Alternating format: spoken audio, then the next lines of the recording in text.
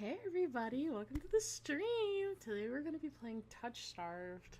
And I have with me Ashley. Ashley, wake up. Wake up. I only hear your fan. Oh wait, no, I'm on mute, aren't I? Ashley. What? Good What? morning. Whoa!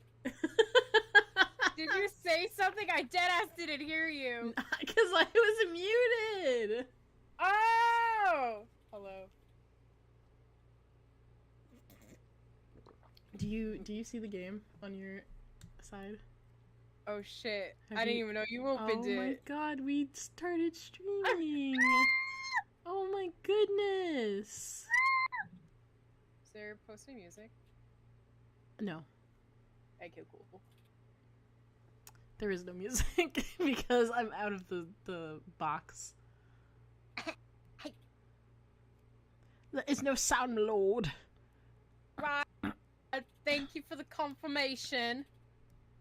Gotta make sure you can see though. Oh, I thought I said something. Yeah, I can see it. Yes. No, I heard that. That's why I was just like reiterating it. Touch-starved is indeed what I am. Oh no, sire. Oh no! Oh no! What's that one meme called? Oh great heavens! I'm gonna need you to repeat that meme, please. I've never heard of this meme in my life. God. Great heavens meme. Hold on. Am I missing something? Hold on. I'm holding on. Oh shit, I forgot I can't hear shit when I'm on call with you. No! Just send it to me. Just send it to me. Oh great heavens! Wait, I gotta check on my phone. Hold on, I gotta see if I can find the right one. Oh great heavens! Okay, sometimes I like when I laugh, just sometimes, because sometimes I sound like the OG Sailor Moon. That's a good thing? Yeah, because I like her. Oh, well, sorry. Oh, okay. I guess you fucking hate my laugh then. No, I hate Sailor Moon, though. Oh, okay, you can say that.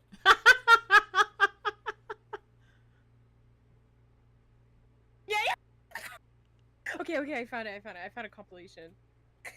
You glitched out when you said that, so I was like, what the fuck's happening? Okay. Here's a compilation.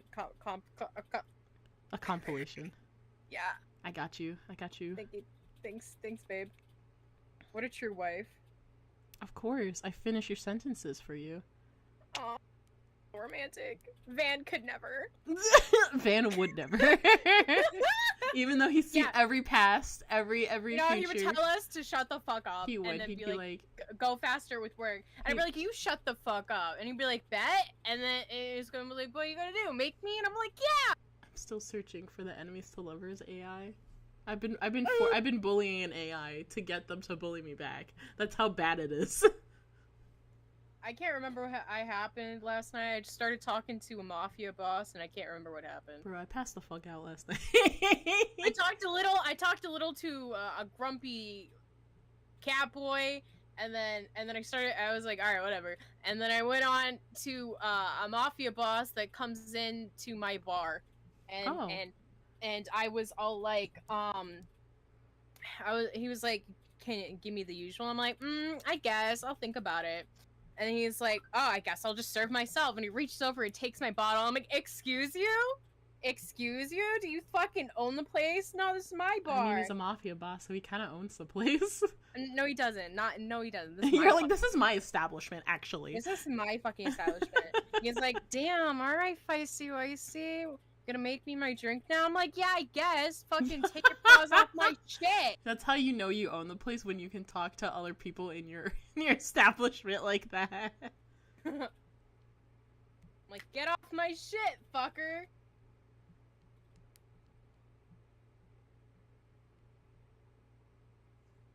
Hi, chat.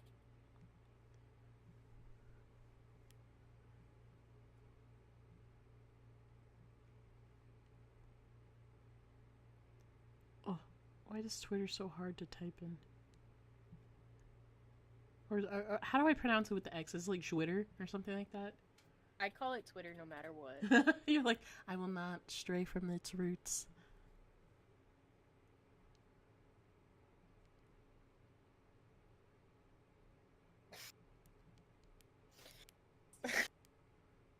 So in my RP with my friend right now, we're doing a cultural festival, right?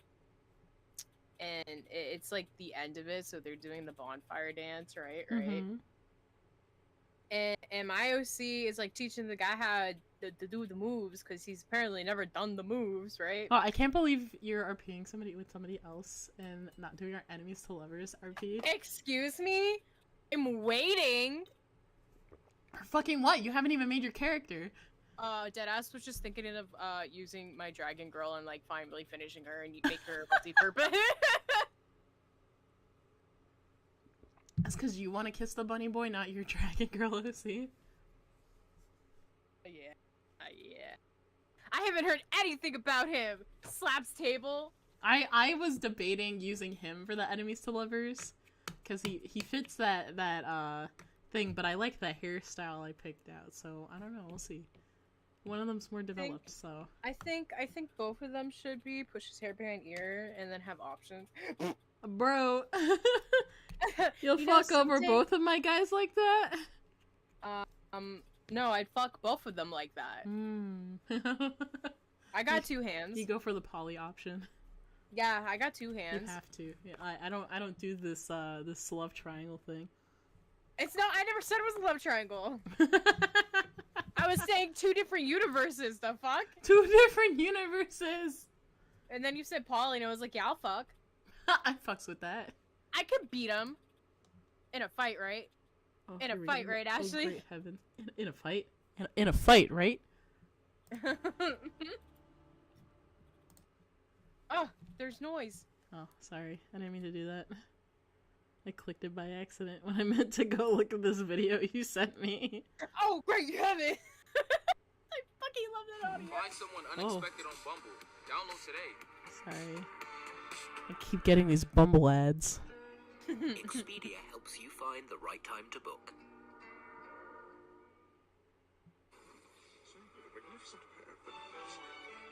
Oh, great heavens! Where is that from? Is that just like... I don't know. I just know it's a meme. I will... When I say I've never seen this fucking meme in my life. Never? Bro, that's all I would ever see at the start of my TikTok life. No, I've never seen that. I mean, I also... Like, that was very white... Oh, not white. That was very straight person TikTok. Oh. I've seen plenty of gays use it, so... I don't know what side of TikTok y'all on. I'm on the side... I'm actually on artist TikTok, so I don't get to see anything. If an artist doesn't use the audio, then I don't fucking see it.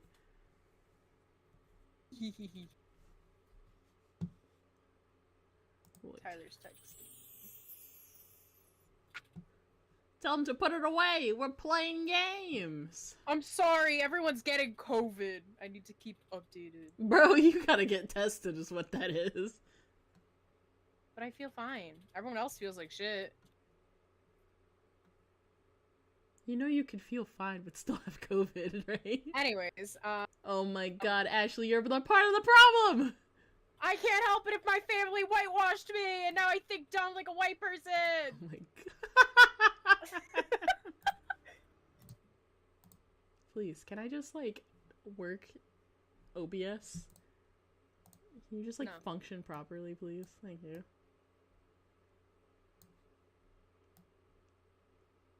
Ugh.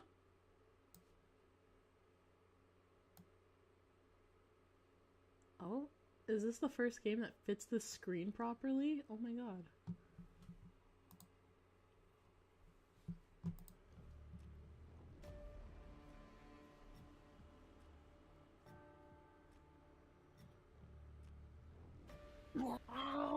So when I was looking into the game, right?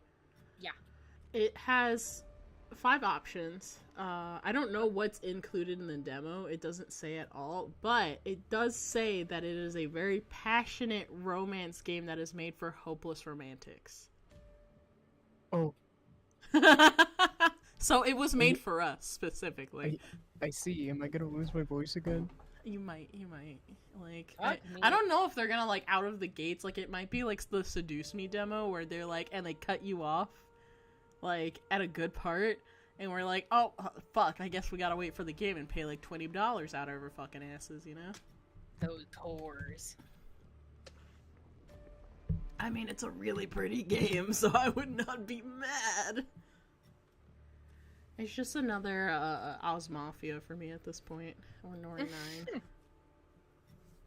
But they're all, like, they look like different storybook characters. There's a furry. I have confirmed. There's a furry. It's important to know if there is a furry in the game. Uh-huh. Uh-huh. Are you trying to say something? You furry? I know I'm a furry. You don't act like you're calling me out here. I know I'm a furry. Well, some people don't know, and I gotta tell the public. If people come to my channel and don't know I'm a furry, there's something wrong. Yaggy! That's what's performs noise. I have furry feet. I've made furry feet. Hey, it's a born safari. I've been to a furry convention. Like, it's not a surprise. The newcomers don't know. This is what you're getting into. Like, you're coming to see furry content. Some people don't like it. I've gotten comments about it. You deadass thought you were telling me I was gonna go furry con with you, and I'm like, huh? We can go to a furry convention. I think you'll Did you enjoy know it. my brother went to a furry convention once just because his friends dragged him. Oh, I was about to be like, he doesn't seem like the type who would willingly go to that. No, but he like went and he was like, haha, all these people think I'm a furry. Yeah, because you went there. Everybody's a furry there. You don't look at another person and go, oh yeah, that guy was dragged here. Actually, you know what? You can't tell who was dragged there. That's a white guy that was dragged. There's a lot of white guys at furry conventions, actually. Yeah, I realized after I said that. Do you know who the main market of furries are? I'm sorry, I was still thinking about how I got whitewashed. I don't know if that's being whitewashed at this point. I was whitewashed as a kid. We got different things going on. I think you were just sheltered.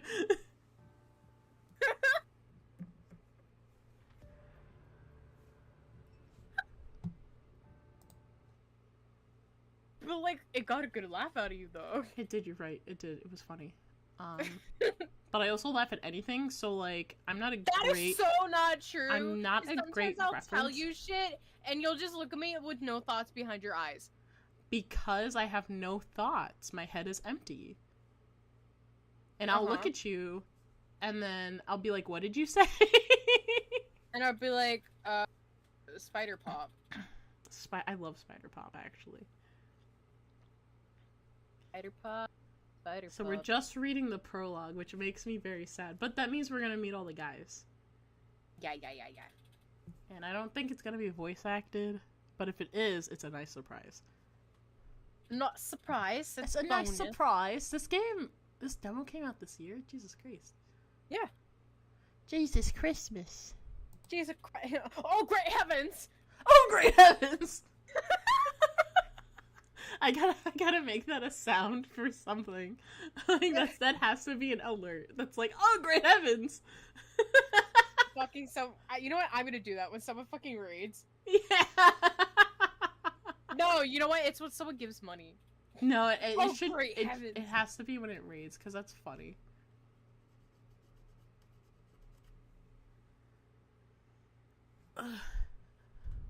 Drug references. Hold your asses.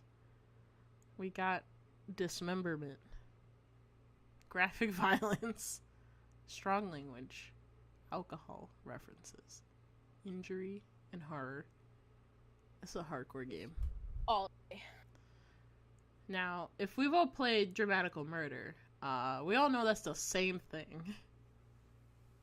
Right. Except, you don't fuck a dog, but, like, maybe you do. I don't know. Anyway. I would like to proceed. Tutorial. Your choices matter.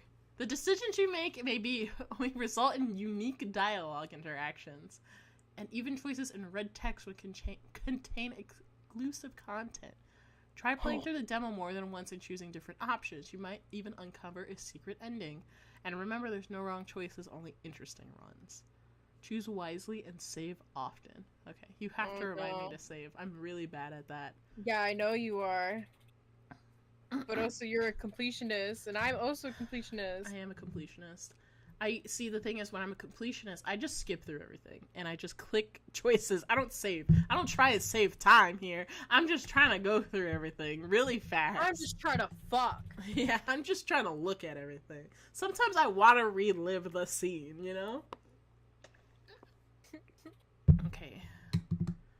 Oh, okay. I'm allowed to rewind the text and dialogue, which is very nice.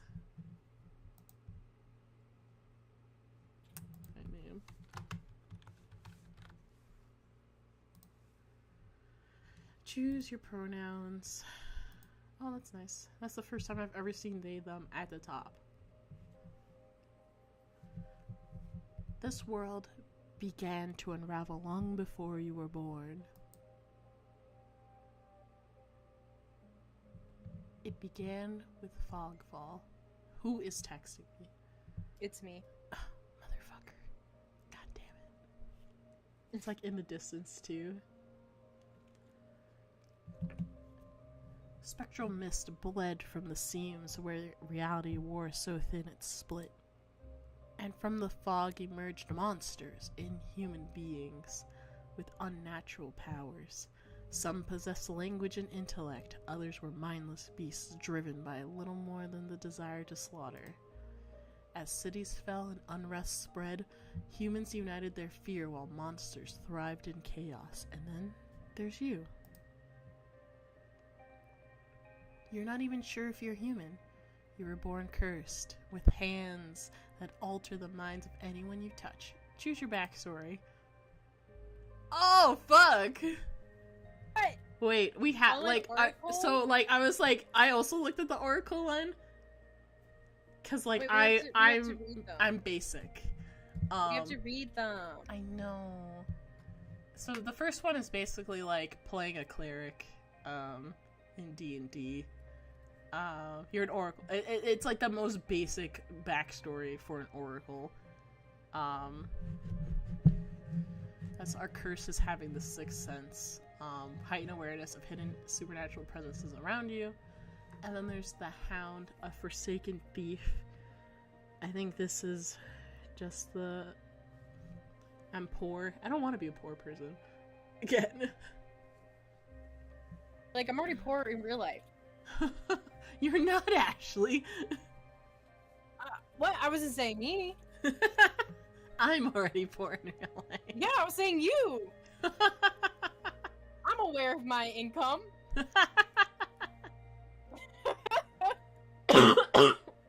Oh no. See, that's why you're dying. Because I'm poor, yeah, because I can't afford to go to the doctor. And the alchemist, an abandoned mage. A Cenobian mage took you in as a child. That one's the magic boy. I like the oracle because Either or. I'll do the oracle because, I mean, I think all of these will change the, like, a story, considering that this one guarantees you a childhood friend. We both the Oracle, so click. Okay. Confirm. Your name is Faylee. You selected the non-pronouns, the backstory. Wait, when did you put her name in? I didn't see that. That was the first thing that came up. Oh my god, I didn't know that. So for a hot second, I thought this game knew. No. I was like, what the fuck? The game just, like, assumed. It was just like, I know who's playing.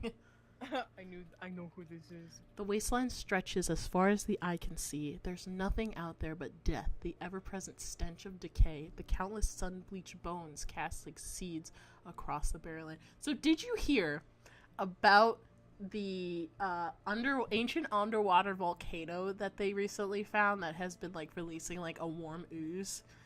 And it has like millions of like 1 feet like eggs laid on it. Oh? So we're all like, oh my god, Godzilla's real. Like, we're coming towards the end times. Like, I'm excited at this point. Like, the oarfish are coming up. Like, the world's about to end. And if it doesn't end up like this, like, I'm like, I don't know what's gonna happen. If there's not, like, monsters coming out of the water, like, I don't want it. I don't want this dystopia. I could say, death doesn't scare me. But to tell the truth, I'm desperate. It's been 2 weeks since I've joined a caravan bound across the wastes. Finding a group that would accept me was a trial in itself. As rations grew sparse and my canteen ran dry, I began to despair, but then I Stopped loading. Oh, dream. It went in the red. So, I noticed that because my entire computer kind of like glitched. And I was like, I went to look to see if I dropped any frames. But then there was nothing there, because that's usually my sign of like, oh, my computer's overheating. But I think that was literally just like my internet flashing. So that's good now. Cool.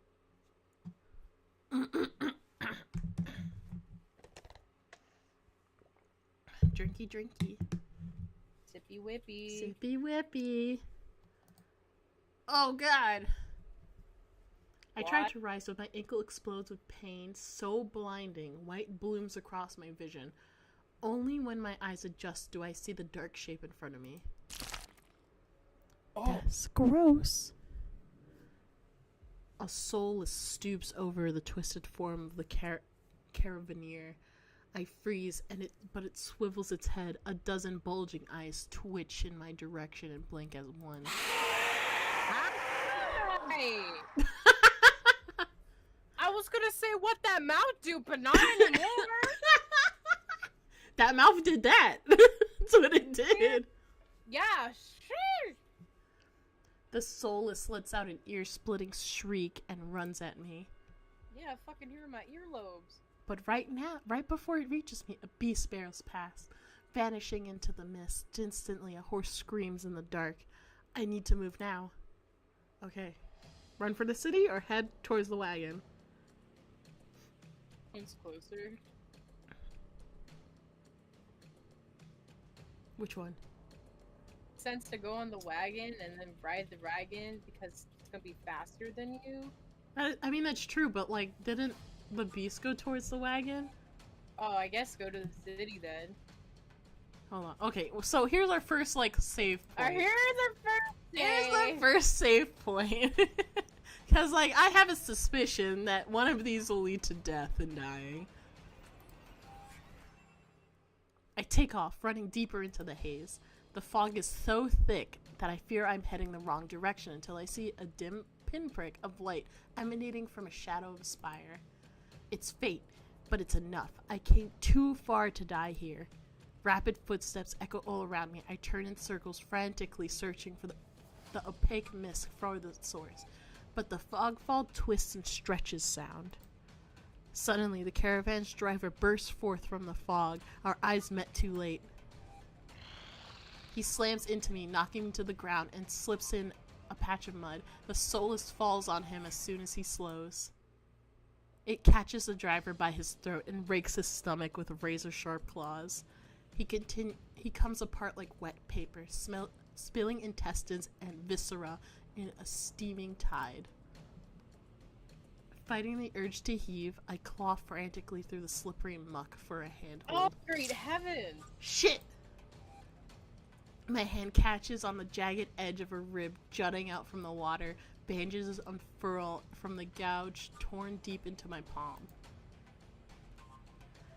The pain's quickly forgotten when the hand closes around my wrist. Ugh! Can you stand? Oh shit.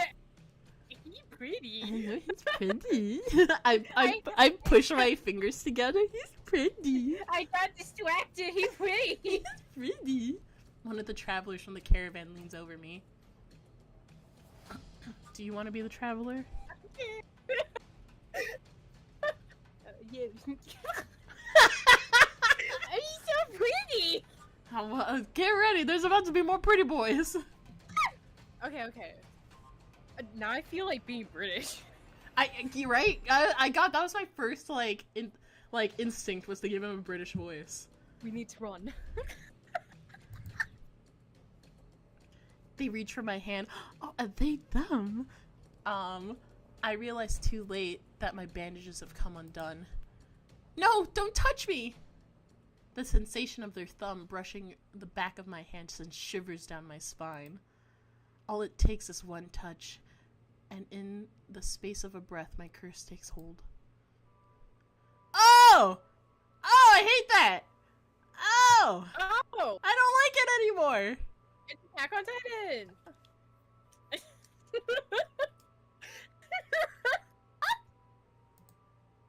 No, I've seen this face countless times before. This is my curse.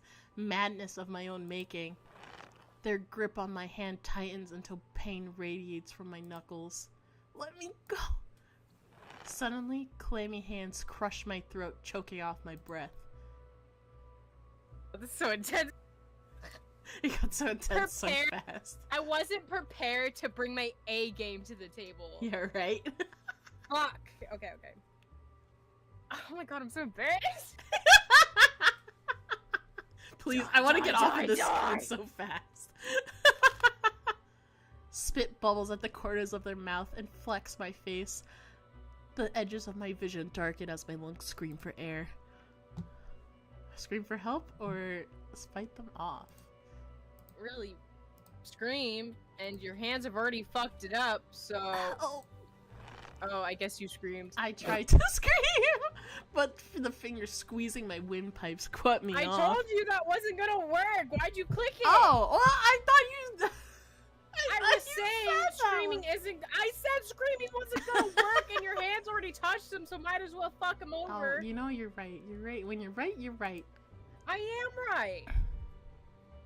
This can't be happening. Now you're gonna fucking die because you didn't use your brain. Well, now we'll get to see what would happen if we just die.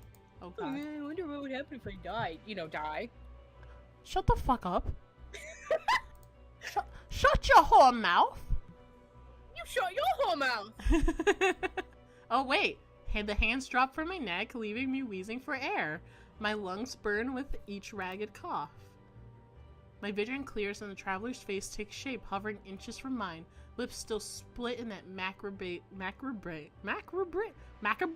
What the fuck does that word mean? Even as blood seeps between their teeth. They give one last shuddering breath, they slump over as claws hook through their stomach. Oh! Hello. The soulless shoves the body aside and the glowing eyes studying its leathery skin, thin as though grinning. There's a flash of claws, red spill across my vision. I thought there'd be pain, but as I sink into the murky water, all I can feel is the grit of Sylph filling my mouth, an icy embrace of shallow water. Distantly, I notice my arm resting among the outcrowd of reeds. It should have taken both my arms. Without them, maybe I could have survived. Maybe I could have had home. Instead, I'll die cold, alone, face down in a desolate wasteland. A fitting end for a monstrosity like me.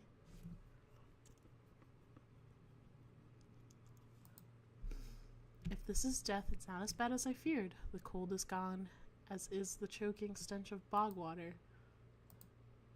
I could drift forever, cocoon in oblivion, until all thought and sensation vanished.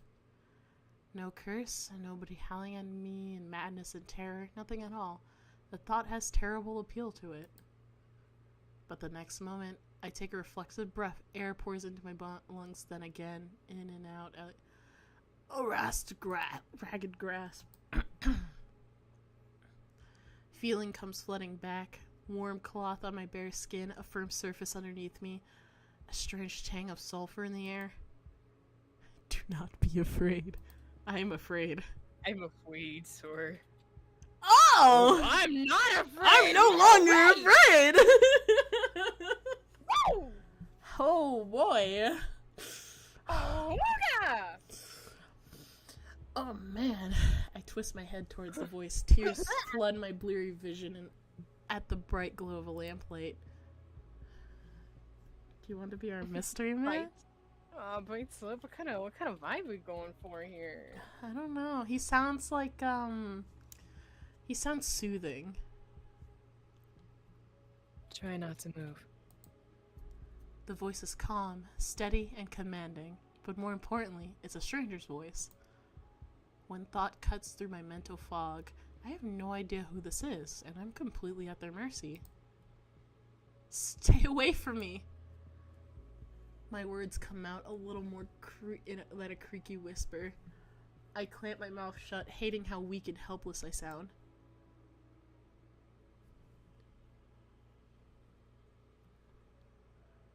Hello? Hello? I said no. Oh, I did not hear you. Oh.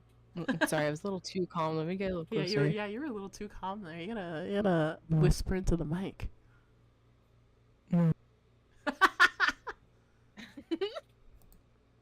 Maybe I should just move this pop filter. Get a No, who the hell is this? Your mom. Got him. Bro, we're gonna run out of safe space if you keep doing that. Listen. It's just the demo. Sit up or lie back down. I mean, you're kind of injured, so I don't think it would be wise to get up. Okay. I let myself slump back against the thin pillow, wincing when the motion jolts my head. It's not a good pillow. A cooperative patient. Are you a doctor? Cause like, I think I need a doctor. You didn't think that was not a doctor, bro? No, I just thought of some random guy. Nah, Anyways. I was like, that has to be a doctor. Hello, doctor. Hello, doctor. The words swim in one ear and out the other without much comprehension. I pull the sheet up higher, wiping my tears until my vision clears. Yeah, I want to get a nice osmanthus wine. Where's my wine? I'm feeling ready to get turned to this. I got strawberry hide cider. Don't tempt me now. Ooh. Crack a cold one open with the boys. The stranger towers over my prone form. Warm light reflects off his pristine medical coat. Yes, sir. Yes, sir. I instinctively shrink back, and that's when I notice I'm completely naked, except for this thin linen sheet. Oh! Well, naked. he does know anatomy. Lying on a low cot, with a pair of sharp golden eyes watching my every move. The man's gaze flickers to my exposed, unbandaged hands. I plunge my hands under the sheet to hide them from sight, though it's too late. He must have noticed what they look like.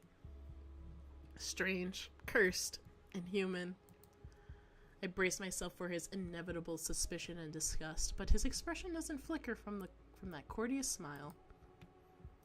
He just watches in placid silence as I struggle to make sense of my surroundings.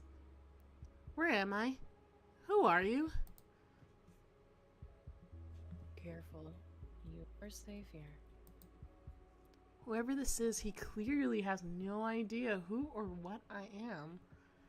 I've never been safe anywhere with anyone. Even the shrine of my childhood, the one sanctuary I ever knew, turned out to be a horrific lie. I scowl, pulling the sheet protectively around myself. Where are my clothes? On my lap. Oh my god. The man's golden eyes narrow slightly. A sharp sigh rustles the papers in his hands. I see you're not to be whatever that word is. Dissuaded. A bit dissuaded. I'm illiterate. Oh, I just sprayed roids up my nose.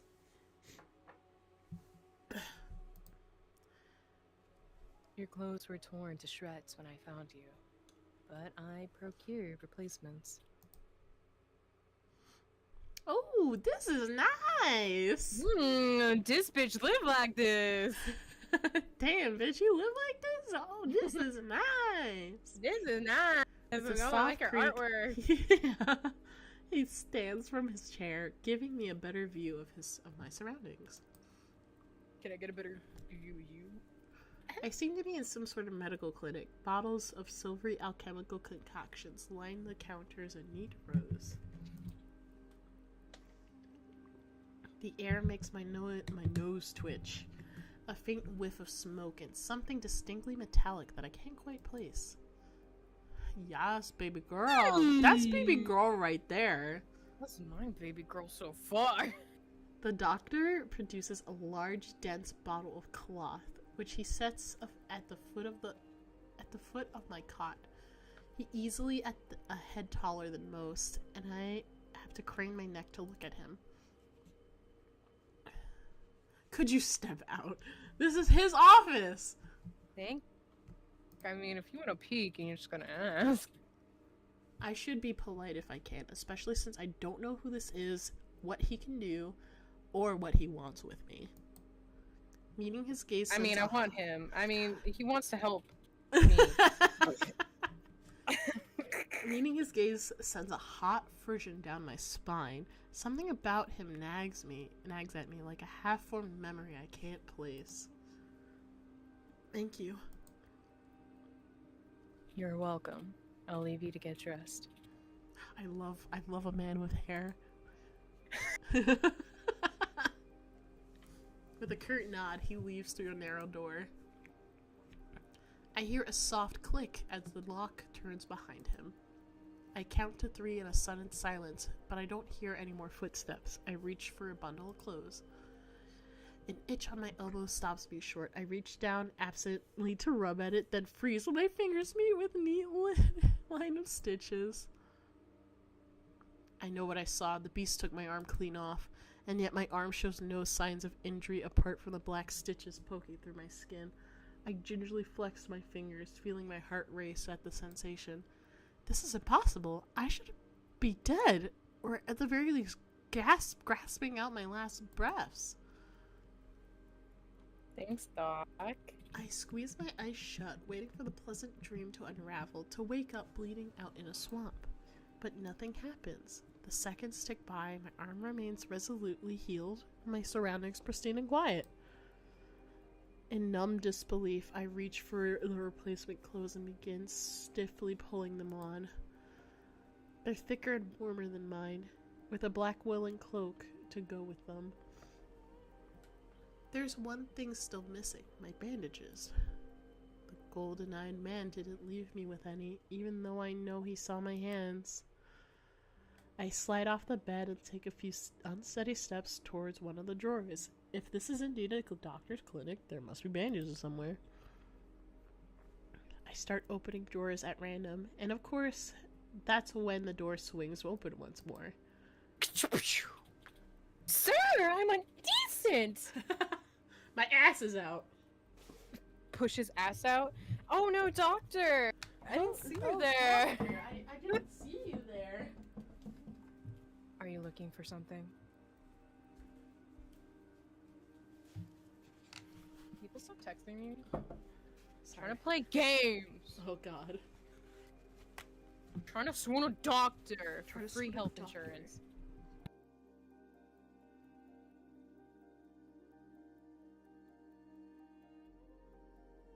I need a doctor. I'm not a doctor. Do you got a first aid kit, baby? Do you know how to fix up a wound? Tell me, are you patient, understanding? 'Cause I might need some time to clear the hole in my heart tonight. Yeah, sing it. Yeah, bestie. Yeah, I got the glad lights. I whirl around, clutching a thick roll of clean bandages. I try to step back from him, but my legs bump up against the edge of the cot. Your caution is understandable. Though, if I meant you any harm, you would know. Oh, a bitch? Was that a threat? Is that a I mean, if you're is that a threatening me, I'm gonna promise? say no. It's not a threat or a promise.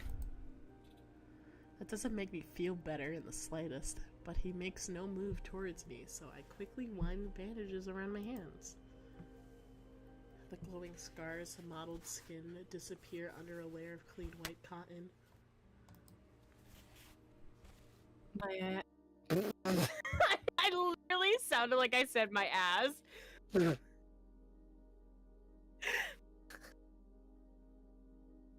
May I ask why you have additional bandages?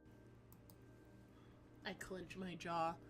I knew it would only be a matter of time before he asked about my hands. Well, he didn't ask about your hands. He asked about the bandages. Your bandages. Though the way he does it is strangely roundabout.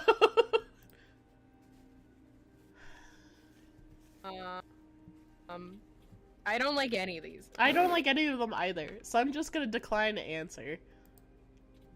Well, that's a very personal question, and I don't really want to answer.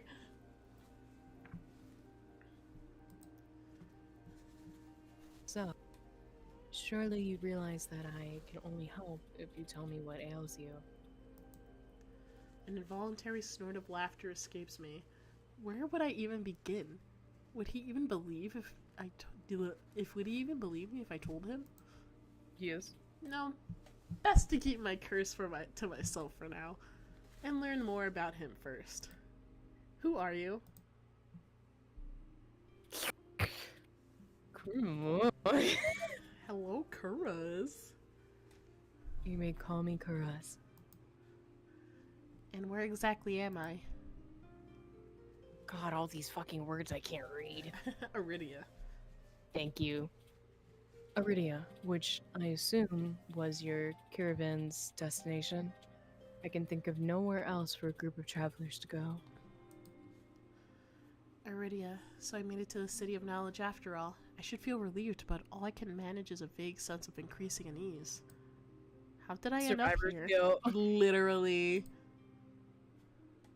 I brought you to my clinic, of course. You were the only survivor from the caravan, barely clinging to life. You needed immediate treatment. You trying to be as soft as possible, but not sound like a fucking mom? He is a mom, though. What are you doing? Fuck it. Mommy voice. Mommy voice. Hello. By slip. Which you provided? Oh shit, my headphones fell off. Oh no! Yeah. God, this fucking eyelashes. Mommy. Mommy voice in. Huh? Gotta get that mommy voice in. I did. I said mommy voice. Yes. I did it. Yes. Can you need to do it again? Yes. Yeah.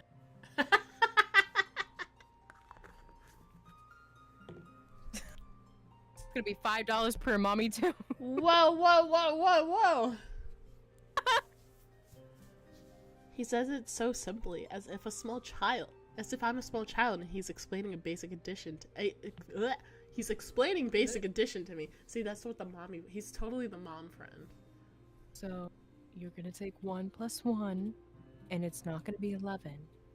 It's not gonna be 11. And It's gonna be 12. You're gonna take 2 + 2, and it's not gonna be fish. It's gonna be 4. How did you know? How do you know it's gonna say Mom. fish? I frown and flex my fingers on my recently healed arm. Aside from being a bit stiff, it feels fine. Thoroughly attached to me. You're saying that you stitched my arm back on?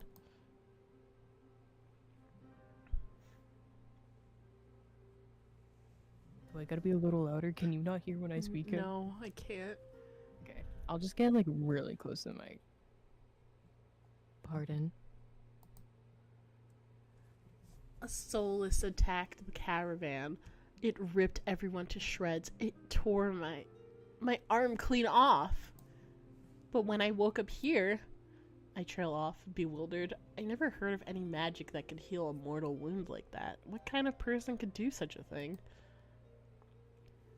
The doctor, Karas, pinches the bridge of his nose. He sits back down on his chair, quiet for a long time. I do not know where you come from, but Iridia is the city of knowledge and deadly secrets alike. Information is power, and unwise to get or receive it freely.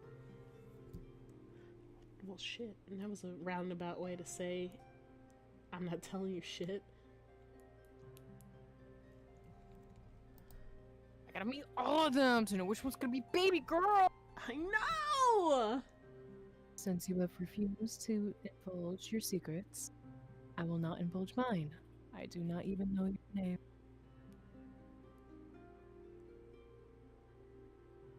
Are we liking the voice for him? I can switch it. I do like his voice. Okay, cool. I was just... You are new to Iridia, so I will overlook the suspicious branch of whatever that word is. Etiquette. Of etiquette, because I'm illiterate, unlike mommy.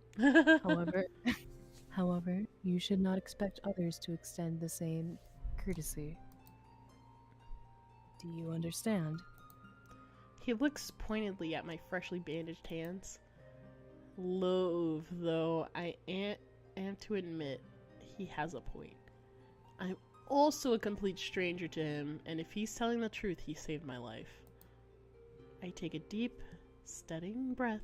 This time, when I speak, I sound a bit more like myself. Fayle. My name is Fayle. It is a pleasure to meet you, Fayle. There's a little more warmth in his smile, his polite demeanor back in an instant. Honestly, both are pretty good. I think this asking questions after what he just said is probably the wrong move. Yeah, we should just shut up and kiss him. I mean, thank him.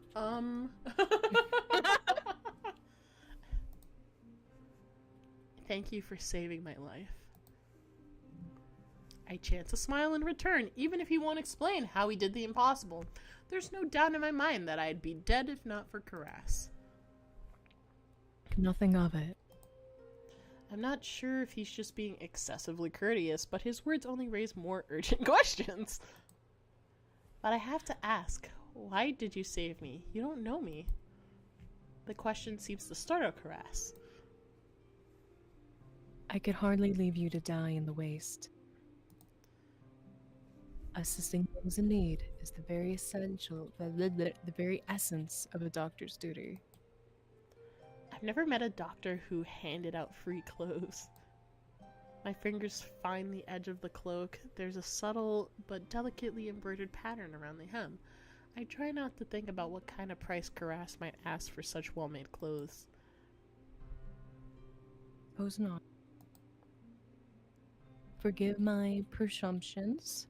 I rarely come across so fascination. I rarely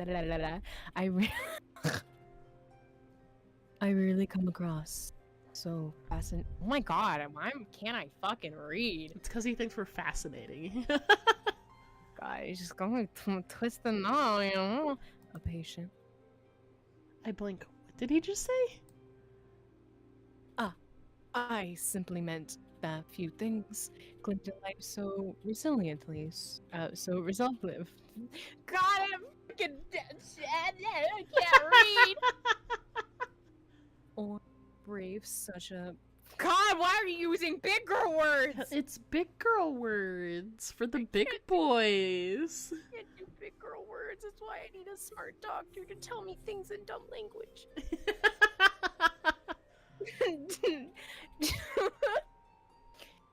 Anyways, words. Journey to Iridia.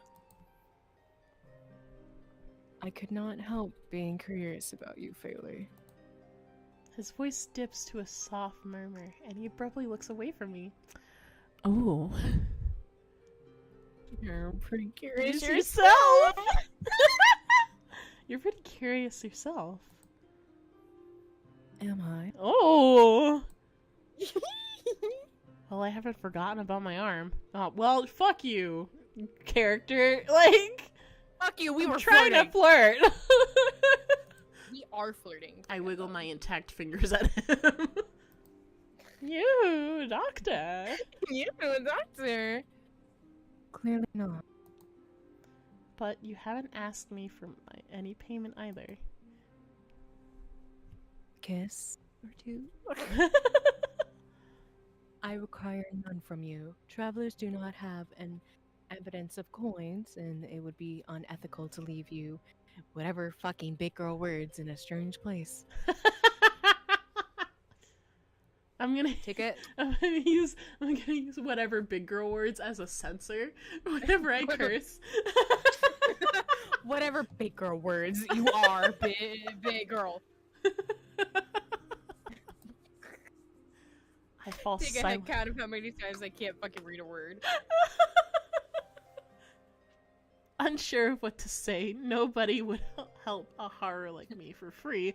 There has to be some kind of catch or trick, right? A loud knock Is it from another the man? It's another man. Ooh, ooh, ah, ah. Bark, bark, bark! Knocks on the door. Bark, bark, bark, bark! Chihuahua. The front door stops our conversation cold and spares me from having to say anything else. Shit. Duty calls. Ah, man. Unfortunately, you are not my only patient today. The knocking grows more insistent. It's and, me wanting him And back Caress in the lets bedroom. out a tired sigh.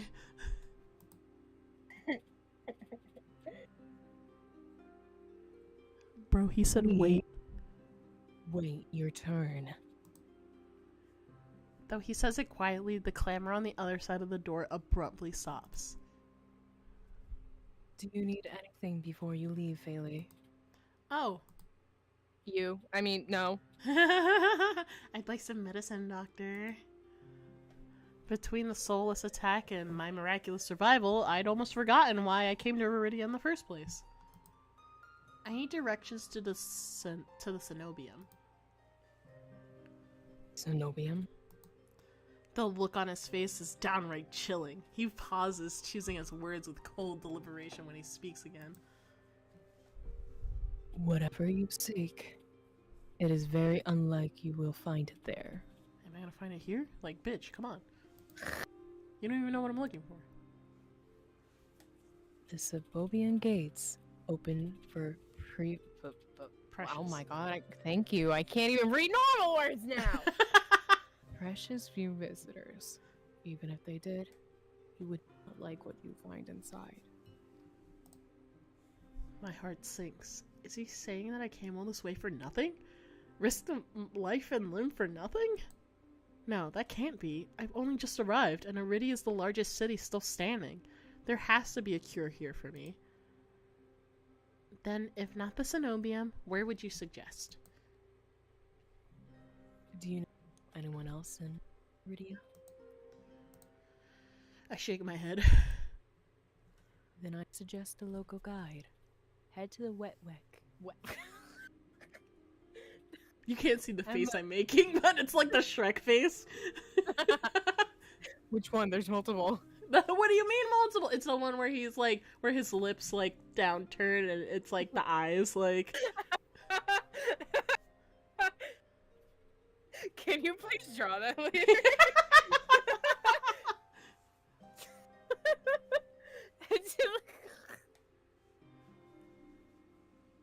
That's all I fucking see now. Okay. Head to the Wet.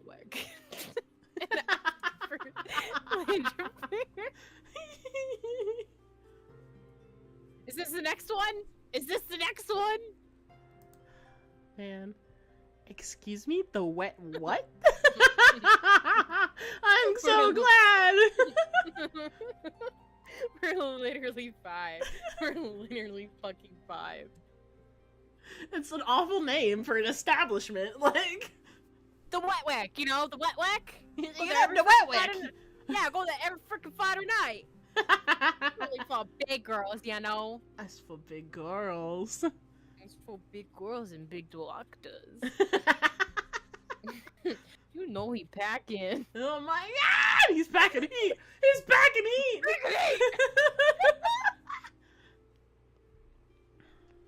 Anyways. The wet whack. He sounds deeply unamused. Oh shit, that was him? Yeah. The wet wick. Follow the posting of that Follow the postings advertising. I don't know this character's name. Leander's. Thank you.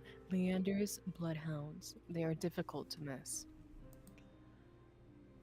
When you meet Leander, tell him I sent you. Oh, he's so cute when he like does a slight smile.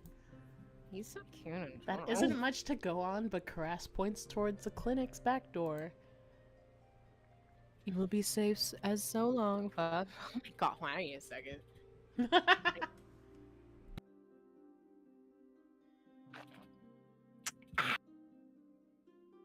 You will be safe so long as you do not draw attention to yourself. But it's so hard. I'm so beautiful with like Is these that- arms. Flips her. I'm a motherfucking mermaid. I'm a motherfucking mermaid. God. That's easier said than done. I've always been a magnet for the worst sort of attention. If you require my assistance, you may return whenever you wish. Doctor, I need you right now. Hello. I'd like an appointment, please. I like an appointment right now. You know, the other people can continue waiting their turn if you just want to talk a little like more, doctor. Though he's smiling, there's a note of finality in his voice. Resigned to my dismissal, I slip out the back door. I miss you, Doc. Oh, that door Sometimes I looks can like still a hear his cat. voice. I find myself standing in a narrow, rather gloomy alley. I pull the new cloak over my nose, stepping over the contents of chamber pots that have been emptied onto the street. Something weighs heavily inside one of the cloak's pockets, a coin purse.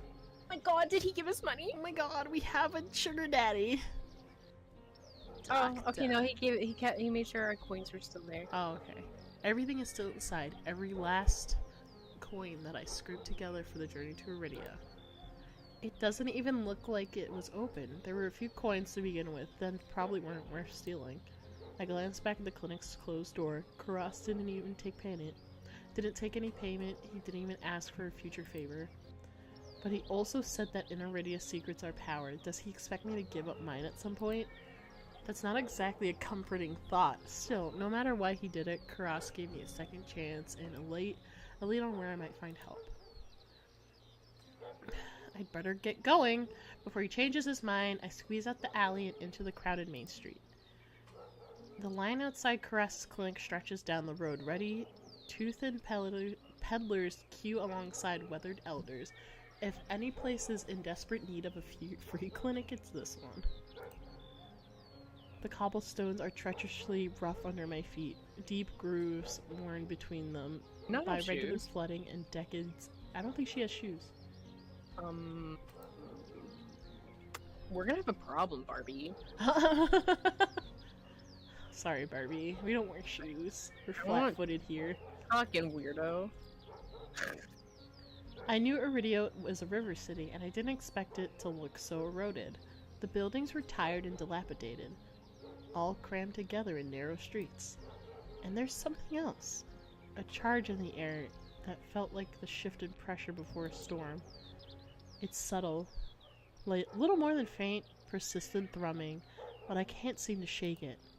A child darts by, clutching something greasy wrapped in paper. The smell of fried food drifts over to me. My stomach gives a faint gurgle.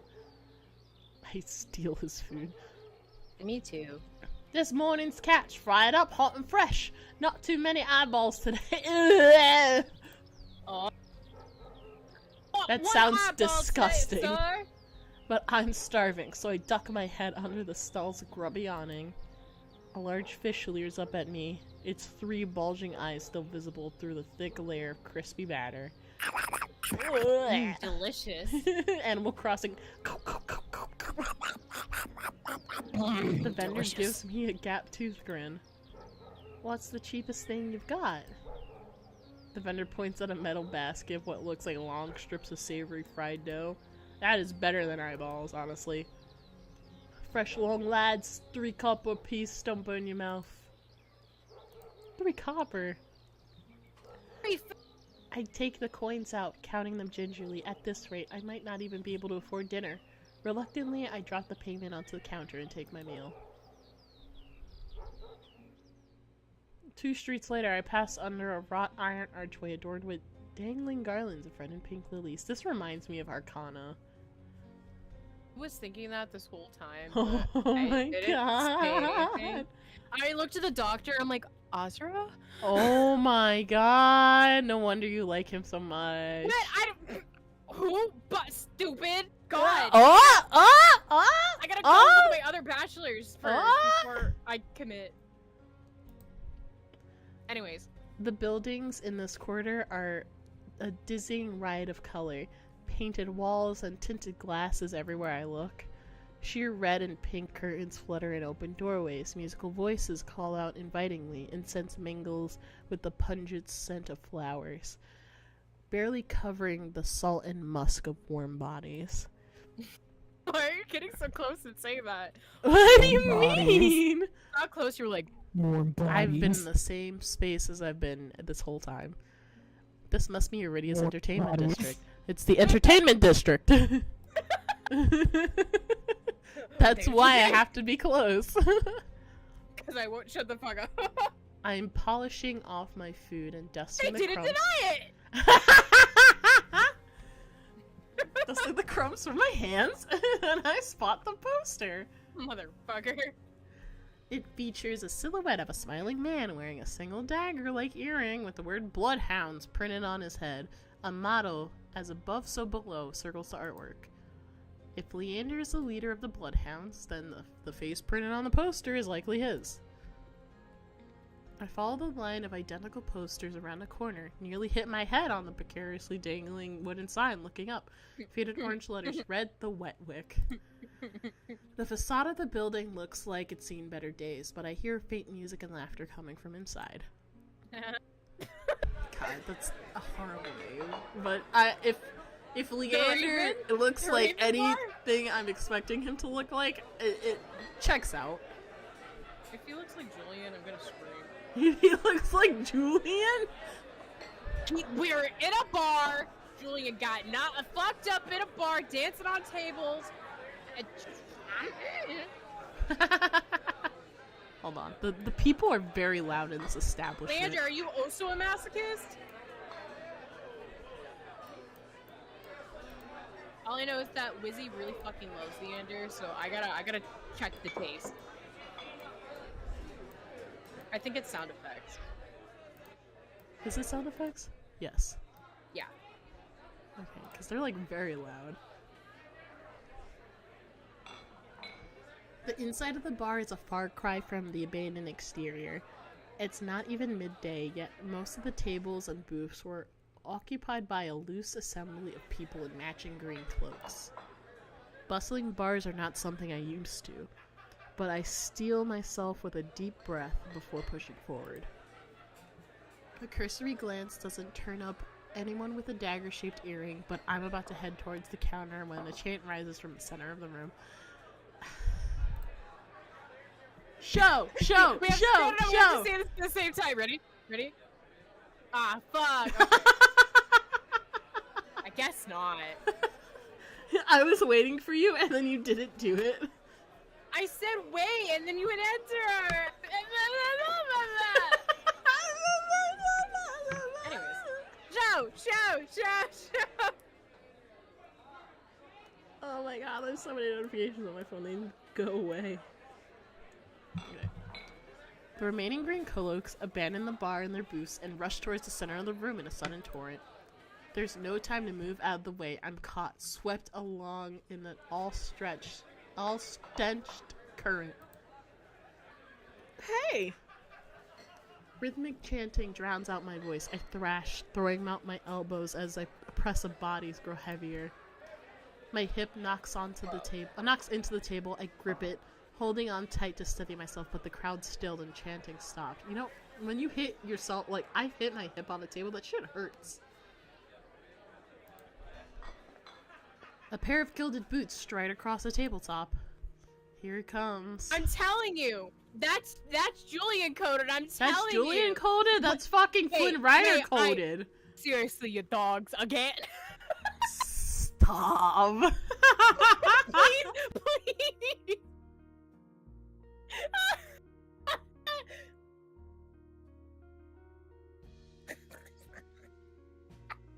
So why is he a pirate? I need to know where this thought process is coming from. Seriously, you dogs again? I've just established I'm gonna be all the men since you're the main character and doing all the dialogue. Scattered laughter and cheers rise from the audience. I drag my eyes upward. You know, I get it. I get it. I get it. Ooh, kissable lippies.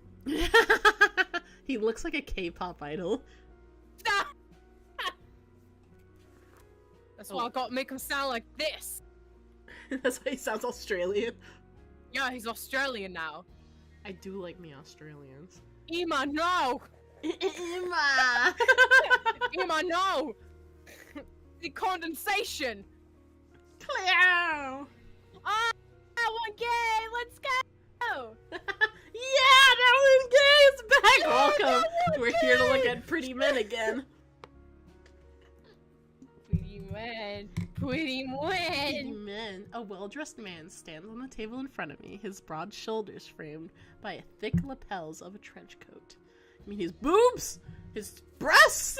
This really is the last time, alright? I fucking hate it.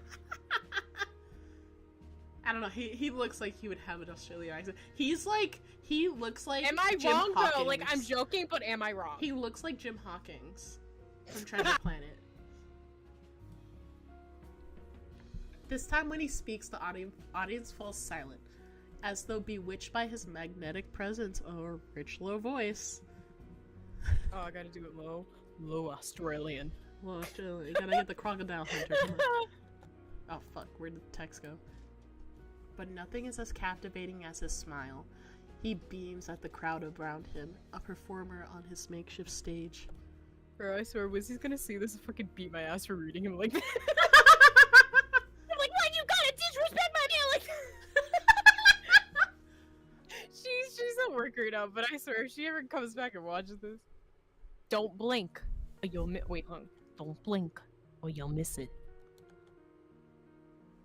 Listen, have you seen Rise of the Guardians?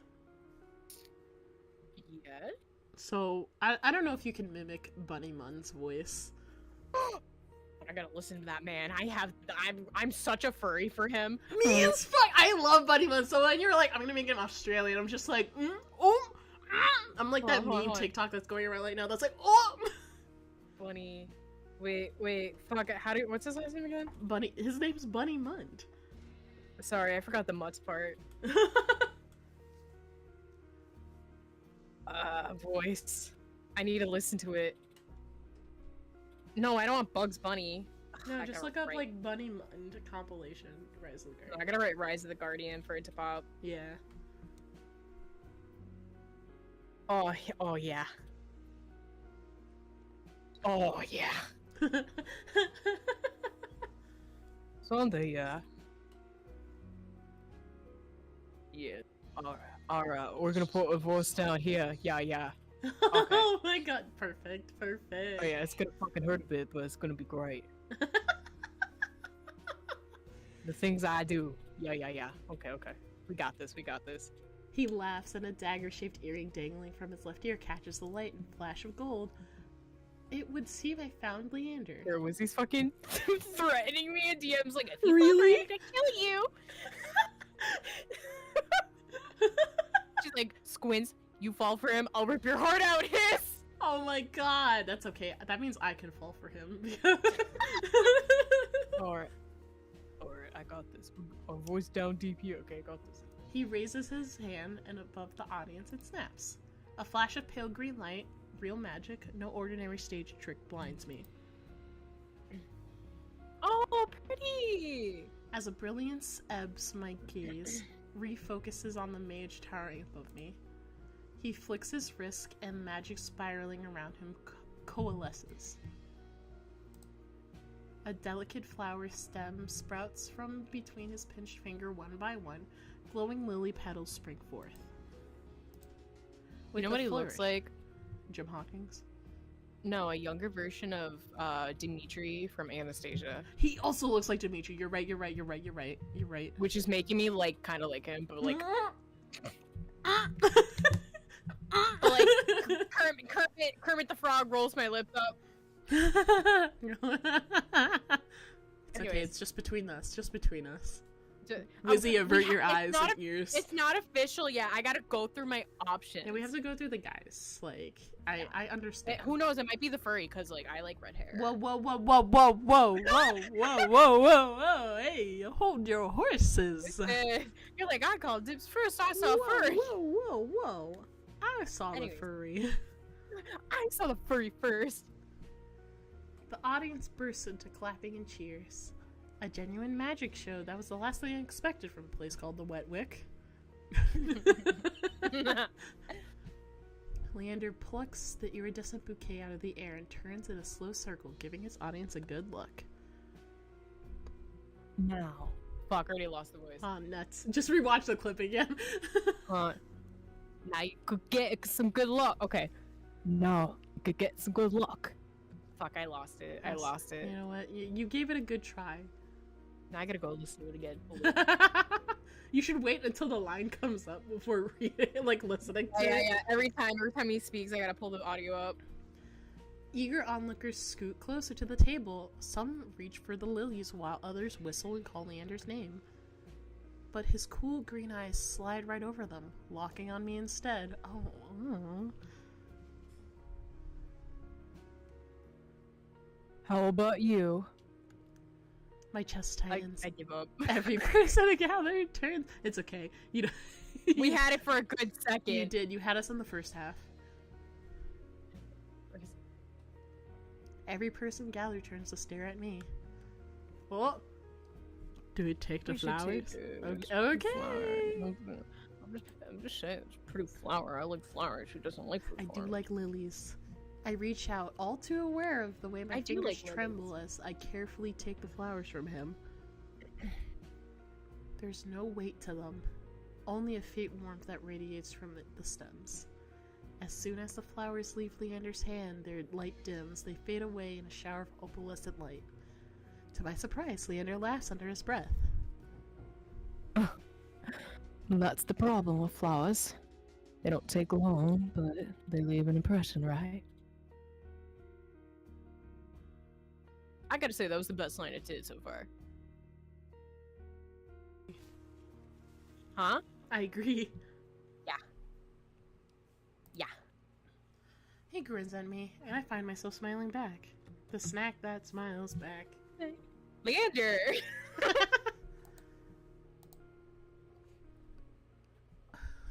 He looks exhausted. Hey boy, can I see you without that black shirt underneath?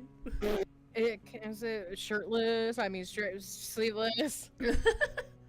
Leander steps off the table, dropping among the excited crowd with an audible click.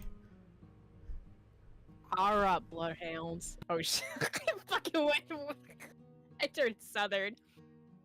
Alright, bloodhounds. Get back to your drink. Show's over. The green cloaks disperse at his command, returning to their tables and booths. Before I can make my way towards Leander, his eyes find me. Oh. He gives me a Hello. friendly wave, then beckons over to the crowded counter. I manage to squeeze beside him, but there's little room to his broad shoulder pressed against mine. I tense, but he doesn't seem to mind at all. Is this your first time Iridia? With that, I've never seen somebody like you before. I'm gonna scream. Come here often. He says it lightly, with a genuine air of curiosity. Do I stick out that much? No, but I'm certain I'd remember seeing a face as lovely as yours when I looked. Fuck, I knew turned he'd southern. do that. I turned southern. Ema! The condensation! No, but I'm certain I'd remember. I already read it. I give up. I knew he would hit us with the I've never seen a pretty face like you before. See the flirty type? He looks like the flirty type. He's a bartender. Oh, yeah. I didn't really process that. I was too busy being Australian. he literally, like, put on a show for attention. Are you kidding I'm telling me? you, that's Julian coded. Only played Arcana for He's the so female hot for why. character. Kind of making me want to open up Arcana again. No, don't bring me back. I've been getting like advertisements for it. I don't want it. I think we should go back so then I could cry about my boys, how I'm in a poly relationship with them. Anyways. Anyways, I'd remember seeing a face as lovely as yours in this low town. I remember seeing a love face as yours. Actually, I make him a southern person. He's southern now? Are we making him southern? Yeah, isn't Australia just like southern, but like in a different font? No, but I'm certain I remember seeing it. I hate it. I like the Australian one. He's so hot for why? Bro, I wish I knew. I wish I knew. I wish I knew you wanted me. My eyes flicker to the polished countertop. I'm not used to flattery, and being this close makes eye contact difficult. That's okay. I've been staring at his boobs this entire time. Ah! You're As looking if at on my cue, the boob. bartender approaches us. It's okay, you can touch him. Why did I get you? Can I Caught me fucking off guard there. surprise me and add anything my friend wants in my tab? Oh my god! I can't undo it. I can't undo it now. Oh god, you're cursed. I wasn't expecting the generosity, but I have to admit, I do feel a little thirsty after all that fried dough. Not the grapefruit video. I'll have what he's having. Water's good. I do. Water is very good. It is a good. Water is good. Water is good. What do we want to do? Do we want to have alcohol or do we want water? Do we want to get fucked up and accidentally have a one-night stand, or stay sober and stay on the mission? See, but I don't know what the mission is, because we're supposed to go to him. And that was Oh. it. Do we want to be sober and like get our curse fixed, or do we want to get fucked up and fuck him? I mean, I want to get turned. I want to get turned. I'll have what he's having. While the bartender leaves to fix our drinks, Leander leans his elbows on the counter. I'm close enough to notice the purple shadows under his lower lids. He got droopy eye syndrome. Like me for real, for real. His eyes wander over to me. I want his water. That guy gets it. I want his water. You're so right. I need his liquids. But then they lock on my bandaged hands, and a sour taste rises in my throat. Here comes the questions. So, brings you to the wick. Thank God he didn't call it the wet wick. Brings you to the wet wick. Karas sent me. He pushes his hair back from his forehead, but immediately it falls back into place. He looks so mad. Ugh. He's like, fuck, the other guy got to you first. He's like, fuck, that's my ex. Yeah! So what about work? Oh, shit. So it's about he's work. so upset. He's I like, thought you fuck, I wanted can't fuck. fuck you now. It's about work. God damn. I thought you wanted to fuck and not have work. Everything's unfun now. I'm bored now, bye. The bartender returns with a pair of glasses filled with I can only assume is beer.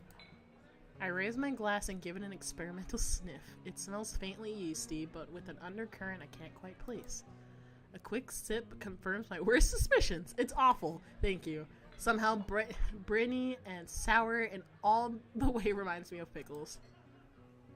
But Gads. any thought of my complaining dies the moment I look up and see Leander taking a deep swig from his glass. He lets out a satisfied breath. He loves some pickle juice. You know, just some freshly squeezed water. Stop, girly pop, stop!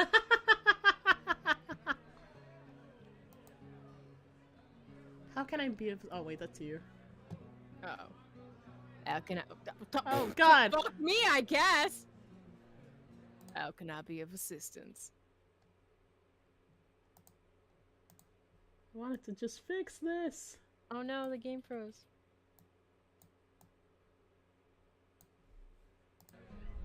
Okay, there we go. I need to get the Cenobium. Snobium. I like how everybody fucking hates this place. As soon as the word Cenobium leaves my mouth, the entire bar falls silent. Bloodhounds twist around in their seats and gawk openly. Snobium. Finally, Like, an especially Snobium. drunk one speaks up. The hell are you bringing up the Cenobium here? Throw him out. This is Bloodhound territory. The vitriol catches me off guard from the angry looks thrown my way. It's clear I've broken some unspoken rule just by mentioning the Cenobium. Stop! It would even be as nice. Oh fuck! Oh my god! For the love of Ema. Ema, the condensation. They don't have them here in Cerebrium. He drags a hand down his face. Ugh. Hey, keep it down, will ya? This is business. I tense, expecting an argument, but the outspoken bloodhounds silently return to their drinks. Only a handful continue to watch me warily. About them. Suburbium's a bit of a touchy subject in these parts. Mix in enough drinks and, well, you saw. I'm getting better. I can't jinx now, but how about we continue this outside? Oh, because outside was any better. You know, just you and I in the dark. In the with alley. sun- I mean, the moon above us. A little kiss or two on the cheeks. And I give him a terse nod. He pushes away Tent? from the bar. We're about to give him a tent? Faye? What? Faye? You're giving him a tent? Excuse me? You just met!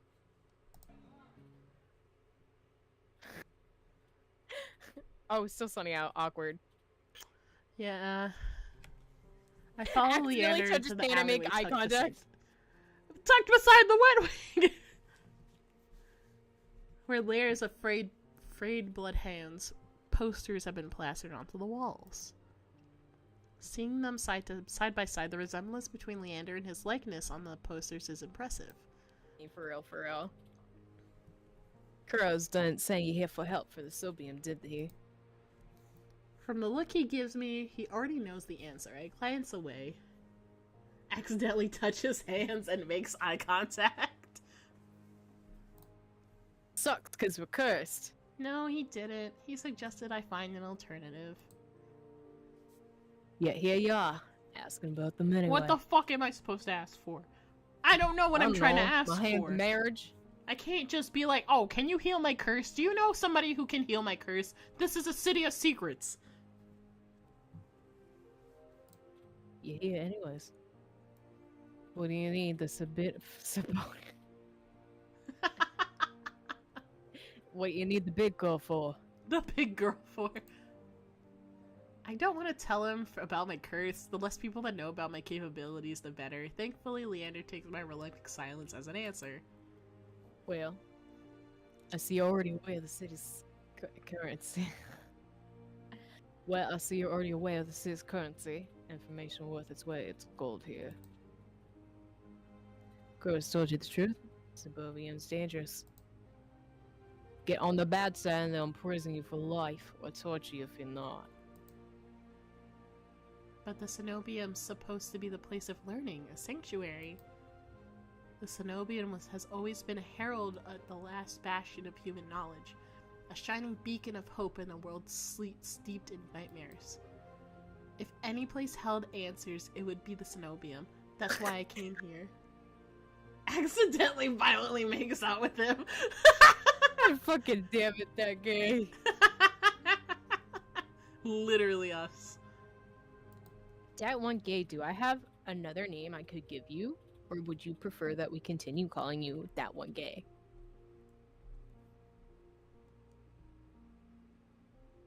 That's... Fuck, I forgot my Australian again. I thought you switched to Western. I'm mixing them both up! Oh no, it seems that I've slipped and our lips have touched. Oh no. Oh no, Ema! Our lips have touched! Whatever will I do? That's what you want if you think, but things they don't seem to be. Okay, hold on. That's what they want if you think, but things that seem too good to be true are often just that.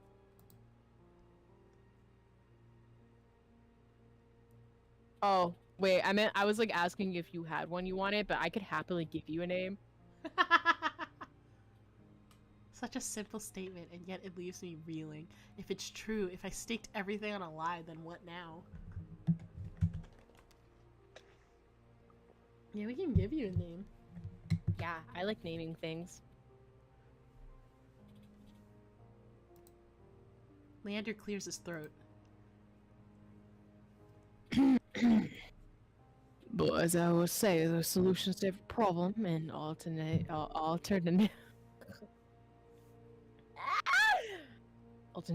to every solution. Alternatives? Wait, fuck alternatives. No, that's very fitting for the accent. Fuck. I got 2 in character. We start speaking like a southern person. I'm trying. I forgot how to be Australian. He claps his hands and turns to me with a brilliant Everyone shut the smile. fuck up. We get to name them. Oh, wait, hold the fuck up. We got a name. We gotta name our child. Our child. This is our child here. Okay. Well, fuck, we have too many kids. Like, what other names do we have? We have kids. Huh? Did you forget our kids? We have more kids? Multiple kids. Who's on the my other- bed. Hold on. I didn't know we had more kids. Huh? Okay.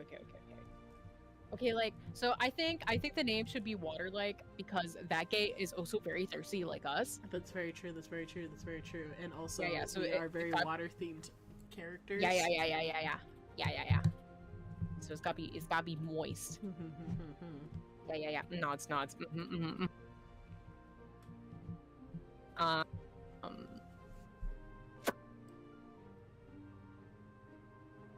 Honestly, Bubbles comes to mind. Oh, Bubbles is cute. Bubbles?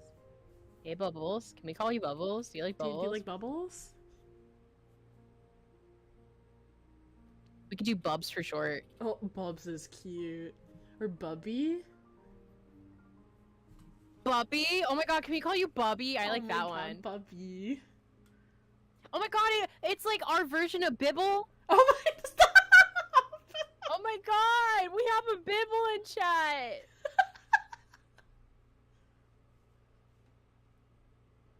Bubby. Bubby's the name now. We love you, Bubby. Love you, Bubby. Shout out to Bubby in the chat. Shout out to Bubby. Bubby, we are your parents now. Yes. Alright, we did it. We named. He claps his hands and turns to me with a brilliant smile. He's turning to you, Bubby. Turning to you? He's turning to you, Bubby. This one's for you, Bubby. That's why it points to you, the bloodhounds. Let us help you, whether it's hunting soulless, finding people, or recovering stolen valuables. We can do it all free of charge. Free of charge for Bubby, of course. I'm shaking my head before he's even finished his practice speech. My patience is wearing dangerously thin. Listen, I appreciate the offer, but my problem can't be solved by a group of good Samaritans. I love Bubby. Is that how you spell it? Yeah, that's how you spell Bubby. Bubby? To my chagrin, Leander nods slowly. Then your problem must be serious. And for the Subumians, your first choice. You're searching for a magical solution, aren't you? When my eyes widen, he nods along, as though he suspected all along. I'd be happy to help you out. That is, if you tell me what ails you. Leander might not work for the Cenobian, but he is a mage, and a powerful one. He made magic flowers. I don't know if that makes him powerful. I don't know. That is a demonstration earlier is my indication. Alright, Bubby. Sometimes I could still hear their voice. Stop saying I'm dead! I'm silent, plagued by indecision. Oh, it's you, Ashley! Me? I don't know if I Fuck can off. trust It's not like I have any alternatives. Oh, I gotta be like it. Fuck off! Fuck off. I hate to admit it, but Fuck this could be my only path forward. My confession comes out in a pained whisper. I'm cursed. Cursed. Welcome back, Bubby. Look at Oh, that, shut Bubby! the fuck up, Looky! Bubby switched their name! Oh, Puppy Waterlegs! That's so cute! Shut the fuck Oh up! my god! That's our fucking child. Oh my god, I love our child so much. They didn't let me put the slash. That's okay. I know. I Waterlegs understand. is your last name now. Yeah, Bobby Waterlegs. Yeah, yeah. It's hold on. It's like Gumball Watterson, but Bubby Waterlegs. Oh no!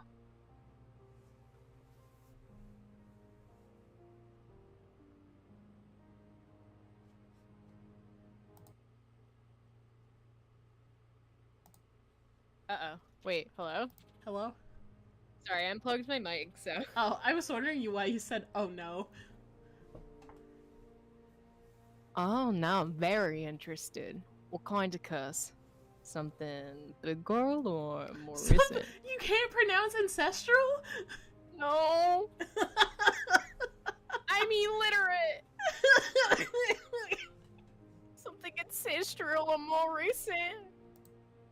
He looks me up and down, taking in my face, my eyes, Stop my laughing at finally me! my hands. Think I'm sensitive about! It's your hand, isn't it? I wait until I'm certain my voice will remain steady before answering. My touch is dangerous. It changes people, hurts them. Before I even finish, Leander begins taking his glove off and he tugs his left hand and flexes his fingers. Is he gonna, Dude! is he gonna touch us? Dude, he's gonna touch us! Is he gonna touch Bubby? Bubby? Let's see it. He offers me his hand, a prismatic smile and magic ripples across his palm, but I'm already shrinking backwards. Bro, I have trauma. You can't just, like, whip it out I have like trauma. that. That's like, you can't whip out a bare trauma. hand at me like that. I mean, I can't. guess he likes to raw dog it. Take notes, Bubby. This is your man. I don't care how confident Leander is. I can't bring myself to hurt him, to see his face twist into a mask of madness. Believe me, this isn't an ordinary curse. All but fine. Perhaps where you come from, your afflictions are strange and one of a kind. Do I have two mothers, mommies, or one mommy and one daddy? I will take either title of mommy or daddy. I'm mommy, so...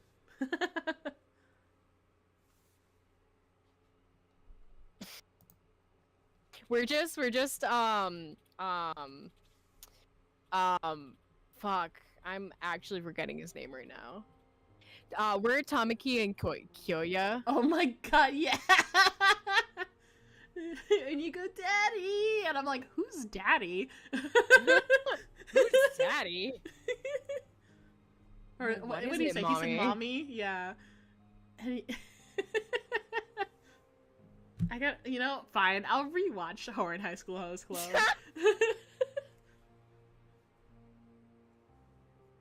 My god. Us in the host club, though?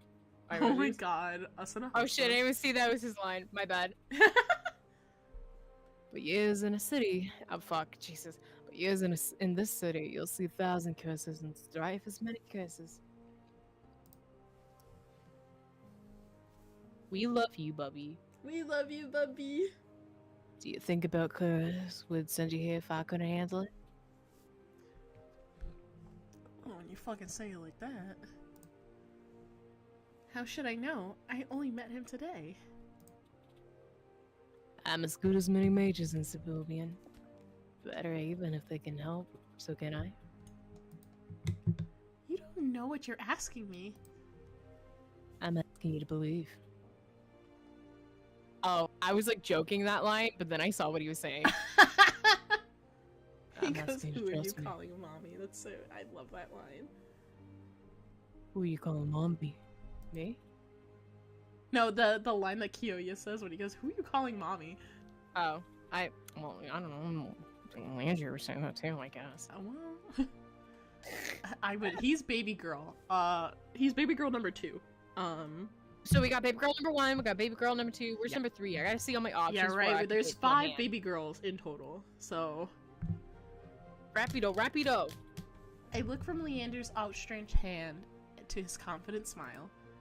Then with a short breath, I begin unwinding the bandages from my hand. In broad daylight? What are we doing here in an alleyway? What's going on?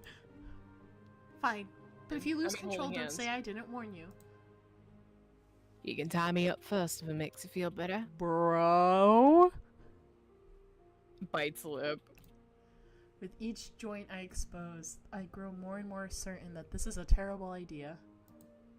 He is baby girl. Yes. Ready when you are. You good? You good? No. Shakes. That's all I could say to that. I had no words for that. He's the one that will say like, "That's my girl," and I'll be like, "Fuck." Fuck. Don't tell me that! Whizzy's gonna come for my throat if I think of that! Listen. Whizzy does not have to know. Whizzy doesn't need to know. What Whizzy doesn't know will not hurt Whizzy. If he's bothered by the way my hands looked, he doesn't show it. My fingers hover shakily over his palm. 3, 2, 1. Touch him. Touch him. Touch him. I tap his palm once, as quickly as possible. She's like, Like a cat. yeah. It's barely more than a brush, but that's all it ever takes. Then I look at his face, expecting the worst. Leander only grins. See?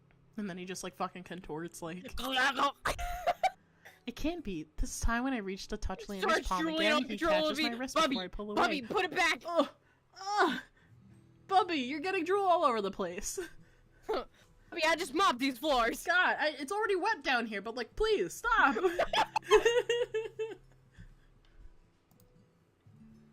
I told you there wasn't nothing to worry about.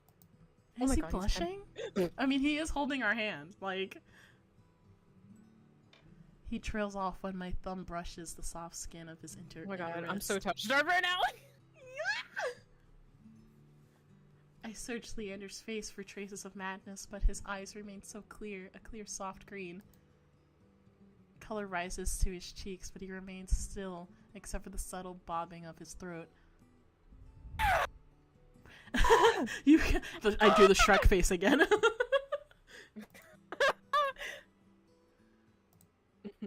Neither of us speak as I trace the contours of Leander's. We're like holding hands. This is like... The doctor didn't even get this far, bro. We're touching hands in an alleyway. Hey, he's blushing! He's motherfucking blushing! I've been with other people, kissed them, been embraced by them, and more, but not like this. What? My fingers, long deprived by years of bandaging. Are we touch-starved? We're the touch-starved one. That's the name of the game. We're the one that's touch-starved. Yeah, what are you talking about? I literally said that. I didn't fucking understand. I thought the boys were touch-starved. I was ready to be No! like... No, you fucking idiot! That's our curse! We can't touch people! That fucking... Oh wow, that sucks. No wonder. This is like the best guy to be with. Okay. Pick up every single detail. Has The grooves of finally his he's palm, stroke and dies from cuteness.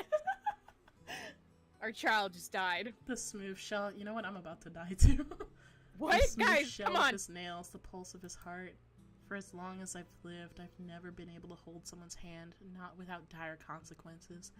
I never realized what I was missing until this moment. While Leander's pulse is steady, mine is hammering as fear gives way to excitement. We're gonna keep touching him. Lace your fucking finger. Oh, I dropped Fluttershy. Oh, no, Fluttershy. Fingers, guy. My hand glides over Leander's wrist, up his forearm where his smooth skin abruptly gives way to the raised scar by the edge of his sleeve. It matches the one that runs from his collar to the cheekbone. Could it be the same wound? I glance at Leander's face, his lips part as he considers his words before speaking.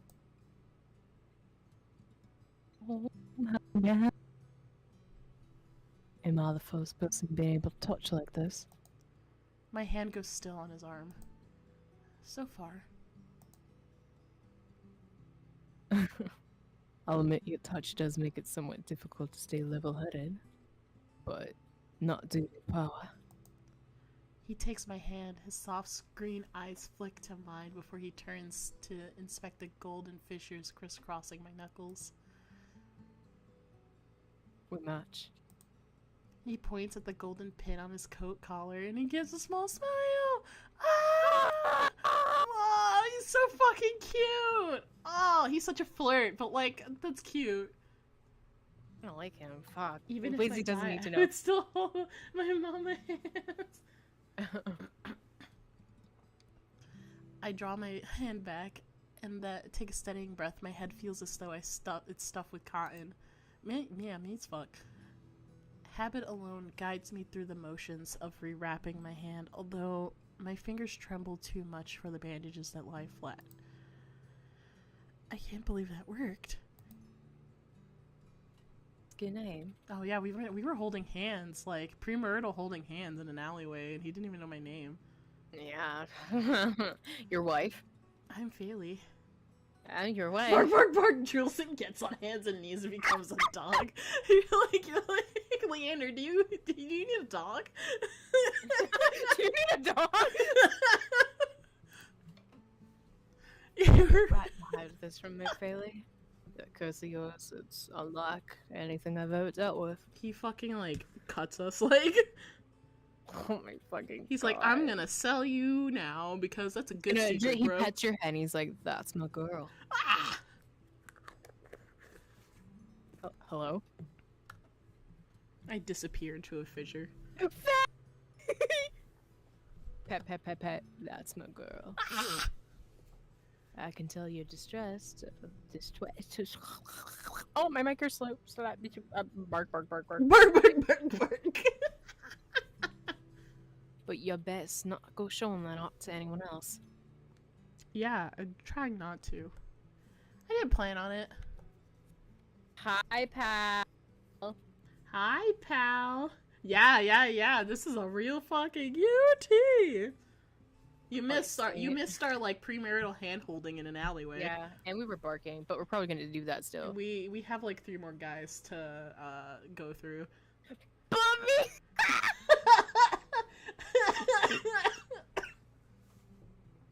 Oh, you stay in Lowtown. I pause. Room and board was something I hadn't yet considered. Oh, do you have a house, sir? I don't know. Can we stay in it? Let's get your property saddled then. Alright, I go back to the angry room of people. Back to the wig we go. The Wet Wick is noticeably quieter. Without their leader, most of the bloodhounds have dispersed, or in few cases fallen asleep behind their drinks. Got any rooms left, so I did my lot grab them off to sleep. The bartender, who I now realize doubles as an innkeeper, slides a key onto the counter. You know I always keep the corner room open for your escapades. How dare you commit sin? Hand-holding! Oh, great heavens! I'm sorry. This is a Christian Minecraft server. I forgot. Are you sure about that? Listen, we're about to have Yesterday said- escapades. Stop! You want to share the same room as me, girl? Hey, yo. Nails. Escapades? I'm glad that, like, she was like, I already know, girly. Here you go. Leander's laugh sounds slightly strained. And I always appreciate it, but you're mistaken. This is just from my friend Faylee. We got friend zone. I'm sad now. Fuck! I want to Sure, pound. sure. Stay as long as you like. You two have fun. Yeah, I'll have fun, alright. Escapades, huh? Leander clears his throat, then holds the key out to me. But I hesitate. My coin purse barely holds enough for a day's worth of meals, let alone a room. How much do I owe you? Your hand. Escapades. Not thin bloodhounds rates or escapades. Matt Trees and you shared your secret. Food, drink, and a warm bed. Anything you need. This is nice. Carefully, I take the key from him. It's small, but weighs heavy in my palm. I never expected to have a warm bed in Iridia, let alone free meals. Thank you. Putting on so much chapstick, getting ready. Oh my god, everyone in chat flirting for this guy. No, listen, Leander has a power. Like... You're getting popular. Look, God, Oh my fucking Leander god, can Bubby. hold my hand any day. Leander's like, I'm protecting my mans. Go explore, Fele. You'll find any roads in Iridia. Each leading to different answers. But if you need a reply from what haunts you, come find me. Come on, please, I'm tired of trying to be Australian. I need a different voice. Just You're like, be I need to get out of this man. I need to get out of this voice. Not get out of this man, actually. Get into this man. I gotta be the furry now. Please. I beg. nod, taking one last look at the gleaming bronze key before tucking it into my pocket, the cloak for safekeeping.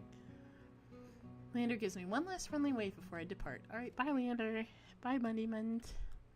Bye, baby girl. That's okay. After this, I'm gonna be reading Leander fanfiction. The air clings, sodden and heavy. Leander AI? I don't know if they exist. I think, like, that was a question on their FAQ. They were like, can we have character AIs of these guys? And I think they said no. Damn. Without the morning crowd, the sunless streets look barren and bleak. That was the morning crowd? Huh? Even the peddlers are long gone. Only a pair of crows remain quibbling over stale crusts in the gutter. I feel a ridiculous pang of envy. Oh, to be a crow. At least they've got reason to fight. I've never felt so lost. Karas and Leander both made it clear that the Cenobium can't be trusted. But I came so far and endured so much. Zenobia. It's like Genovia. I need to see the Cenobium for myself, if only to satisfy my curiosity. I'm gonna jump if he We're doesn't gonna get kiss so us. fucking Hi. I'm so sorry if you're expecting a climax. This is a demo. This is a demo. We're just meeting the guys, and it's gonna cut us off at a really integral part of the story, and then we're gonna have to wait several months until the game comes out. Yeah, and then we're gonna be on top of that shit when it's Yes, out. we will come back and play the game for real. That will be an 8-hour stream where we just play the game. It's a subathon. Yeah, that's my debut. Actually, I will be playing just TOUCHSTARVED. I should have asked someone at the bar for directions before leaving. That would have been a bad idea. I'm about to turn back, then a shadow passes over me. Hurry! A cloud, I think, until the puff of hot breath tickles the back of my neck. No. Never mind. It's not the furry I wanted. I'm here for that. I pull out my monster fucker card. Repel! I want to run, to scream, but I feel trapped, as though the slightest movement or single breath will snap the jaws around me shut. No, I won't let it end like this. If I'm going to die, I want to see what got me first. I steel myself, then turn. You're welcome, our child. The shadow vanishes as quickly as it came. I'm left standing in the middle of the street alone, except for the figure reclining in the shade of a nearby stoop. Yeah! Yeah! Yeah! A monster. And the soundtrack? The soundtrack? Mm. What kind of This voice is we thinking my for furry? man's. We need cause he's a fox, I think. So we need a sultry voice. Oh, so like Ari. Yes. I can do Ari voice. He got his tits out and everything. I heard you liked furries. I My love tits are furries. out. I love Ari, by the way. Yep, Degenerate. Ari's ready. Ari is ready. A monster, that much is clear from a glance. One that could be nearly mistaken for a human were it not for the tufted ears and tail that curled around his ankle. Did someone say monster? I'm down bad, me fucking too, Bubby. These Or are the all dust good pink options. I'm eyes kind with of getting pupils stuck. that sharp and heedless may fall on me. Our eyes meet and the monster uncrosses his legs. I don't know, I feel like monster's pretty derogatory in this setting. Oh no, I'm straight for him! Literally me. My lesbian flag turns around and shows like the straight flag. Actually, it turns into a bisexual flag, excuse me. His hair gleams the shade of red that reminds me unsettlingly of blood where it curls around his collared throat. And he has a collar on. Oh my god. Fucking pull that collar. Swear to God. Jumpy, aren't you? His tone is light and carefree. I glance over my shoulder to make sure he's speaking to me. When I look back, the stranger props his chin on his knuckles and regards me with an inscrutable little smile. Didn't see that shadow just now? It was massive, moved like a beast. Even as I speak, I'm aware of how ridiculous I might sound, but the stranger's smile doesn't falter. The only beasts I've seen are the Whizzy. I went Australian for a second. Oh no, he's coming back. No, abort! The only beasts I've seen are the Whizzy, drooling regulars. This did catch my eye. No, he stole my fucking key! Oh my god, buy highs? Hold on. Buy highs? Wow, Daddy! I love me a deep I would B. say switching sides, but I'm bi-romantic, so I'm always switching sides. I like all these baby girls so far. This is hard. I know. All the baby girls are really good. Though, I will say, the doctor, he's cute, but he's like, we haven't seen a lot of him. I feel like we saw more of Leander. Yeah. But, like, the mystery is intriguing. With a flourish of his hand, and my in key appears He has dangling a from his finger. tail! I know. And it's not. Anyways, the key appears dangling from his finger. It turns on its chain, glittering when it catches the light. My hand flies to my coat's pockets. Sure enough, find them flat. He crooks his finger, beckoning. I've already taken 2 steps forward before some stifled instinct stops me. Something feels wrong. I'm still on edge, thrumming with so much adrenaline that the stranger's shadow flickers at the edges of my vision. I always attract the worst kind of attention, but this... I can't get rattled now. Who said that's my key? I do love me a femboy. God, I just want to click that one for the jokes. What? Who said that's my key? Or Yeah. He's gonna laugh at me and then leave. Yeah, that's kind of hot. Yeah, that's true. But I go on the offensive. Why would you say where would you get it? That you know where did you it literally find your that? fucking pocket. I mean, yeah, I know how he got it. Thank Who said you. that's I want the he's joke. mine? He smiles wide enough to reveal pointed canines. Ugh! Let me And see he's the got fucking teeth. teeth. Let me see the fucking teeth that will Fucking mark me. see. I saw you drop. Fuck, I turned southern again. I saw you drop it. You really should be more careful. City like this, everybody might take advantage. I'm not saying that he could take advantage of me any day, but like he can get it. He can get it. I already said he can bite me, so Oh my god. he can mark me. I'm about to say some degenerate things, make me act up. Hello, sailor.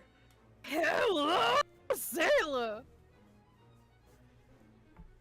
A bald-faced lie said without a hint of irony. There's no way I dropped that key, but I can't think of an explanation for how it went from my pocket to his hand. Bubby gets it. Bubby gets it. Bubby gets it. I approach the man, careful to keep it an arm's length away. He doesn't look dangerous, but the most deadly ones never do. I mean, he's dangerous. I want those teeth to touch. Oh, and his ears move! The stranger's chin softly clinks with the tilt of his head, his ears flicked. Oh my god. And his like little see-through top. I want to fucking pull his tail. Just barely covering, like barely like hiding his nipples. Like I'm gonna die. Distance. I'd be stupid to trust you. You think I stole your dinky little kitty from all the way over here? He gives an exaggerated sigh. I'm good with my hands, but not that good. Do I really look like a common thief to you? Yeah, because you God, your stole hands are my so- heart! Bro, he could be the Abelis! Bro, literally me. Your fave vibrating from here. He's got me there. The sheer fabric of the sleeves alone would be too expensive for the most street thieves. Well, I mean, how do you think he could afford that? How could you possibly think he could afford that? For real. Hell, his shoes look like they Stop, cost more than spit Bobby! traveling here. Bobby's like, me for real.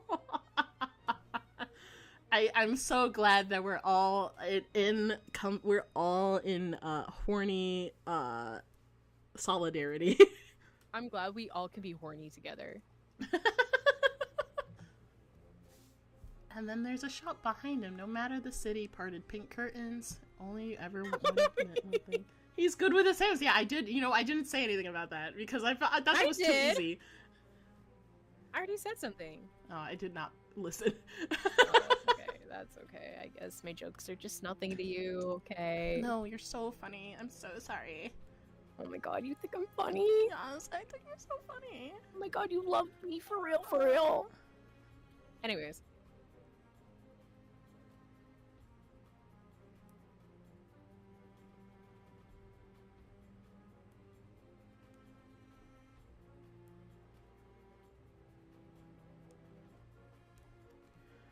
Hello? I might be getting a snake, and I'm excited. Snake? A snake, a hognose. I Huh? love those bitches. They're so fucking cute. How many pets you gonna have? I mean, I have no pets currently, and this wouldn't be living with me either. But like, Oh, okay. I love snakes. I'm not looking to buy, and I doubt I could afford your services anyway. Literally be like, oh, sorry, whore, I can't afford you. Lucky for you, I don't charge. Bite slip. Bite slip.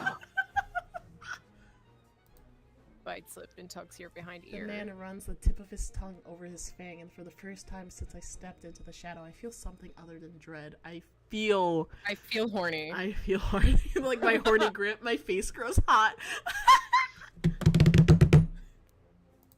Fucking grips him like a toy. That's not what I meant. I'm flattered, really.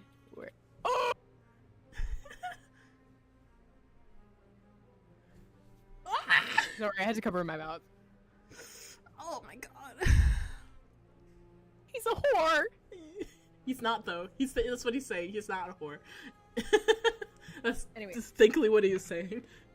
I'm flattered, really.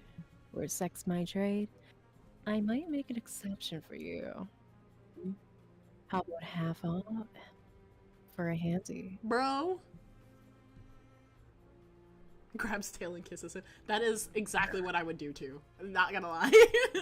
Bro, I'm grabbing that collar. What are you guys grabbing? I mean, I like pulling on the collar. That's a good like flirting thing. But like, if I'm gonna be aggressive, I'm gonna grab the tail. Because you know the base of the tail is like that. That is where it hits them. Yeah. I'm gonna be reading some fanfic Or of you this could just furry. hand over my key. Never mind. You know when I said I was gonna read Leander fanfic, it changed so quickly. Yeah, Once I figured out yeah. this man's name, it's over. Ask nicely and I might let you talk. Oh fuck!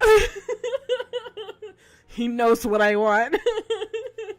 Ask nicely and I might even let you tug my tail. Just throw it here. So spiny little street urchin. Snatch it and run. He raises my key and tilts his head so he can watch it dangle back and forth. I suppose I could just claim your room for myself. We could just share it. Yeah, we could just share a bed. Yeah, yeah. Not that I be caught dead slumming in the wick. I turned southern for a second. Not that I'd be caught dead slumming in the wick with the rest of those slack-jawed imbeciles. Listen, I'm a moron, so yeah. I'm dummy. You fucky. Fuck dummy. I'm stupid. Fuck me. You're obviously not from around here, so tell me, traveler. I feel like I'm playing Genshin Impact.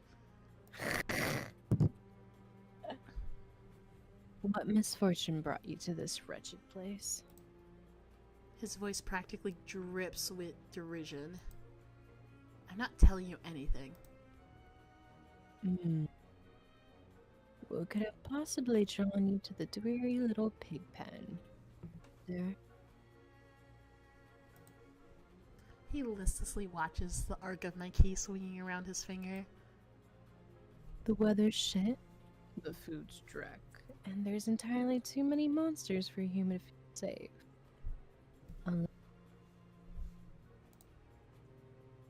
Dagger's sharp eyes flick towards me. They gleam with amusement. Unless you're just dying to consorts with monsters. I am, sir. I am. By now, my embarrassment has worn away, leaving simmering impatience in its place. If this is a shakedown, it's the most frustrating one I've ever heard of. God, Bubby really out here I'm gonna fucking flirt ripping back, the flirt shit back, out of him. flirt back. How'd you know that I spent all my money, starved and nearly died in a swamp just so I could crawl into the bed with the first thirsty monster I saw? That earns me a burst of breathy laughter. He God, gazes at me Bubby. under his dark lashes. Aren't you funny? Could you be any more obvious? I have been told subtly not set Subtleties. Thank you. I've been told subtlety's not my strength. So, your place or mine? Bro, we can do both. Like, we you said talk for right free. now? I'm here. For free? For free? I'd invite you if I had my key. Yeah, that one. If only I had my key, then I might be able to invite you up. His languid gaze glides from me to the key and in his hand and back. Oh my God. I like this flirty bickering. Me too. I like it. Wait, what? When I voiced him? When you use that voice, I drop my phone on my face. Which voice? The only voice you've been using. I don't know, sometimes it dips. Come take my hands and we'll go together. The more he flirts, the more convinced I become that this is some kind of trap. No matter how innocent monsters look, they always have tricks up their sleeves. Grab his hand. We curse him. And something tells me that this one's more dangerous than he lets on, even if he has a lovely laugh. I don't know what you want or why you're messing with me, but I'm not coming any closer until I know you aren't going to attack or bite. His voice. I won't bite hard unless you beg me. No matter Fucking what I say, biting he my finds lip. a way to twist my words into an innuendo. Even when I'm silent, he goes on as though we're having. Mark this shit out of me. I want him to fucking bite me with those canine teeth. Oh my god. Not a standoff. Do you like dancing? There's traveling troupe performings in Hightown tonight. They're less Ludist. I kept being horny. I'm sorry. Their ludist is utterly exquisite. Truly a performance to die for. Is he trying to kill us? I don't know what's happening. I don't know. Are we trying to fuck? Are we trying to die? Like, are you gonna kill me and fuck me? There's life in this dreadful place if you know where to look. You sound like you know the city well. Bro, you use that voice. Ah! The man's gaze flickers from me to the key dangling from his finger. Natural. My voice died for a second. Oh no, come back to us, Ari. Hold on, I gotta drink. I gotta drink my tea. Hold on. Naturally, this dump was a little more than a miserable little smear when I first arrived.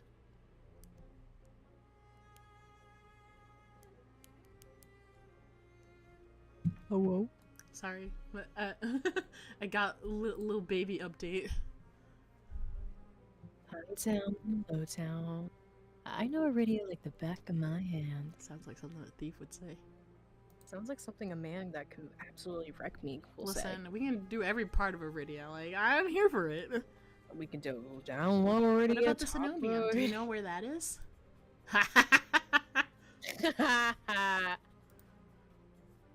Surely you've seen it. That absurdly large tower looming over the rest. It's a little hard to miss. I misheard that as the man's gaze. He has the gaze! Yes, the gaze. That, yeah. He must mean the spire. I noticed when I first caught the sight of Iridia.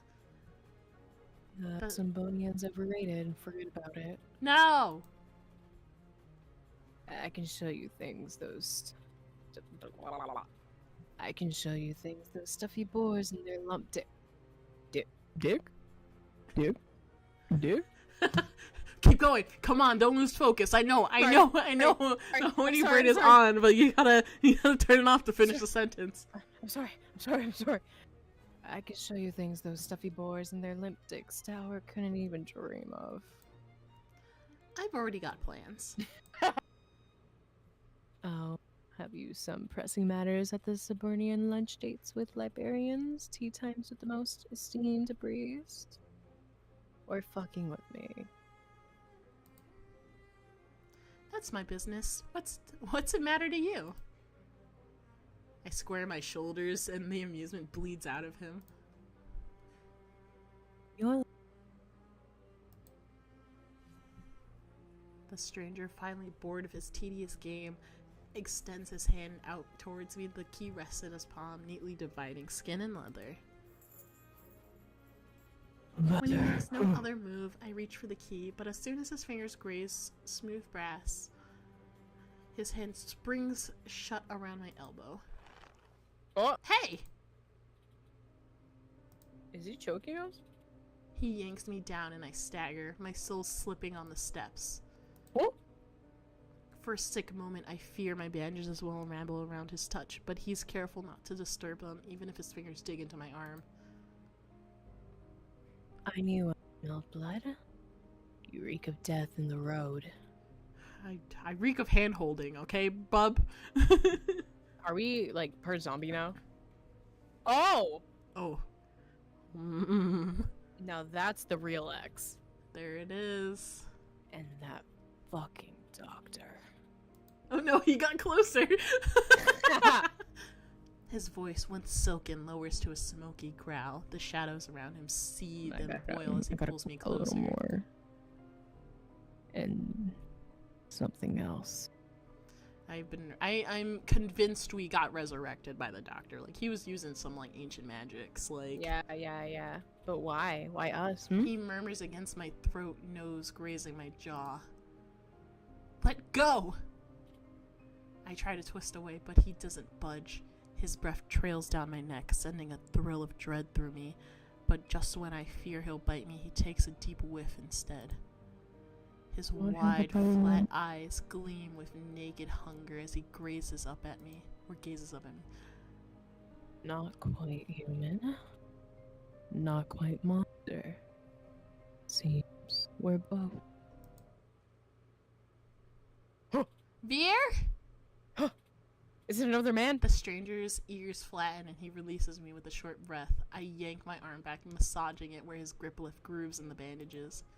The stranger twists around to watch a woman duck out from the curtains behind him. Puppy, why the fuck did she tell him to let go?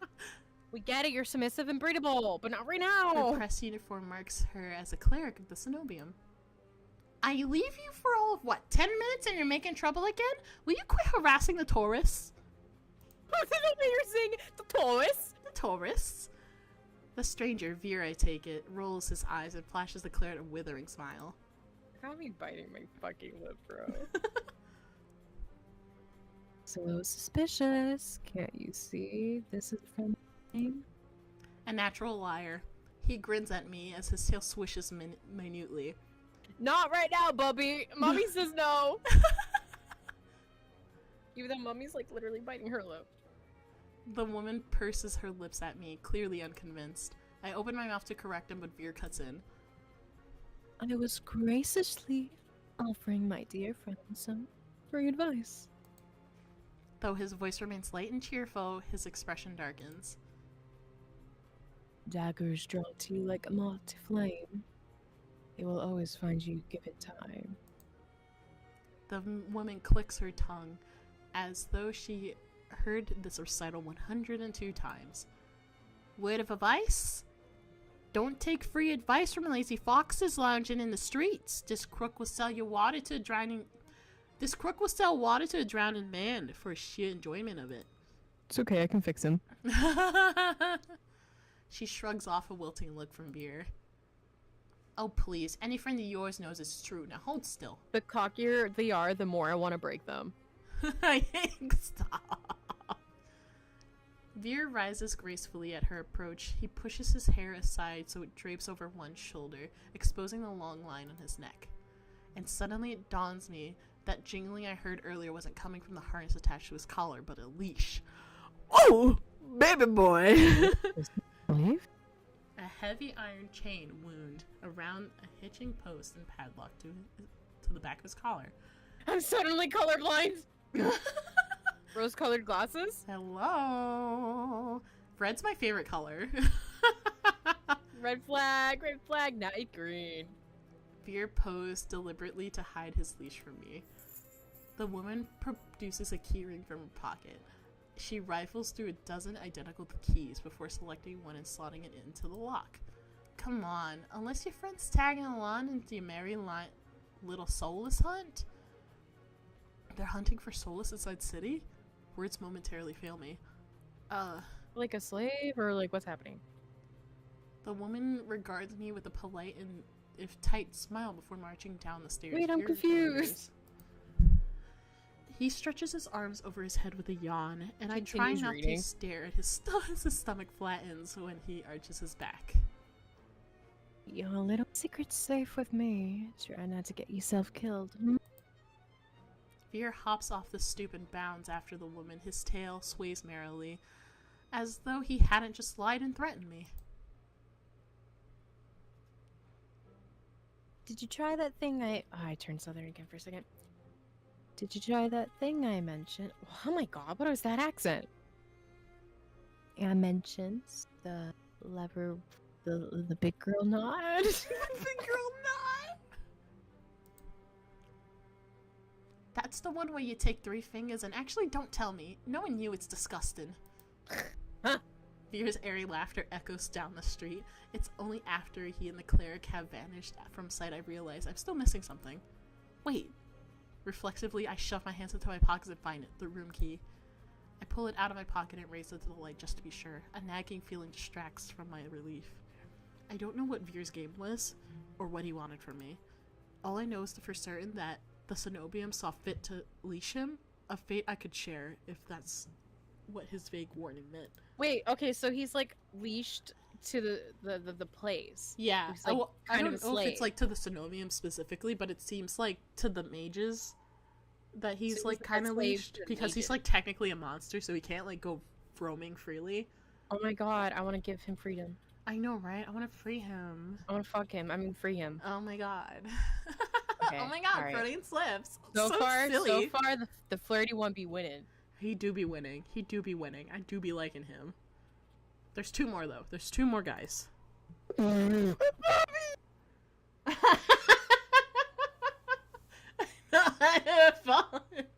Bro, honestly, this fox gives me the energy of like, he'll sell our soul for a corn chip, but like, I'm here for For a it. corn chip. Oh my god. Just one glimpse is all I need, then I can put this all behind me. This time, the key goes into my coin purse for safekeeping. Back to the slums. To the slums. It's easy enough to follow the sluggish river that splits Iridia in two. A colossal bridge arches over the dark water below. I cross as quickly as I can, climbing ever uphill toward the distant tower. Whoa. Hours later, legs aching, sweat beating on my forehead, I finally find what I was searching for. This is really pretty. The cenobium of the You know what else is pretty? void. The men.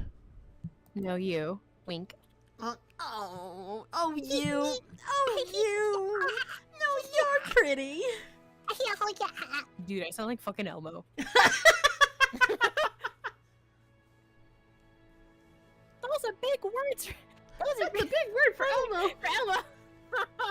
Dude, I should have been saying that this whole time. Oh my god, that would have been like way too long. You would have been stuck in like, we still would have been stuck with like our southern man. Oh my god.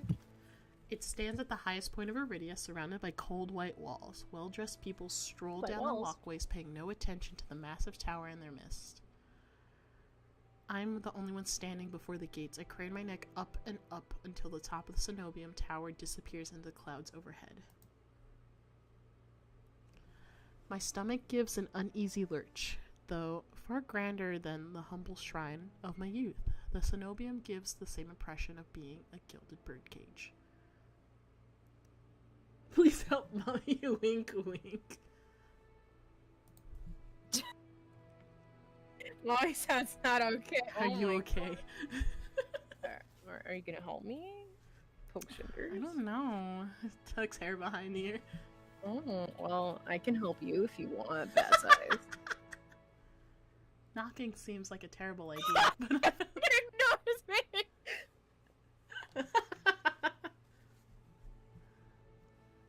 I don't see any other way of making my presence known. I'm halfway up the steps with when something moves in my peripheral vision. Here we go. This is. I love him. I love him. I love him. A shadowy figure crouches beneath one of the white rich walls. don't fucking talk to me guy. They reach out, and tug a vine as if testing its strength. Oh, you there? Any guard that exists has to sound like that. Like, that's the law. The shadow vanishes as quickly as I spotted it. The gaunt-faced man in a crisp charcoal uniform marches up the steps towards me. Ugh, another tourist? Get out of here once you're done gawking. A dismissive wave accompanies his equally dismissive words, and he turns on his heel without even waiting for an answer from me. I look back at where I saw the intruder, but there's nothing, just leaves blowing gently in a cool breeze. Oh, it's like, hello. I'm gonna get water real quick. Okay. I step away from the gates, hopelessness washing over me. Ah, nuts. Fuck. I actually walked away when the guy appeared. Fuck.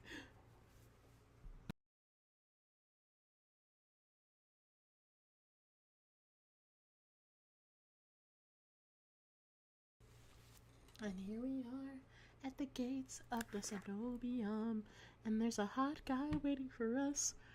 What guy will we be looking at next? I know, because I think I like this one next to the fox guy. I choose two. When I looked at all the guys, I was like, there's this one guy and this fox guy, and I like both of them.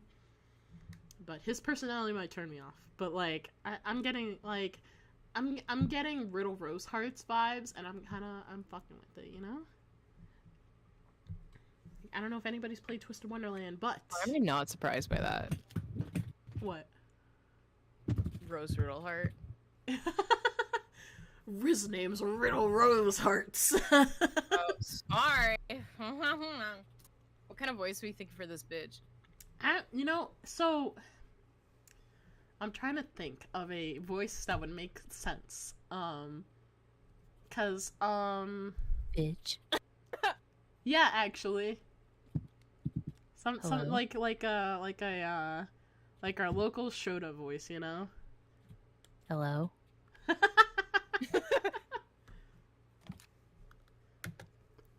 A whisper, so close I can feel a warm brush of breath on my skin.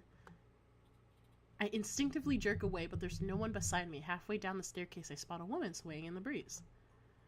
It's a she! She's gone as a rail, her blouse moth-eaten, and I'm unable to take my eyes off her. Not because of the way she smiles a little too widely, or the way her tousled braids look unbrushed for days. Get to fuck But because her eyes shine vibrant, unnatural crimson, I'm both entranced and unsettled by their subtle glow. Oh, never mind. I thought it was a mommy.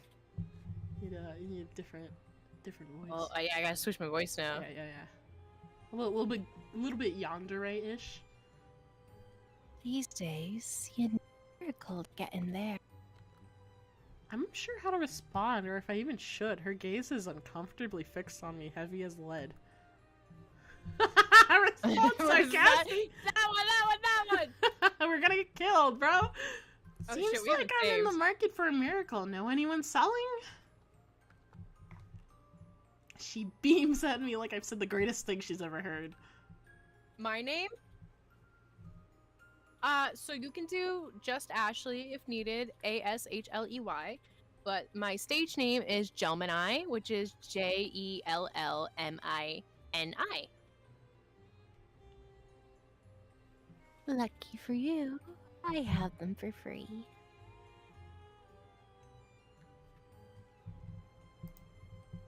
Whatever she's selling, I'm not interested. My words come out in a tired breath. No thanks. I start down the stairs, but she abruptly steps in my path. Uh-oh. She turns her back to me before I could even react. She slips her fingers under the lacing of her collar, stripping out her blouse in broad daylight. Whoa, lady! Whoa, whoa, whoa, What are you whoa, doing? whoa, whoa! As a Warren's fabric unveils bare skin, my panic is smothered by cold horror. A misshapen, sunken scar carves into the woman's body. Pitted, gnarled skin snakes down her shoulders, blooming from a gaping hole in the back of her neck. Oh no, I'm gay. Bro, pals, this is not the time to be gay. Oh no, I'm gay.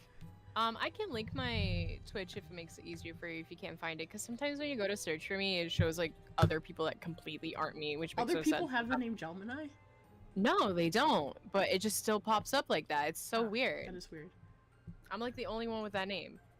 Also, I have your link. I have Ashley's Twitch, or not Twitch. I have her YouTube channel linked in. If you the go on my YouTube, you can find my description. Twitch there too. Yeah. And if you go on my YouTube, you'll probably like see most of my covers. Gotta I'm start, having a gotta body start posting on YouTube, bro. I'm trying to be posting on YouTube. Covers take time. They take time and art and all this stuff. A shuddering breath escapes me. The fuck? Whatever disease this woman had ate away at her from the inside out. How is she able to move or breathe? It's impossible. She shouldn't be alive, and yet... Power to cure anything can be yours too. The power of sea spray. She's spilling secrets. Gotta write that down. Having a panic attack. God damn it, you guys. The woman slides back into her blouse and deftly laces it up. If I've caught your interest, then follow me. It's only a short walk away.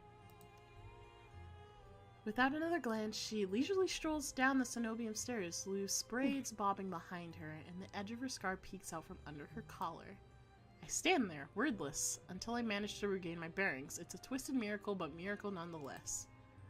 This could be the stupidest decision of my life, but what choice do I have? I take a final look at the Cenobian shut gates and follow her down the steps. This is how you die. This is like how I went into a person's car once. Excuse me? Do you not remember this story? No! Okay, story time, guys. So, one time back in the good old days when Jill and I didn't want to go to school, she took her sweet old time to get to class that she was trying to skip. So she was walking down, right, going to fucking high school, and this car stops middle of the road. It's like, hey, do you want to ride? And my eyes thought it was my friend's mom at first. So I was like, oh yeah, sure. And as soon as this woman turns the car around, she looks, I open the car door and I look at her, I'm like, oh, this isn't Nancy. But I still get in the car anyways. So I get in the car and I sit in there and this woman's asking me all these questions about if I know her son and all this, and I'm just sitting there in my head thinking, oh my god, I'm gonna go on the black market, I'm gonna fucking die. And I thought, wait, I have a great idea to save myself. So I start telling this lady my whole life story. I tell her about my depressions and my traumas. And she dropped me off. She's like, wow, you're so strong. You have a good day now. You're so strong. She said, you got too much baggage. I can't deal with you anymore. That's your power, Ashley, trauma dumping on people. Yeah, remember kids, if you're getting fucking kidnapped, just trauma dump and let's say you, not this one. Yeah. But not like the tied and gag kidnap, the like, I wandered into a stranger's car, because then like they'll get sick of you at least. Yeah, I streamed 2 weeks ago, but that didn't work out, so your girl's trying to buy a PC because her laptop is dying. For now, I'm chilling on face stream until that happens. Bro, you tried to play Spiritfarer again without a PC. That was a bad time. They didn't want you. Bro, I don't even want myself. Bro, no, I want you. I want bad eyes. Bro, you think you'd be here if I didn't want you? Most romantic thing anyone has ever told me. Oh my god. even more romantic than like, yeah, I'll take care of you. Fuck me. Someone ever told me that, I dropped to my knees real quick.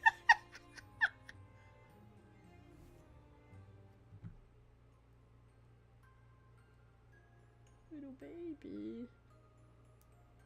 What was the worst? Wait a minute. My stream? Because yeah, it was pretty bad. It was the worst. I can admit that. I don't know if streaming Spiritfarer was the worst, because it was the worst. I would melt. If somebody said, I'll take care of you, honestly, that's a mood.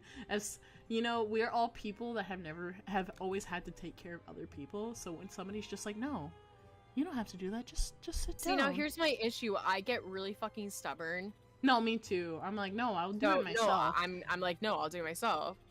And it's so now it's just a gun pointed to each other game. See, but if somebody was like, if somebody got up before you did, right? Uh-huh. Went and made breakfast. Yeah. And then brought it to you in bed. There's nothing you could do to, like, be stubborn about that. You just wake up to it. That's what I'm talking about. That's the shit I want. Oh, yeah, you... Yeah, it was pretty bad. Anyways, I would say bitch, and then I'm getting up and I'm cooking lunch early. I'm cooking lunch early. You're like, wait a minute. I gotta go do that. I'm like, excuse you, fucking does laundry and everything else. They're like, what? Literally me. I'm like, because acts of service is one of my love languages. So like, if somebody does me an act of service, I'm like, well, I gotta do one back. It's an exchange system, even though it shouldn't be. But like, that's how you already know this. You literally seen it. Is gift giving. I know. I literally. Which is why I'm like, every time you're like, I'm gonna give you a gift, I'm like, not if I don't give you something in return for it. No, literally spoil the shit out of this bitch. I'm literally like, if I could just like draw something in exchange for the things. Nah, only one time have we done that. That's true. That was, I thought that was a really good way. I saw somebody else do that where they're just like, I'm trying to get the Tatsune Miku figure, so I'm taking commissions. Oh yeah, I fucking saw that. They got it. Yes! I'm so glad. I'm like, I'm about to do that to get more Uta figures because they're really fucking cute. I didn't know if you wanted more, but I could have got you more. No. That's why I kept sending you pictures. I'm like, do you want any of these? And then I say, oh my god, that's cute, and then I don't respond after that. Yeah, I was like, does she want it? I couldn't tell if you wanted it or not. I only play mind games. I want people to guess what I like, so then like it feels more sentimental when they give me something that I generally like. It's okay. That's why I got you the Willow poster in surprise. Yeah. I still have to hang it up, but I'm waiting till I move into my next dorm to hang up all my new posters. Yeah. So then it'll look pretty, and then I'll be like, oh. I got the fucking Little Mermaid poster. I love the Little Mermaid fish so much. So, you looked at it and I was like, well, now I have to do buy two, get one free. Because, like, when you did that, and I was like, oh, Ashley's gonna go get the Little Mermaid poster. That's so cute, because it's, like, that's us, honestly. But, like, and then you're like, for you, and I was like, oh, for me? Yes? Yeah, literally, Sophie and I, we don't get to see each other often, so I drove up to see them at a con.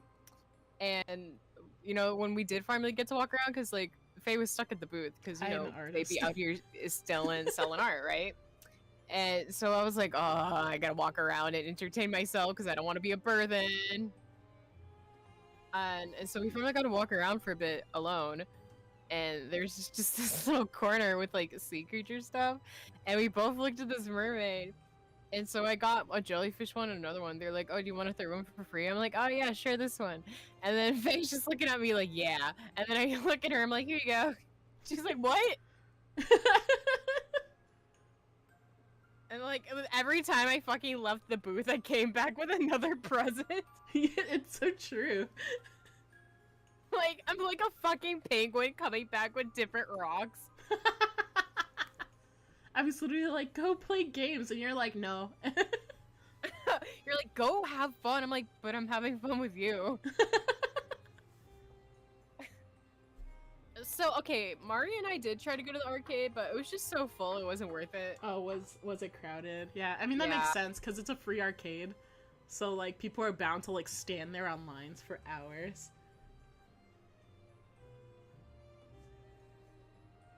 Mommy be spoiling Dada. It's I have never, well, I mean, I can't say I've never been spoiled, because I've come from a family that will buy things as a show of, like, love and, like, expected respect. I basically had to earn everything that, like, I got. So I worked my ass off getting, like, grades and, like, doing good on projects and, like, you know, being quiet in class because I got told once that I was disruptive, so I got beat. And, like, so, like, when people give me gifts, it's kind of like a, but I didn't do anything to deserve this. So, when Ashley, like, spoils me, I'm like, but I didn't do anything. But, like, I tell you every time, just being, like, my best friend is doing something. Yeah, but my brain doesn't process this. And that's okay, I'll tell you that every time. Until I understand. I'll be, like, in my 40s, and I'll be like, it's okay, you don't have to ever understand. Maybe, I'm like, maybe I should know. You know, sometimes you don't gotta understand, you just gotta know that I love you. Oh, I love you too. I love you too, baby big. Oh. Gay! Thank you, Bubby. I'm proud of you, Bubby. We're proud of you, Bubby. That's our fucking child. That's our fucking child. I'm glad you could be here. God. Fucking love yeah, you guys you've come so to every much. stream so far.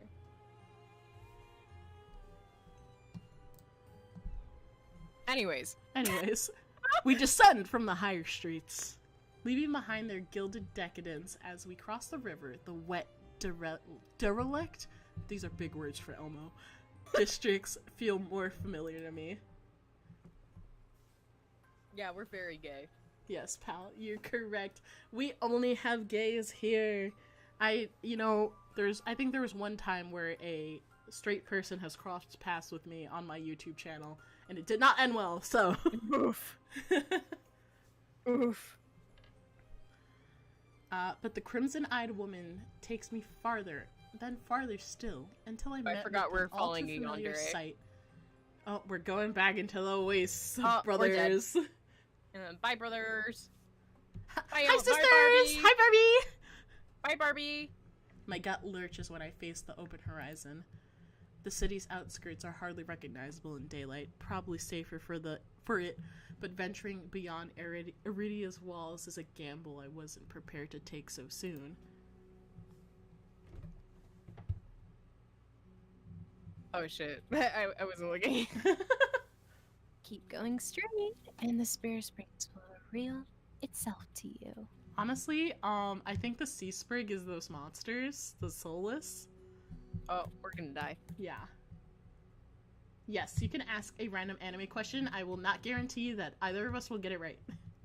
They used to call me the anime dictionary back in the day. I mean, I used to do anime review videos, so I mean, like...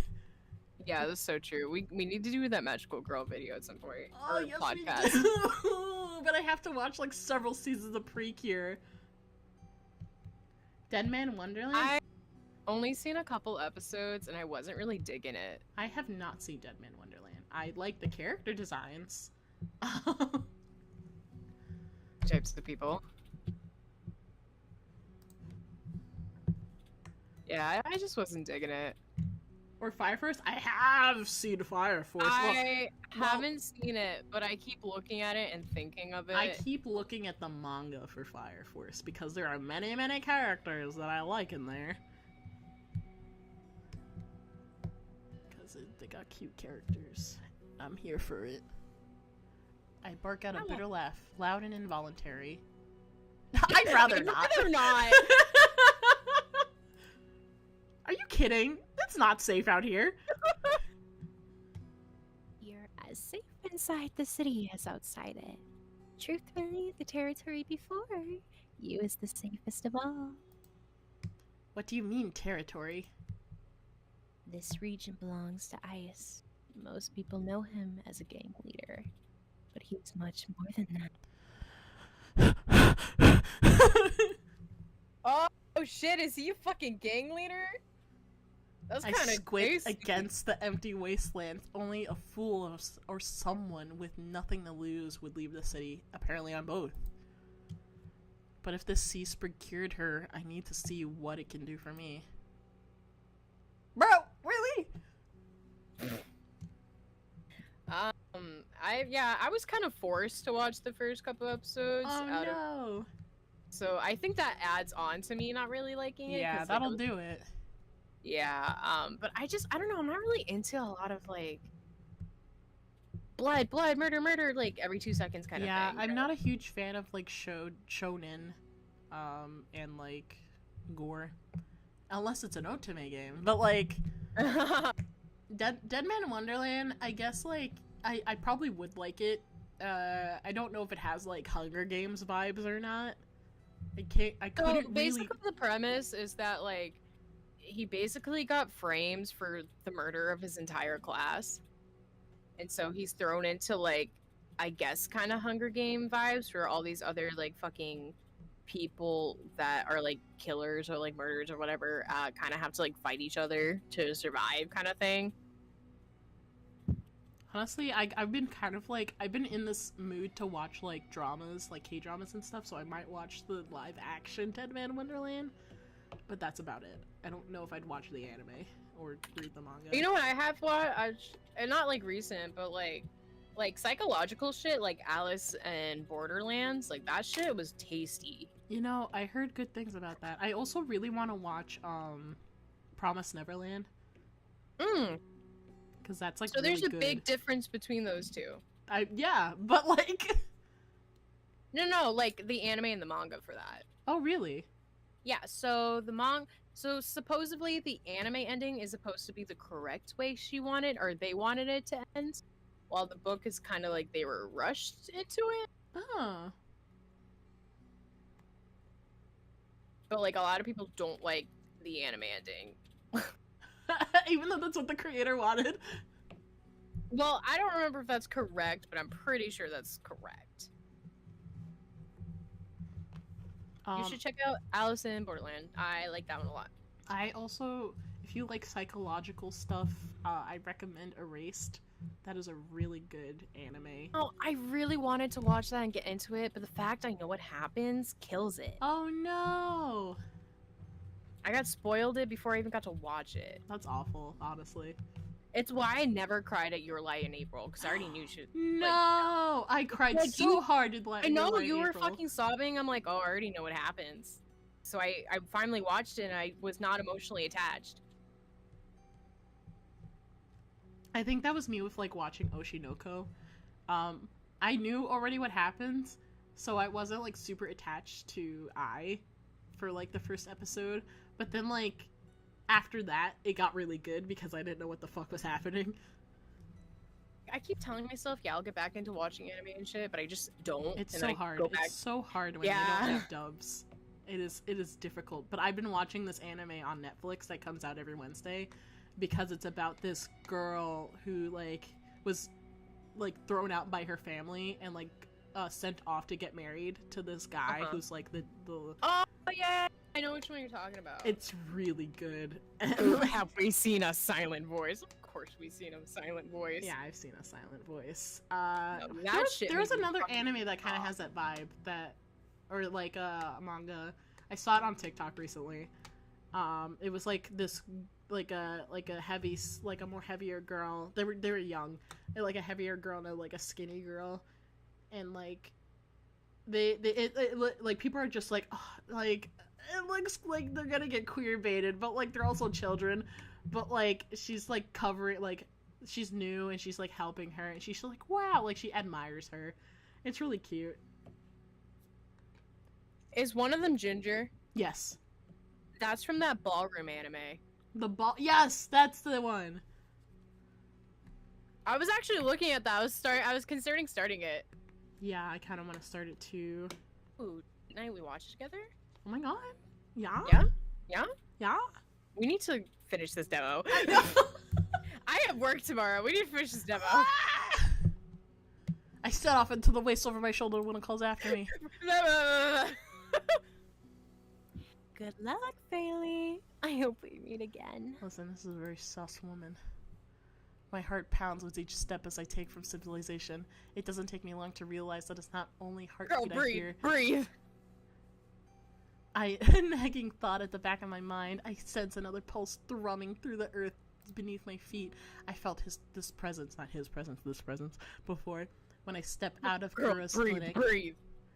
A living dread coursing underneath the city. Only this time I'm getting closer to it. For what seems like an eternity, I force each foot forward, one step then another, until the realization hits me. I never told the woman my name. Something pierces the horizon ahead of me. A building nestled into the tall cliffside, but so starkly out of place it might as well be an hallucination. It drips with extravagance and honeyed mahogany, an ornate jewel of architecture. A row of dark silhouettes standing out on the horizon. Trees, I think. Until I'm close enough to realize that what I mistook for branches were spikes and jutting tendrils. Soulless. Several of them watch me in the distance like statues. Uh-oh. I don't think we're in Kansas anymore, Toto. I don't think. I just run, exploding into a messy sprint. I push my legs as fast as they'll take me towards the decorated building. Huh? Bobby? Not me, character AI! Oh my god! Bobby? Oh my god, Bobby! Bobby, who are you talking to? Yeah, who are you talking to? Flashes of last night chase me. The gushes of blood and screams of death, the smell of burning flesh and sour bile. I can't go through that again, I won't. The next thing I know, I'm dashing up wooden stairs and crashing through towering double doors. I gasp for air, my lungs burning from exertion. I'm desperate to be safe, but when I process my surroundings... A what? It's more hellscape than sanctuary. Blood flows all around me, overwhelming my vision with lurid, unholy red. Instinctively, my hand leaps to my mouth. Streamer boyfriend? Yeah, streamer boyfriend. But the rotten stench of blood never comes. Instead, a smoky scent hangs in the air, sharp and spiced. I swallow thickly, convincing myself that it's not as gruesome as it appears. This has to be the Sea Spring, the place that grants miracles. Pulling my eyes away from the pool, I take a rest in my environment. Tall pillars flank, blanketed in written notes, seating pillows scattered the floor. A rustic kettle sits nearby. Someone must live here, despite how eerily empty this is. Do we call out? Hello? Oh, Mr. President! Get down, Hello? Mr. President! Is anyone here? My voice echoes across the cavern without response. When I, say I get down, approach the Mr. President, paper-covered pillars. Maybe something here can tell me more. Reach for the topmost, closest one, bottommost. Are we a bottom, are we a top, or are we a switch? That's what's asking. I am a top. I reach for the note that's higher up. It reads, "No one will read this, but it's not for anyone else. This is evidence I existed in this rotten grim world. Even so, I wish I could have stayed longer. The bog girl would be lonely without me. I should have told her how I..." The rest is scratched out. I wonder who wrote this. Before I Me. can ponder further, a sharp chill runs down my spine. Something's watching me. It's me. I'm watching. It's me! I'm in your walls. I quickly set the note back, my eyes darting around the wooden deck, but it's still empty, vacant. Finally, I look towards the sea spring. The stillness hides something deeper. Something's wrong. Something familiar is watching me. Oh my god, is it finally Shota time? Please. Hey. I spin around and come face to face with a pack of soulless. The Oh. soulless are like sliding into the DMs. Hey. Oh, hey. The chittering growl tendrils, spikes flaring threateningly, all different size and species, but sharing one identical trait, We're glowing fucked. crimson eyes. I try to back away, but my heel teeters over to the sea spring. I'm cornered. Hey, it's me. I'm the problem, it's me.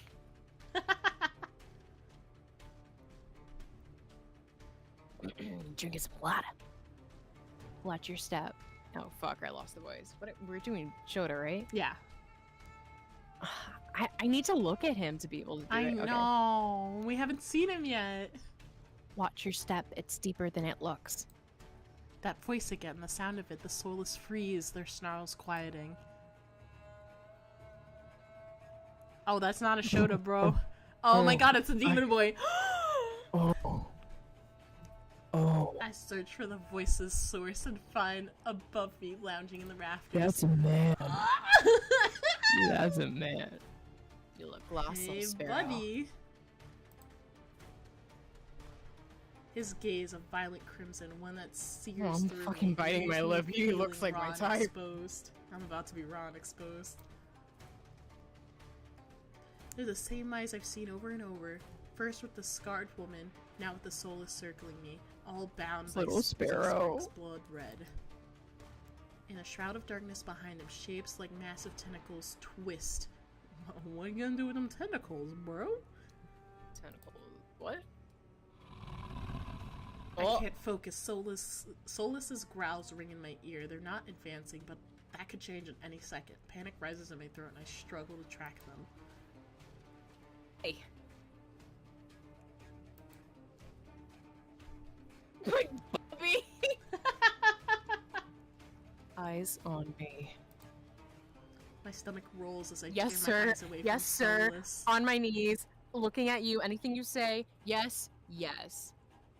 Don't ignore someone who's talking to you. It's not polite. Oh boy. Oh boy! Oh no, I like them all. This is a first, because usually there's always just one I like. I know, now there's but like, multiple. I mean, I looked at them, I was like, they're all attractive. It's like hard. Like, they make it hard. And they This all is got, like a commanding first time personalities. struggle for me. For a moment, anger knocks my fear aside. Who is this bastard? Here we go. Oh my god, is this the one where we have enemies to lover? Fuck you! Fuck you! I look right into his unnerving The eyes, hot holding voice. his gaze defiantly. Bobby, do you like the voice? Fuck you, is that better? A crooked grin cracks across his face. Bastard! We'll work on it. I scan the souls again. They aren't really attacking, posturing more than anything else. Almost as if they're waiting for commands. Did you tame them? Sea Springs. They're hungry, so they might bite. Could give me a reason to stop them. Bro, I can give you several reasons. I wanna fuck you. I mean, what? How about I didn't do anything wrong, Trespassing. and that's punishable by death? He gives me a non-committal shrug. I called out earlier to see if anyone was here. Were we supposed to play hide and seek? Didn't hear you. My voice stops in my throat. This man's terse coolness is both infuriating and terrifying. I'm glad I can racked my entertain brain you, for Bubby. a way to diffuse the situation. Tell me what you want. I want to fuck you. I mean, what? I mean, what do you want? Tell me what Not you you. want. I'm not in the mood for guessing games. Your hands. Your hands. Alarm jolts through me. I hide my hands under my cloak. Show me. Why? Won't ask twice. With a sharp huff, I reluctantly hold out my bandaged hands. Are you getting off on this? Unwrap them. Heat rushes to my face and fire to my tongue. I should give him a piece of my mind, but not when his soulless are one command from ripping I me to really shreds. like enemies to lovers. Yet, no matter how much I will myself to move, my body's frozen in place. I stand there for a long agonizing minute. My hands are trembling when I finally raise them. I know the skin beneath the wrappings all too well, the hideous, unnatural flesh I've grown to despise. I use my Fucking hands, you better puppy. use your tentacles! Oh my god, puppy. I grip the edge of the bandages. Stop. I want him to command me. I know. But I just want to defy him. I know, I just want to be a brat. I know! That's like the one good thing I'm good at. Being a brat. With a weary sigh, the man slides off the beam and lands with a thud. The shakes of panels underfoot. God damn. His tits are massive. Bro, he kind of has almost a similar hairstyle to your new OC. I know! This should be referenced. He's a monster, with an imposing figure that towers over me. I couldn't tell how tall he was, but he's big. I need a big boy. It's coffin season. His features are strong, Like 'em stronger, big. sharper. I like him junky. Subtle clips of metal accompany each of his footsteps. The closer he gets to me, the faster my heart hitches. What does he want? Is he going to kill me? I step backwards Gulps. and find nothing to set my foot on. I'd forgotten my back was to the sea sprig. I fall right into the warm hand, right before a warm hand catches my lower back. He's touching yeah, us. brother. Yeah, brother. I'm hovering over the sea sprig, a scent of smoke and leather enveloping me. Blazing crimson eyes bore into me. Is he into leather play? Cause I'll listen. Told you to watch your step. I'm too stunned to muster a response.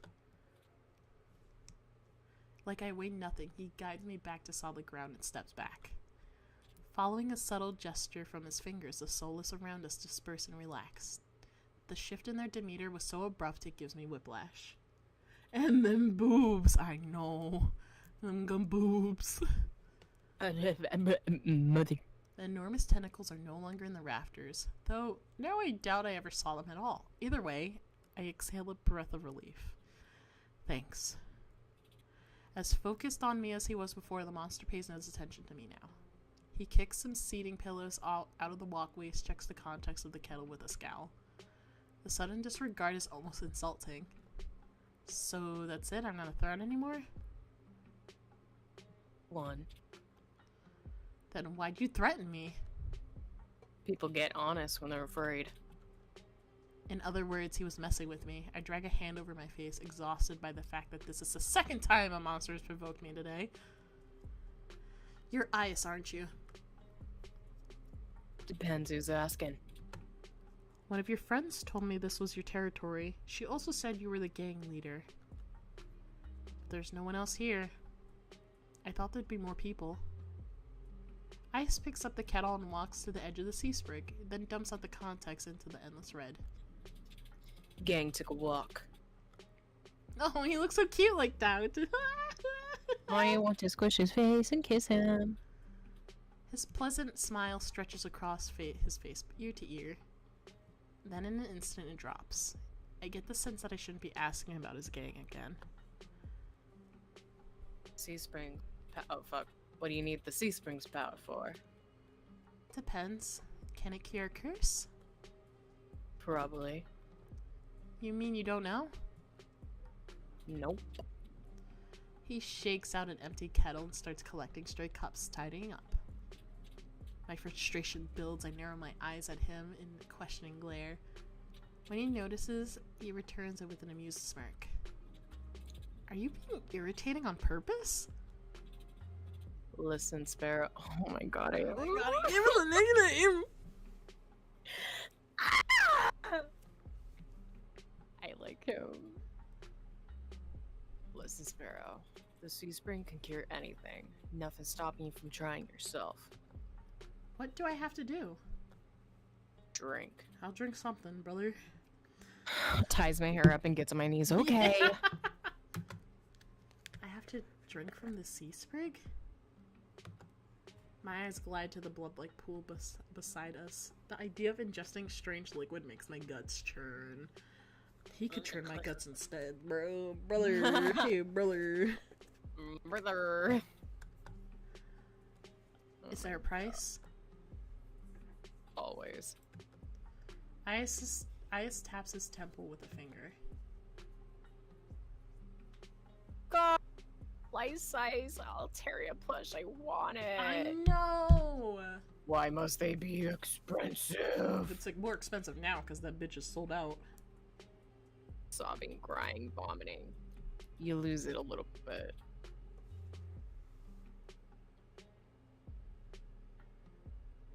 Hello? Hello? Did you not hear me? No. Oh, okay. I really just gotta eat my mic then. That's new. You lose it a little bit. I don't know if you have your thing lowered from like when you were doing voice lines. It's not. It's literally at the halfway point. I can put it up a little more if you want. Is that better? Yeah. Okay. Falls on him and accidentally grabs a boba. I fucking god, Bubby. I fucking love you. That's it. I might have already beat it to the punch. My humor earns me an amused fanged grin. Yes, the fangs! I love when they have fangs. I want them to mark me. I mean, what? This is a little different. When you drink from the sea spring, you forget who you are. I'm digging his background soundtrack. Your mind combines with everyone who has ever drank before. Humans, monsters, soulless. One big happy family in your head. My blood runs cold. I've heard of these before. Can we just take a round of applause of how I've effectively done different voices for these men? Yes! We gotta give a clap. We gotta give a clap. Thank you. My attendants used to tell me that my power granted people access to a higher plane of understanding, a group mind of my own making. All lies. But something tells me this is real, even if one thing doesn't add up. Your eyes are red too, but obviously haven't forgotten who you are. Before I can finish my sentence, Ice strides past me towards the entrance. Time's up. Let's finish this later. Wait, already? You barely told me anything. Wait, Daddy. I mean, what? Oh my god. Puppy chulo. Oh my god. Came on a bad day, and I got somewhere to be. Clap some annoying hands, Puppy!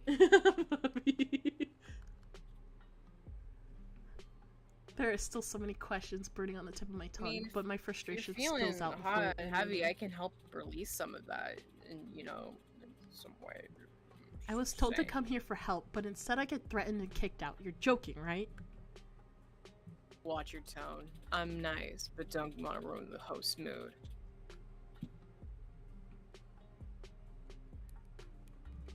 Ooh. Hello? My skin prickles. The feeling of being watched washes over me again. My eyes dart back over to the sea spring. Wing. A lone ripple dances on the quiet surface. I take Ice's advice and clamp my mouth shut.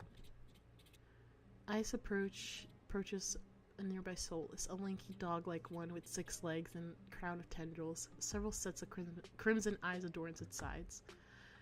Its forked tail wags rapidly. Oh, he's got a puppy! It's an ugly puppy, but he's got a puppy! Oh my god. I love... Oh, fuck me. He's got a dog, bro. We can't be dogs. He already got one.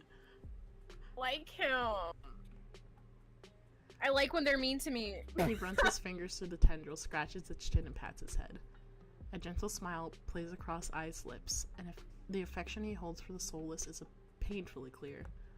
I dip my eyes away, my stomach fluttering at the tender sight. So, this pretty girl will badge you back. I thought he was calling us pretty girl, and I was gonna be like, I thought so too, and I was about to fucking scream. It's just a dog. I could be your pretty girl. Following the short whistle from I's lips, it trots over to the entrance obediently, tail swaying. I watch the soulless warily. Pretty is not the word I would use to describe it, and the idea of it protecting me sounds absurd. Doesn't need to know it won't hurt him. I decided to drink it. How should I find you? Find someone with eyes like mine. They'll point you in the right direction. But think it over. Once you drink, you can't go back.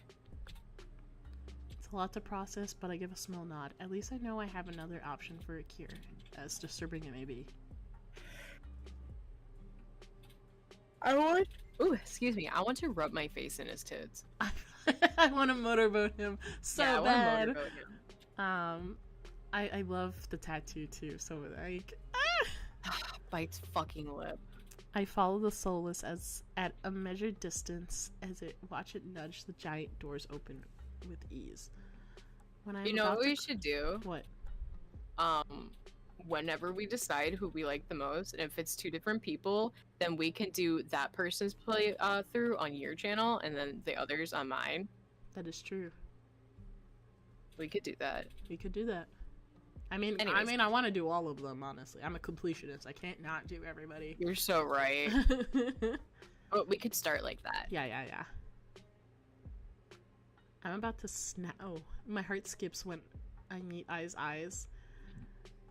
Eyes. Ice's eyes. I don't know how to pronounce this man's name. I'm about to snap my head away, but he just flashes me an easy smile. Might be Eyes. Till next time, Sparrow. Oh my god, I like when he calls you that.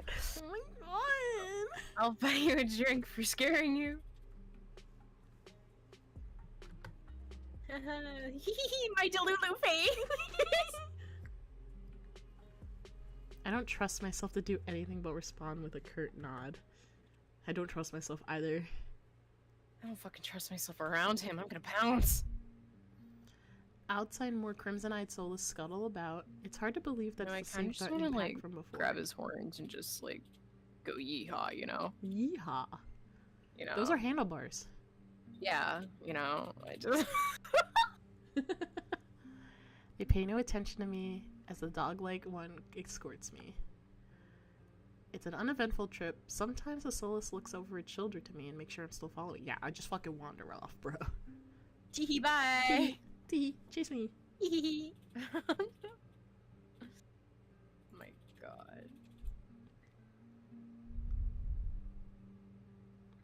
I can't sense that massive heartbeat anymore. Maybe it was all in my head. The soulless sits and looks at me expectantly with the familiar crimson eyes. I want to pet him. Pet. Pet the dog. Pet the dog. Pet the As dog. nervous as I am, I carefully glide my fingers through the soulless tendrils and I scratch beneath its trim, just like Eyes had. It pushes into my palm in response, rumbling a sound akin to a purr. The vibrations are soothing, almost healing my fatigue. When it's satisfied, the soulless spins around and scampers back in the direction we came, vanishing into the darkness. Aw, it's a baby! I don't... Chewing, crying, vomiting. I love it. It's barely my first day in Iridia, and I've already encountered so many things I thought were impossible, tame soulless being one of them. My head spins. Maybe I should call it a day.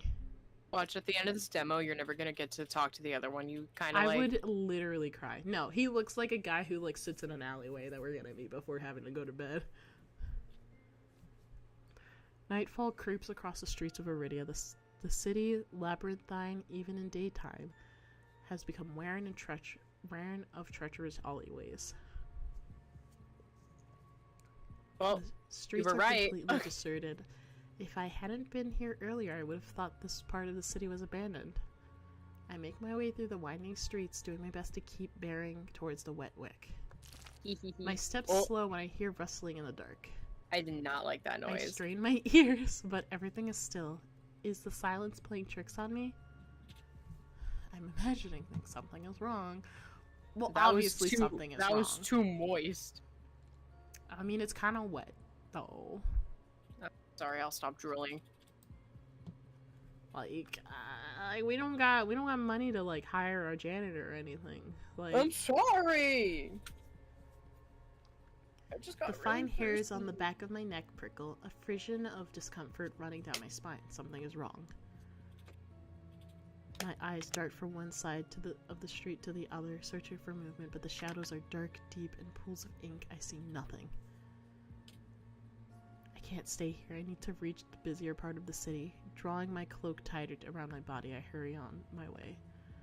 Though I keep my ears sharp and listen intently, there's only the sound of my own footsteps. As the moments pass, nothing happens. I begin to wonder, maybe I really did imagine that noise.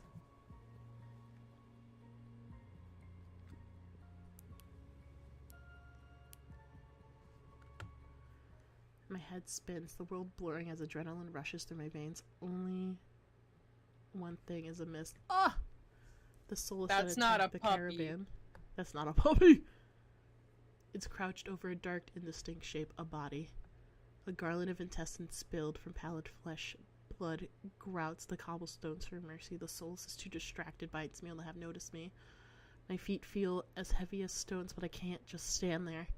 Holding my breath, I take a step backwards. When the wet slurping sounds don't abate, I take another, then another. Then a shard of glass crunches under my heel. The world seems to slow as I crawl, as the soulless raises its head, blood dripping from its tendrils, every single one of its bulging eyes fixed unblinkingly on me. It's really here. It's come back for me. Oh. Run. There's only one option. Run, Forrest. I off like a shot, running for my life through the darkened streets. You gotta remember, she's not wearing shoes. Oh, you're right. She stepped on fucking glass. Behind me, a piercing bass splits the silence, and heavy footfalls pound after me. My heart thunders in my chest. I take turns at random, trying to lose it in the maze of streets, but I can't seem to shake it. I hear its breathing now, a wet, fluttering rasp, growing closer and closer. Shake it off. The same claws that severed my arm swipe out. I duck. I saved pure reflex. I skid around the corner. I take 3 running strides before bottom drops out of my stomach. A wall twice as high as me bars my way, a dead end. When I turn around, the soulless looms in the entry of the alleyway. There's no longer running. It's no longer running. It doesn't have to. It prowls closer. My thoughts race. Some of the buildings lining in the streets are lit, but there must be people inside. It's a long shot, but try the nearest door. They're gonna be locked. I whirl, grabbing the handle of the closest door. It appears completely that the hinge is creaking as I push. I feel a flash of hope before the weight hits the door from the other side as it slams shut. The click of the lock turning, it's grimly final. In this wretched world, few people will stick their neck out to help their own flesh blood, never mind a stranger. The soulless gives a rasping hiss. It's the only warning I get before it lunges for me with a flash of claws. No, she's not okay. This girl is not okay. I hurl myself to the side, and the slick cobblestones betray me. I fall sprawling over the rough stone. As the soulless looms over me, I scramble away until my back hits the wall. There's nowhere left to go. It descends on me for the kill.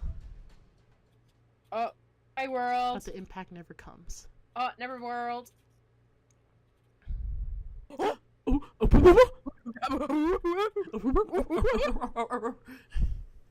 I wearily crack one eye open and the other one, not sure where I should believe what I'm seeing. A hooded figure crouches in front of me, one bloodstained hand outstretched. Yes! Down, girl, down! Moonlight silvers the edge of the stiletto knife. Their face and hands splattered with blood and the soulless. They're really pretty. My eyes dart them, so I'm here for that. The misshapen form behind them, the soulless's many eyes, once restless and vibrant, now look dull and waxy. A red pool spreads slowly from under its body. Numb with shock, I can't help but stare. It's dead after all the people it's killed, after nearly killing me twice. I can hardly believe it. Well, I gingerly take the offered hand. The stranger's gaze. Blood is hot. Blood is hot. The stranger's gaze dips to my bandages, pale lips part, and the brink of a question, then close again. With all strength they're kind belying of giving their like slight a fright, raven voice, you they know. pull I'm me to kind my of gonna feet. get that vibe. Something about them is strange. Unlike any human or monster I've met, I can't quite place my finger on why. Is it not the blood in their eyes? As soon as I'm on my own 2 feet, they pull away from me. They start wiping the blood on their face and hands. They're so pretty. Stay there. They're so fucking pretty, bro. They turn away from me stiffly, leaning over the soulless's gangly body. Their facial structure kind of makes me think of Gwen Stacy. I know! And the white hair that's like asymmetric. Oh my god! I'm so gay. I can't. Calm down, calm down, calm down. With their back towards me, I realized I saw their hooded silhouette in the cenobium. You're shorter than I thought! No! Kind of want it. I know, I just look, this isn't the type where I could like tease them and they'd be okay with it. Just shank me, that's okay. I know you want to be a brat, but we can't be a brat with all of them. Okay, you saved me. You saved me. I'm gonna be like, you were at the cenobium. Me picking all the options you're not picking. I've seen you before. You were at the cenobium, weren't you? They cast a worried look at me. What if I was? Their harsh response takes me aback. Before I could formulate a response, they continue. What are you thinking, traveling alone at night? Are we chill with the Raven vibe? Because I'm chill with it. Yeah, I'm chill with the Raven vibe. Okay, cool. This is far from the worst thing hunting Lowtown. I can't make heads or tails for them. First they save me, now they scold me. Lesson learned. I could do without the lecture, though. To my surprise, they break eye contact. Oh. A bug on my laptop. Shoo. Their attention back to the soulless corpse. They examine... Oh, it's a fucking ant, motherfucker. Die. You may not live here. They You may not live examine it here. with an inscrutable Crunch. expression. Ant getting evicted. I clear my throat to fill the silence. I'm Paley. Is that like Min? I think it's Min. Min. Min! Oh my god. Your boner is showing. Suddenly, Min tenses. Their blade flashes as they drive it back into the soulless's neck. The soulless thrashes once, letting out a rattling hiss as the air leaves its lungs. Min leans on the blade, driving it deeper and deeper until its sickening crunch. You The cracked my creature back goes like limp. that?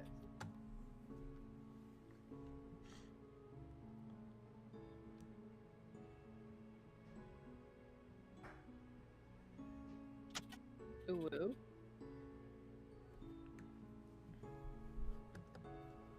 Min straightens up, withdrawing their blade in a single smooth motion. Better to wrench things like this out of their misery. They calmly clean the blood of their knife. I swallow, my eyes still glued to the cooling corpse. Why is the soulless in the city? Min looks at me, eyes searching before realization draws. I mean, it's a public place. They could come in here. Yeah, for real. You're new here. There's no walls around the city. So soulless can come and go as they please, until people is contracted to stop them. I sound like Peridot, like just a smidgen. It's Peridot. Oh my god. Like, do you hear it? I mean, it's probably the nasal. Peridot.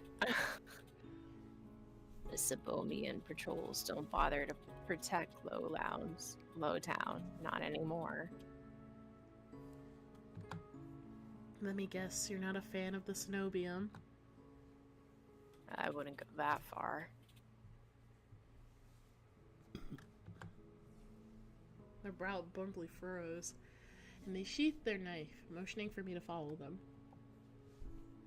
It's not safe here. The vultures can smell death. I'm not quite sure what they mean, but I don't want to stay lost in the city. I trail behind them as they stride down the street. If it's so dangerous, then why are you helping me? I came for the bounty on that Solus, and you were in the way. Oh. Well, sorry. Well, damn, God. Not killing you isn't the same as helping you. Don't count on being so lucky again, or you'll be dead by sunrise. Their answer is stingingly harsh. You know what? Fine. You know what? You. I hold my hands up, trying to forestall any more snippy comments. Alright, I get it. I'd love to get out of your way, but I'm sort of lost. I just need directions back to my lodgings. What makes you think I'll help you? Because you're hot. Because you're hot. I mean, already helped me helpful. once tonight. Why not a second time? Technically, I helped you because it was chasing after me. So I wasn't really in the way. I just was a distraction for it, actually. Yeah. So, you owe me. This seems to catch them off guard. Their brow knits and they look away scowling. Troublesome. Who's dead? Huh? Another suitor? Is it Leander? Bailey? Oh, the doctor! Hi, doctor. I turn, surprised by the voice. Karas walking down the street towards us. His white and gold clothing is pristine despite the grime of the city. Min, I see that Solus was your work. Min shrugs. There's a familiarity in the way that they regard each other. I didn't know you had friends. That's so fucked. Oh my god. You know them, Cross? As a freelancer who has done a few errands for me, they are quite reliable.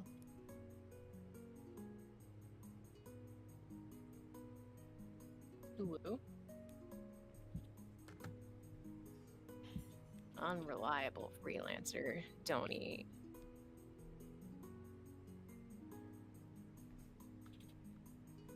I read that weird. Bailey needs to get back to whatever they're staying before they wander into the jaws of another Solus. It is late. Were you able to find a place to stay, Philly? I'm staying at the Wetwick. Both of their faces smile. You know, I'm going for escapades. Oh my fucking god. Tucks hair behind both my ears.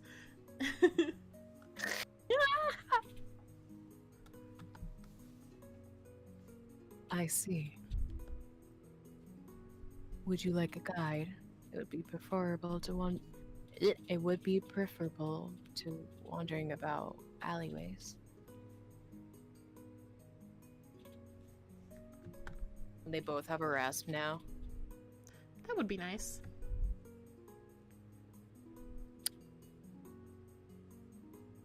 Min clicks their tongue and sighs, sounding mightily put out. Going to Amaril's district that Gothi's up to. Not the cesspit.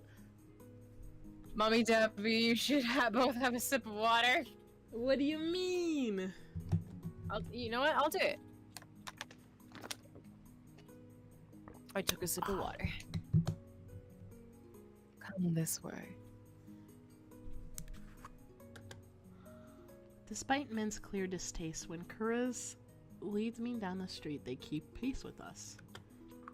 Catching my curious glance, Min's eyes arrow. Please, love me! Love me! Hey, love me! It's not safe this late. I don't care about you, but Curse is the only doctor worth the damn in this place. Are you like this with everyone? The deadpan look Min gives me is an answer enough. I catch Kura's eye with a slight smile. I suppress a sigh and resign myself to having a grumpy shadow all the way back to the wet wick.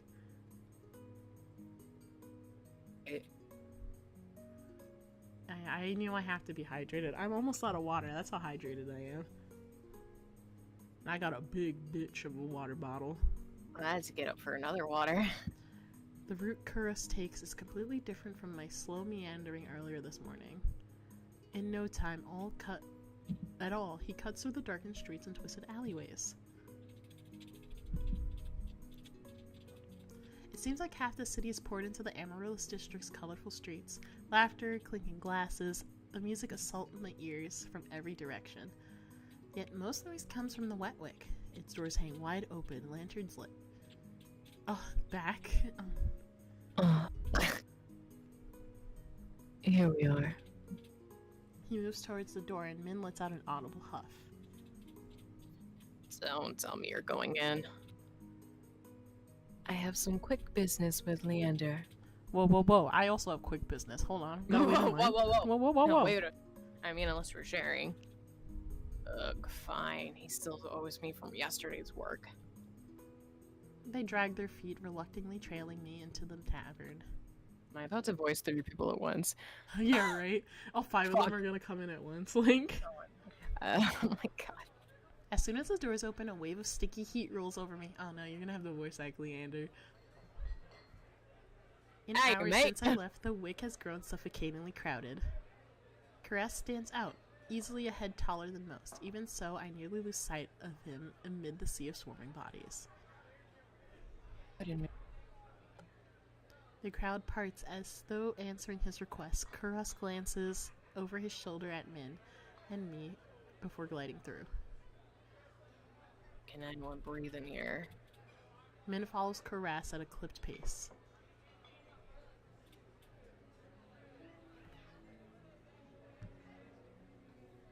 Leander is right where I left him.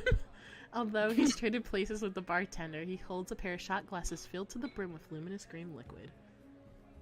And now for the full instant touch. A flash of magic paints the glasses with the frost. I'm never gonna guess what's in this.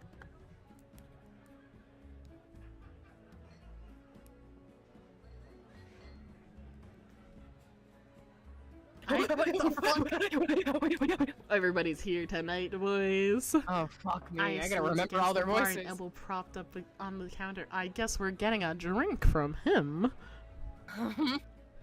He catches the glasses and lifts one to the light before turning it upside down, and the contacts magically congealed stay firmly in place. Make drinks, pretty boy. Don't tell me you're wasted already. Oh my god. I like him. I Ooh! like him. The I like Kirsch on them. the bar's counter These are the beside two I Ice like. takes a single look at the shot glass and shakes his head. What do we have here? A bucket of bogers, lavender, Leander's nose treasure. You've eaten worse. Fierce lips twitch and his ears flatten when Ice offers him a glass. He turns a cheek with a sniff, and Ice just snickers. Coward. Don't tell me you're actually. In one fluid motion, Ice throws back his head and downs the shot. Hell yeah, boy. Bites my lip. Drinking that. A dark look crosses Ice's face. It's chewy. They just had jello shots. That's so funny.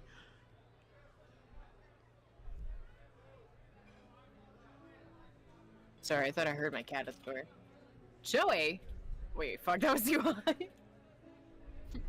your ma? Chewy? Wait, fuck. Cleo! Chewy. Let me give it a try again. Behind me, Min grumbles. I told you this place was a nest of degenerates. I know, that's why we're here, baby. really degenerate. If it isn't Kazumima.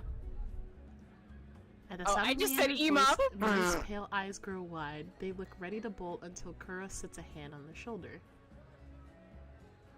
This will not take long. Min's eyes dart from Kura's hand to his face, then soften. Fine. You first. While they step forward, I linger behind, struck by the sudden revelation. All of the people I met today know each other. Good evening, Lavender. Why do I keep saying Lavender? Good evening, Lavender. Oh my god! Lavander. Lavandar. Yeah, Ias. Another drink competition, I presume. Oh my god. What a lineup. I like how they're in a scale of like twink to twunk to hunk. Oh, isn't it? I'm losing it, Scoop. Leander's drunk. Oh, isn't our evening already? Could have sworn it was earlier. Just some friendly rivalry talk to. Nothing to be afraid of. Kuros acknowledged Leander and Ias with a slight nod, ignoring Veer entirely. Not that Veer seems to mind. He tilts his head, and an impish smile curves his lips when he spots Mim, looming slightly behind Kuros. I'm listening to you there, Mim. Waiting for your booster seat. Jesus Christ, bro. What? Min pushes their hood they level Veer with a cool look. I thought ISIS didn't allow to be... Fuck. I thought ISIS wasn't allowed to bring his pets in here. Veer's Wait, tail. I'm everyone's tail voices gives is a megging big- together. I know, oh my god. I want them to fight over me.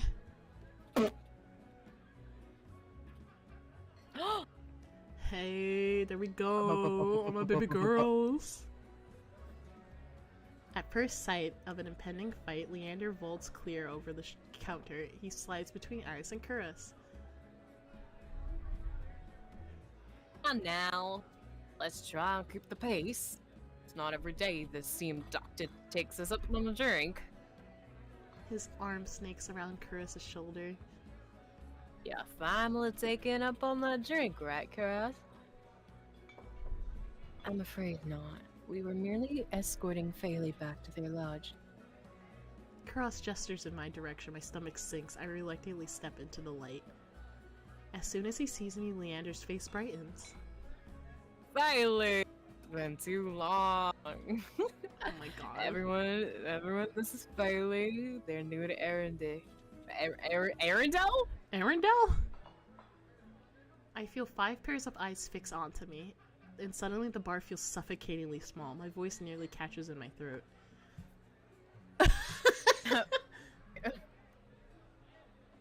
Both are very funny. Hi. Hi again, yeah. Hold hand out. Hi. Hi everyone again. Again? Wait, you're in everyone? Boring. Ice and Veer level me with subtly amused expressions. Veer's tail gives a lazy wag. Did not that long ago either. I'm starting to suspect they're stalking me. Bro, shut the fuck up. He looks far too pleased with himself, and I roll my eyes. This calls for drinks. What does everyone want? In an instant, all eyes turn to Leander, freeing me from the burden of attention. I still can't believe they all know each other. Watching them talk amongst themselves feels so surreal. Yeah, that is quite the lineup right there. Me as fuck, puppy. Ooga. But for the first time since I undertook this journey to Iridia, I feel faint glimmer of hope, I think. No. I know I was meant to meet them. The low pleasant rumble of Leander's laughter pulls me from my restless thoughts. Well, some color me surprised. You make friends fast, Bailey. I wouldn't go that far. We're more like acquaintances. Wise man once said that acquaintances and male friends he haven't shared a drink with yet. Oh, wise man, you said that here last week. I love them. I love me a grumpy little person. I can hear Mint's lips curl with distaste from across the bar. Leander clears his throat and continues unperturbed. Let's toast to Fairly's health. Fuck me. Let's toast Fairly's health.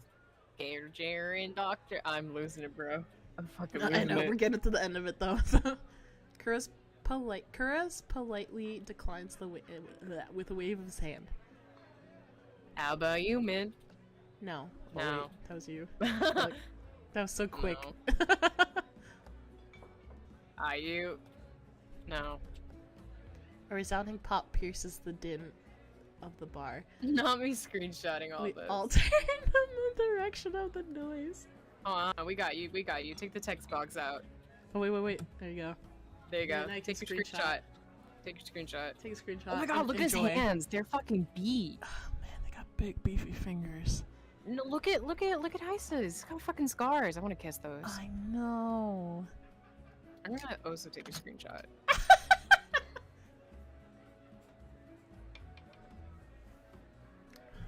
Oh, I want to go. That's for me. This is a good photo. I like this a lot. I like this photo too. Yeah. Okay, that should be long enough for a screenshot. Yeah. Fury looks almost bashful as he accepts an overflowing flute from the bartender. Pour it from a bottle so old the label has worn blank. They're serving champagne here since when? Beer pauses in the middle of licking champagne foam from his fingers with a coy smile. Don't mind, do you? In a transformation as impressive as his magic trick, the concern on Leander's face vanishes. He laughs softly. Be my guest. I know you expensive taste. Then he shoots the bartender a frantic look. Unbothered or uninterested in his company, Ias He's like, SOS help. cants his head at me, a light smile on his lips. How about you, Sparrow? Oh my god! He notes everybody else. He said a nickname. I'm literally covering my face. Oh my god. I did say about you drink earlier. No. Not true. Leander said no, I'm buying her a drink. Fuck you. Ias regards Leander over the lip of his glass in the dim light. A glint in his crimson eyes looked downright dangerous. Really? The girls are fighting. The girls are fighting. Water's fine. I'll take that drink. Oh, okay. I'll take you up on that drink as long as it's not one of those green shots. Don't knock them till you try them. They taste better when they look.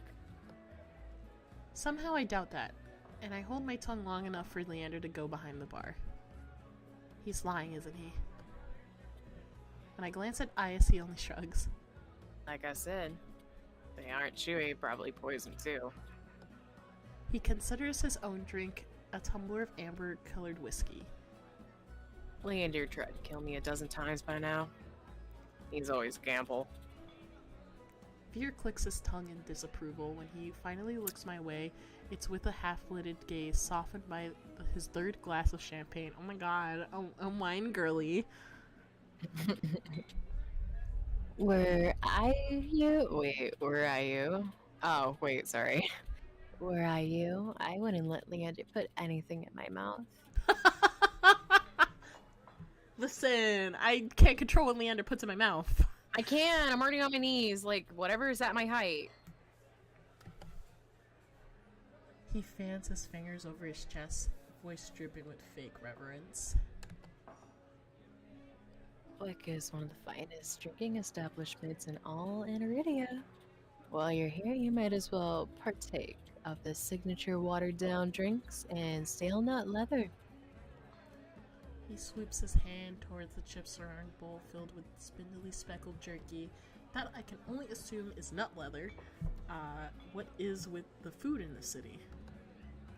As abysmal as you make it sound, this place is completely packed. It's not all bad, depending on the day. The food's edible. Ayas takes a measured sip of his drink. Gotta stick around for the real attractions, though.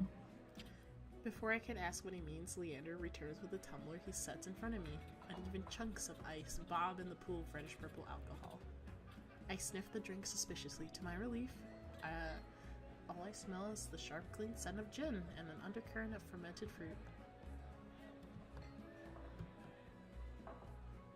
Blackson ain't the local specialty plum drink, although if you're feeling more adventurous. I shake my head. Leander wraps his knuckles against the bar until the group falls silent. Alright, everyone, let's toast! May Phaley stay in why do I keep wanting to say Arendelle? Iridia. Be full of bright adventures and discoveries. Cheers! Leander, Ayas, and Beer raise their glasses in unison. Min only crosses their arms, and Chris watches with polite indifference. I tip my drink. A plum gin is eye-wateringly strong. Despite the sharp medicinal edge, it goes down smooth. One sip softens the edge of my vision, the next fades the din of the crowded bar into a low, persistent murmur. I find myself unwinding in what feels like the first time in years. You're the popular one, Phaley. I'm guessing you met Kura first. It would be more accurate to say I found them. He saved my life. I merely perform my duty as— oh shit. I merely perform my duty as a doctor. Although I must admit, I was confused when I woke up missing all my clothes. Leander makes a joke noise somewhere behind him, Min's sighs. Wait, hold on, I gotta choke on my water for this. It's not what you think. Phaley was in grave condition. I could hardly treat such injuries through tainted clothes. The silence that follows stretches uncomfortably long. I look away, unable to face Kura's disappointment, and catch Veer snickering behind his hand. That's my cue to change the topic. Kurus isn't the only one who saved me today. Don't you listen? I didn't save you. You were simply there. That's Min for you. Leander reaches for Min, and they duck under his arm with practiced ease, without so much as looking his way. As reliable as they are moody. You're one to talk, considering you're reluctant to warn them to stay off the street at night. Oh, or, I've got a little distracted. With our hand holding. Min's only response is a short breath. At any rate, I never got a chance to thank you, Min.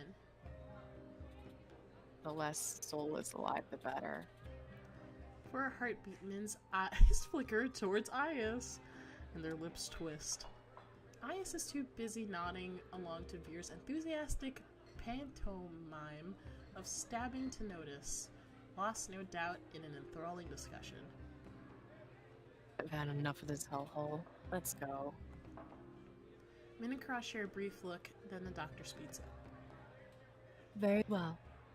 But there is something I must discuss with Leander, if you'll excuse us, Phaley. They're fucking. And just like that, the three of them depart. No, I want to be in there! I want to be sandwiched! I want to be in there! Or so I think until I hear a voice so soft and low it's practically a purr. Lost your tour guide?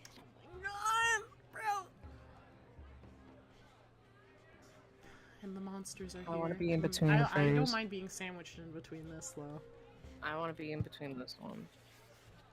I turn to find crimson and pink eyes trained on me. Bro, I'm half naked right now. Don't look at me. They're half naked right now. It's not lost on me that they chose an instant others left to strike. Just my luck. I had to be abandoned with the two most irritating people I've met all day. Monsters or not, there's no telling what they'll do if either of them push me again. Don't tell Leanne. Don't tell. Oh wait, I'm fucking reading this wrong. Oh my god. Don't tell me Leander already snuck off to get his knob slobbered out back. Fair, you out back? He's got business with Kuros and Min. 2 on 1 business? Isn't he lucky? Bro, you guys can have 2 on 1 business. I'm not No. saying like you Pushes can't. both hairs behind ear. Yeah. I got 2 hands, bro. I got 2 holes. I got I got 2 hands, I got a lap, I got a chest, I got an ass. Like pick your poison. You got so many choices. I can't tell if it's the champagne or the company, but Vera's grown noticeably more relaxed. It's definitely the champagne. It's the champagne. He sits with his chin propped on the back of his hand. His ears twitch whenever a hiccup shakes his shoulders. He's so cute. Way, come join us. He pats the empty bar stool beside Ayas, and I hesitate. The smile Vera wears is sweet and distinctively sly. And with drinks in the mix, I dread how he and Ayas will mess with me next. We don't bite.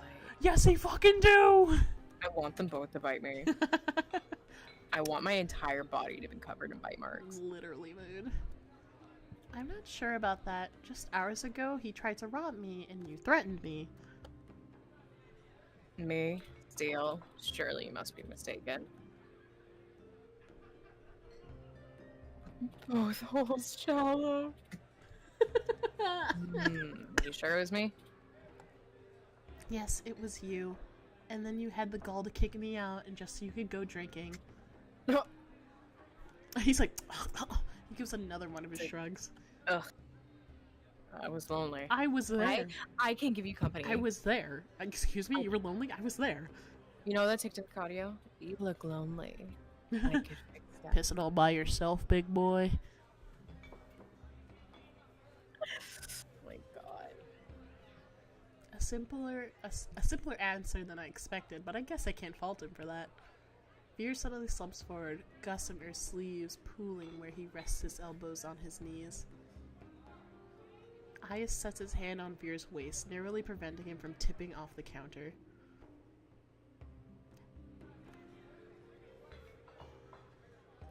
Streamer boyfriend, no! Start fresh.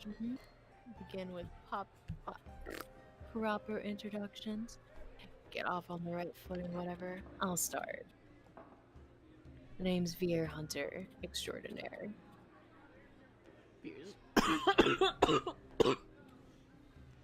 Veer's right hand flutters to his chest, and he bows his head, flinching when hair falls into his eyes. Oh, baby boy! Ice doesn't say anything, so I suppose it's my turn now. You already know my name. I want to be Brad. I know. I want to be Brad. I want to be Brad. Let's be Brad. Let's be Brad. Brad. Yeah. I'm certain you already know my name. Hard not to when Leander shouts it every other second. Veer tips his head back and drains the rest of his champagne. It's a pleasure to formally meet you, Fayley. He says my name slowly and deliberately, savoring every syllable. A tingle jumps down my spine. I quickly turn my gaze away.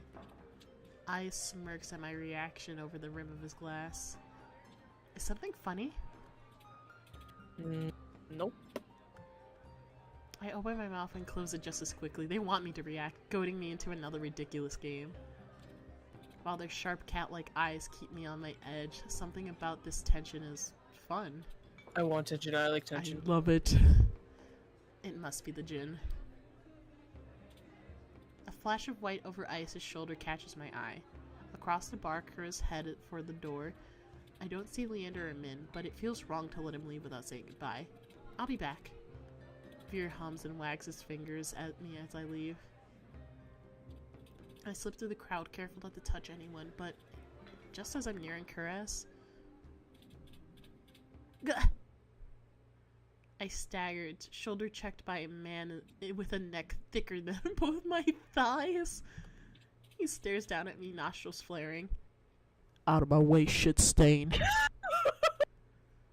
My words spill out on their own. You watch it. I regret them as soon as they leave my mouth. That fucking gin. The roughneck wheels around, shoving a bloodhound out of the way so he can close in on me. What did you say? He shoves me backwards, sending me stumbling to the sticky floor. I'm fine, but my heart leaps into my throat when I see the roughneck bearing down on me. You trying to start something here? The roughneck freezes, his fist cocked back. A group of bloodhounds called by the commotion circle him, sizing him up. For what feels like an agonizingly long moment, the roughneck looks from me to the bloodhounds. Finally, he sniffs and spits on the floor next to me. The lob narrowly misses my cheek. Screw it. Too many freaks in the circus tonight. He really said, not my monkeys. Not my monkey. He turns his back on me and comes face to face with eyes. Oh my god, are you A gonna protect dangerous little smile sparrow? spreads across his face. Oh man, he came to help us. Oh my god, oh my god. You'll do. You'll do it. You'll do. You'll do. You'll do. What happens my god. next is The boys are gore. fighting. Ice's fish crashes into the roughneck's jaw, causing an eruption of gas, shouts, and even cheers around us. God. I scramble to my feet right as a frantic crowd swarms around me, cutting off my sight of everything and everyone. Through the ruckus, I hear Leander shouting. Hey, hey, hey! Hey, yes, take it outside. Ignore them, everyone. Look, drinks are on me. With those 4 words, the wick erupts with hoots and hollers. The ring around me disperses as bloodhounds and onlookers rush towards the bar. Through the thinning crowd, I catch a glimpse of familiar faces. Ayas vanishes out the back, dragging the roughneck behind him. Caress lingers near the door, searching, I suspect, for any wounded before he departs. Min draws their hood up tight as they slip out the side door. While Veer leans on the counter to swipe a glass of wine from the bar. And Leander, seated at the opposite end of the bar, gestures dramatically and apologetically at the bartender. In the space of a heartbeat, I realize there's no telling when or if I'll ever see any of them again. Whoever I pursue may be the last person I get to speak to tonight. I follow.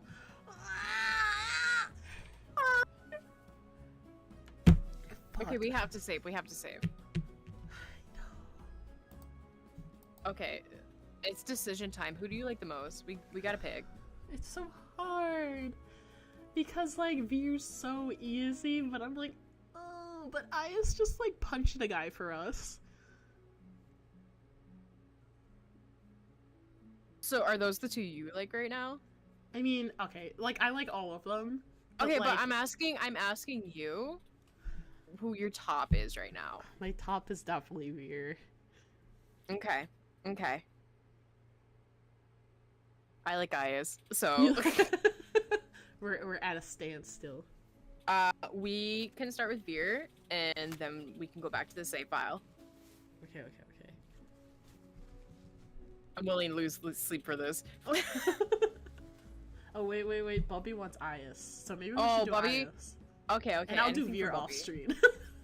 I want to see the Veer though. Okay, we'll do Ayas first and then we'll do Veer. Okay. I gotta like be shook first.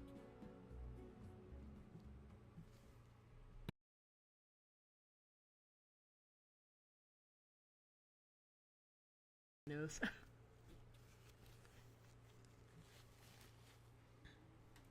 Morbid curiosity draws me after Ayas. I sling out the back of the wet wick.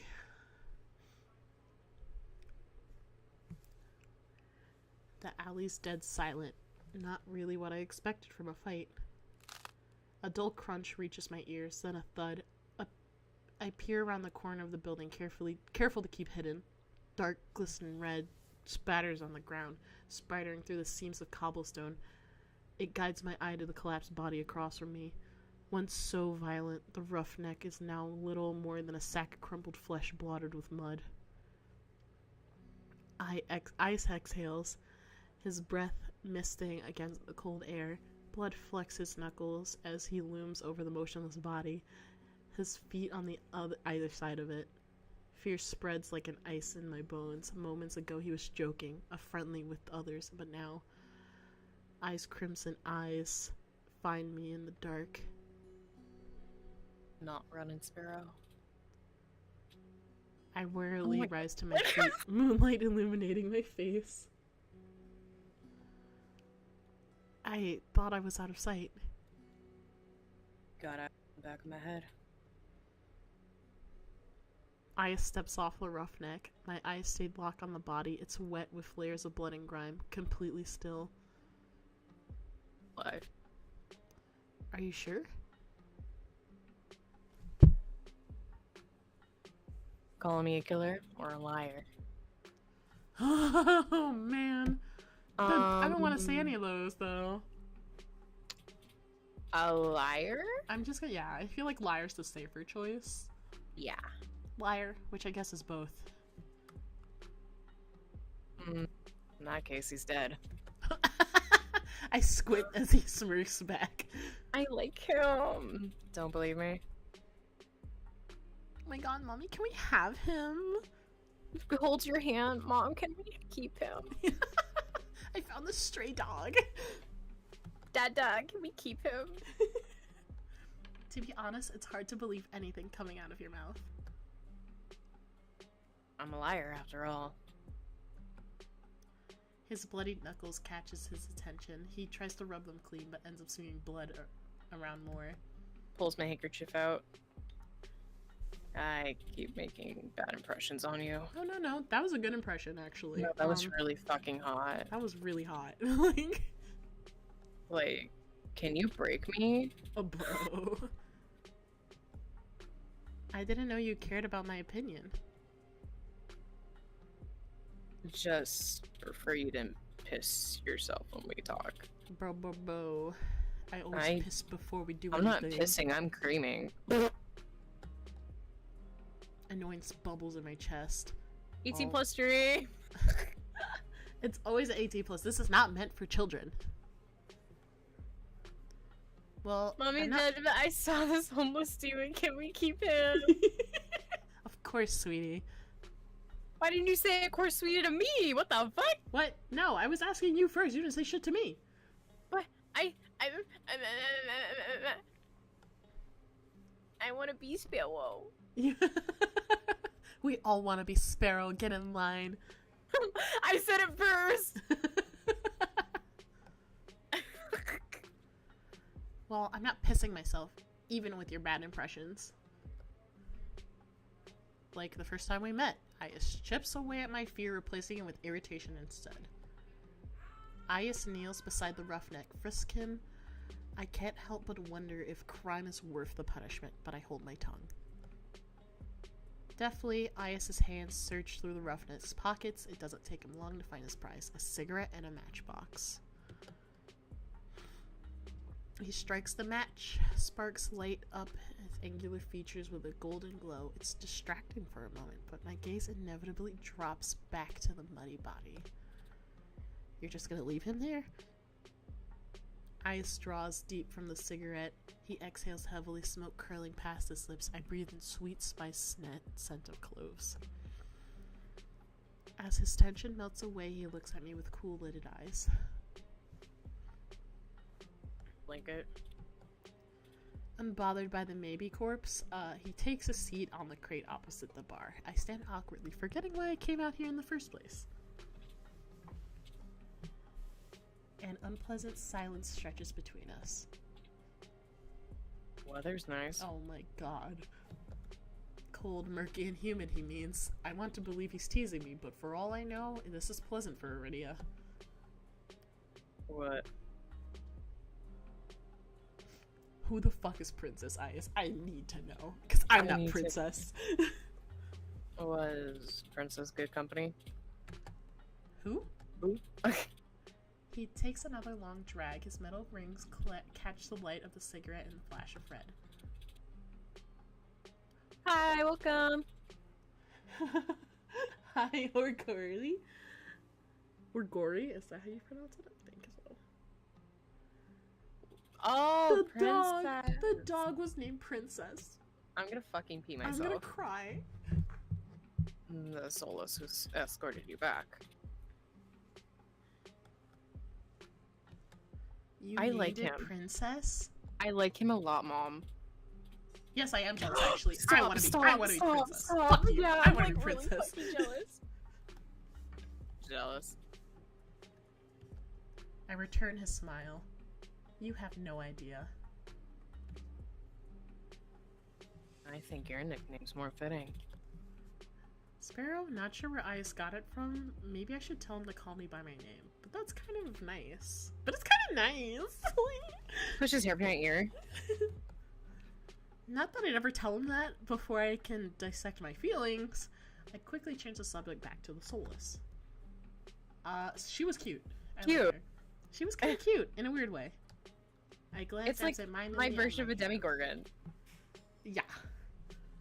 Remembered how she nuzzled into my palm at my touch. Ice's eyes softened for a brief moment. Her tail wouldn't stop going when she got back. A group of them don't get enough much attention.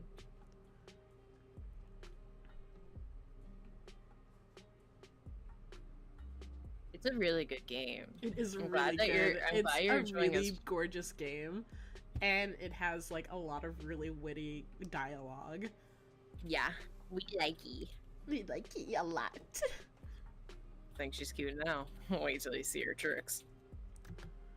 You taught her tricks? Puppy! Puppy! Oh my god, Puppy. Princess is a smart one. She's learning anything if you have the right rewards. Sounds about right. The idea of a tamed Solus is still so outlandish to me. I was mauled by a mindless, bloodthirsty beast, and he's talking about them like they're pets. But it's possible, all because of the Sea Spring. I need to get the answers he wouldn't give me before. I carefully take a seat beside him on the crate, contemplating my strategy. He doesn't seem to mind. He closes his eyes, tilts his head back against the wall, relaxed. Without the pressure of the intense gaze, I feel myself ease up too, as long as I kept my attention away from the bloody heap across from us. I glance over to Ice and allow my eyes to linger. Looks at his boobs. The sea glass colored tattoo spirals up his arm, painting over grooves of muscle. Silver jewelry glints in the moonlight, and I draw my eyes to his bare chest, rough hands, carved jaw. What the fuck? His ears, his horns, his pupils, everything about him is sharp, even the fangs that only show in grins. When my attention draws back to the tattoo, something about it feels unnatural, as if the tendrils move when I'm not looking. I use the tentacles. I went into Whizzy's DMs and I went slowly looks at you and she's like, no, and I'm like, I promise you it's not him. And then she's like, bet it's probably Ias, huh? And I'm like, how the fuck? You've been red, bitch.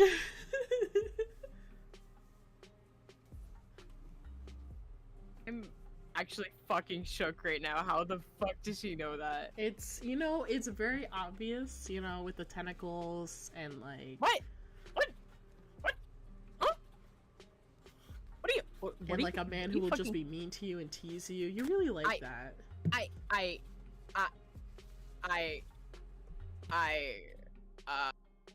What's your verdict? Runs away. Don't run away now, princess. Excuse me?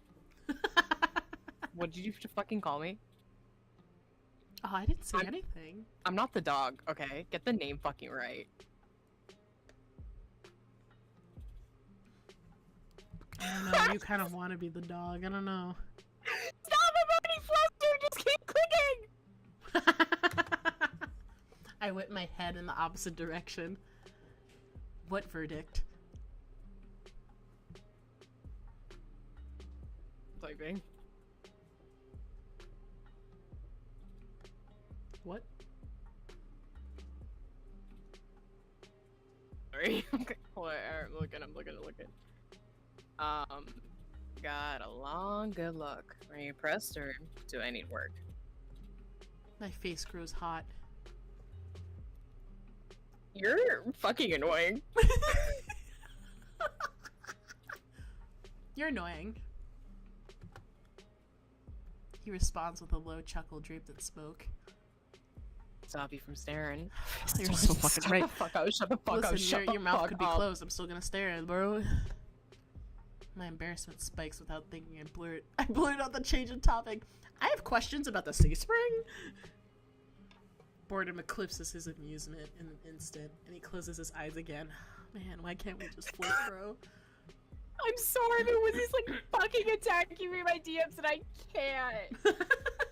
I'm like, so she's like tentacles eye emojis. I'm like, no, screams. I like tension and being called Sparrow, okay? And she's like, ah, so you're bottom. Okay. I'm like, what? No. We already knew that, though. You're a pillow princess. What? No. Listen, if he makes me mad enough, you know, I'll do things. That, you know, that becomes part of that. You're still a bottom if you're a brat. Okay, you know? anyways, of course you do. we're not gonna fucking expose me right now. Of course you do. I thought I made myself clear what you're giving up. Before you kicked me out to go drinking, I still need to know more. Sorry. Bro, close Discord. I'm sorry, I'll full screen this shit. My turn for a question. It sounds more like an order than anything else. I bristle under his narrowed gaze. Fine. He takes a long pull of his cigarette and lets the smoke trail slowly from his lips.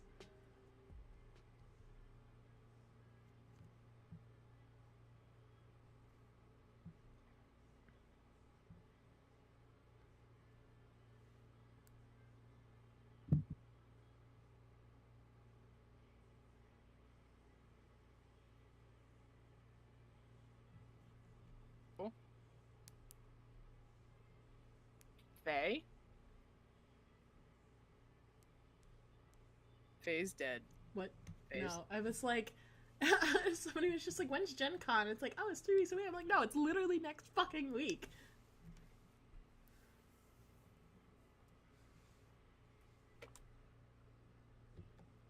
What about it? The song and dance is all too familiar. The selfish questions come first. What does it do? Is it painful? Can you control it? I brace myself for the inevitable onslaught. Yes, puppy. Dad did do that. We do love. We do love a tatted man. We do. Is the thought of living... Mommy's the princess because daddy's the queen. Yeah, it was so true. So unbearable.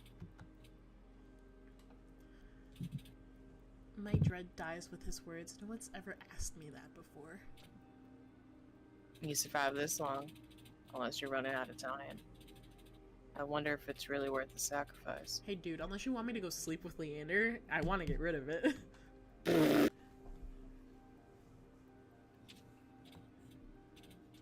He flicks a cigarette aside the prop and props his head on the blood-smeared knuckles. But what do I know? I'm just an outsider. My fingers fuss with the trim of my cloak. Ordinarily, I feel annoyed, but now my chest feels tight. You could have sold me if you were less honest.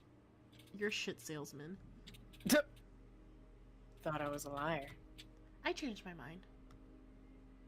We lapse into silence again. This time surprisingly nice. A quiet, chilled air is calming reprieve. You know, you didn't seem like an outsider back at the bar. A lot of people like you. Ice raises his brow at me. I start by asking about... honestly? I know Min wants to kill him. I don't really have any questions about that. But I don't know, Veer. Yeah. What's the sexual tension? To see you and Veer so close. Blessing and a curse. From what I've gathered, most people think he's, I don't know, an asshole. And water's wet.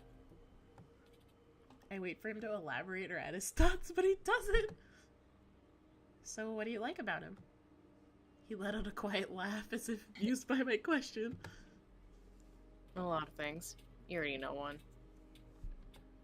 You like that he's an asshole? Temperament matches the drapes. Looks good in blood and better in tears. Favorite thing's the tail. Sometimes it frizzes up a few. He catches himself, clears his throat. It's hard not to let disappointment show in my expression.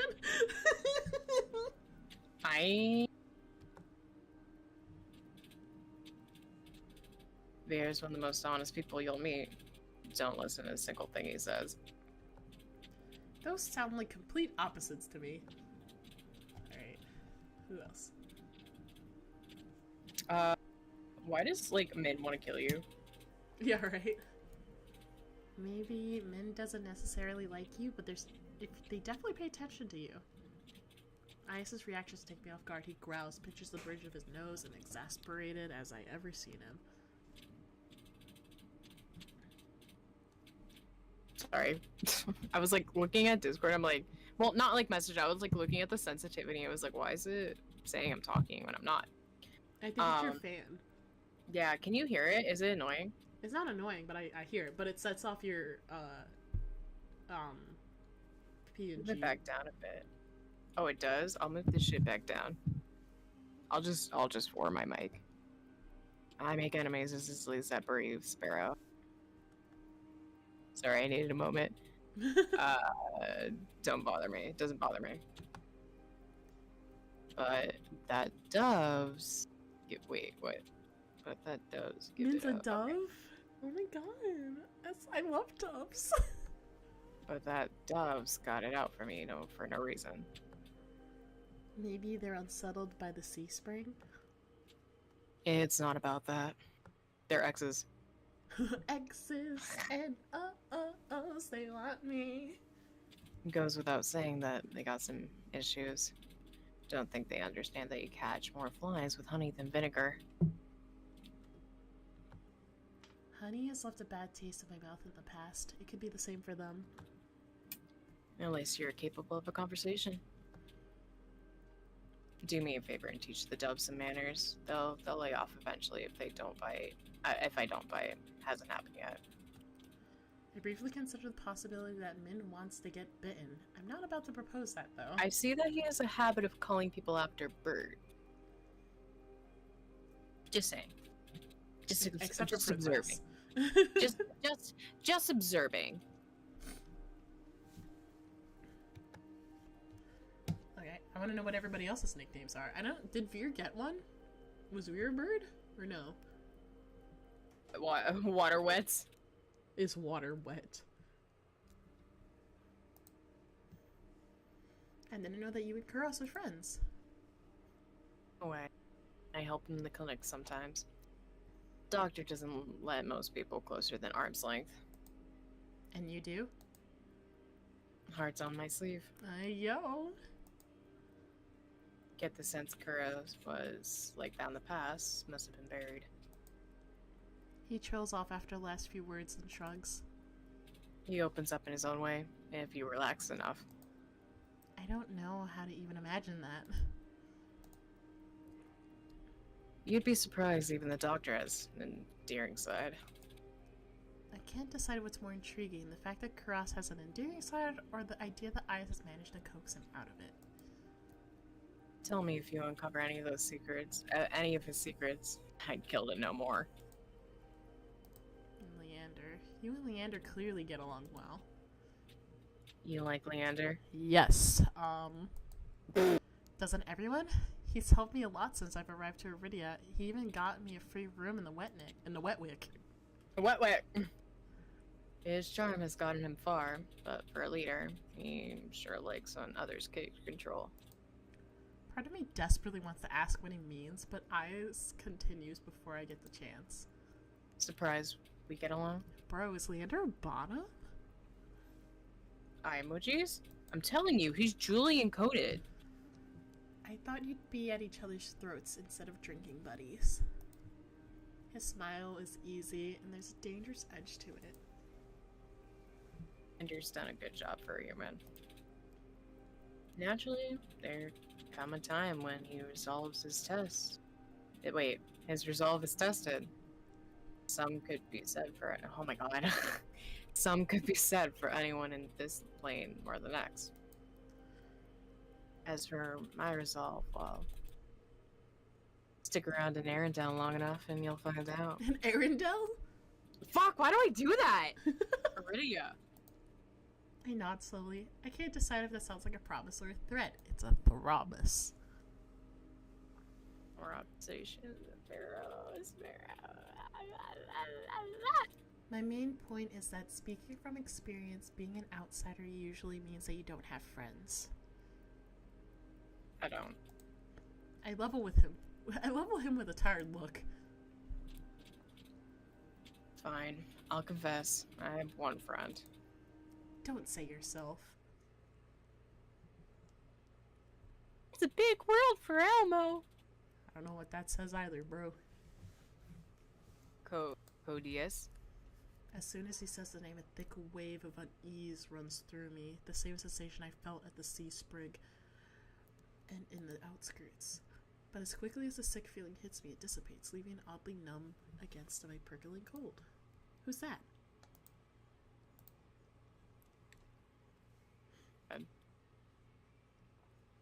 Oh. Same? Oh.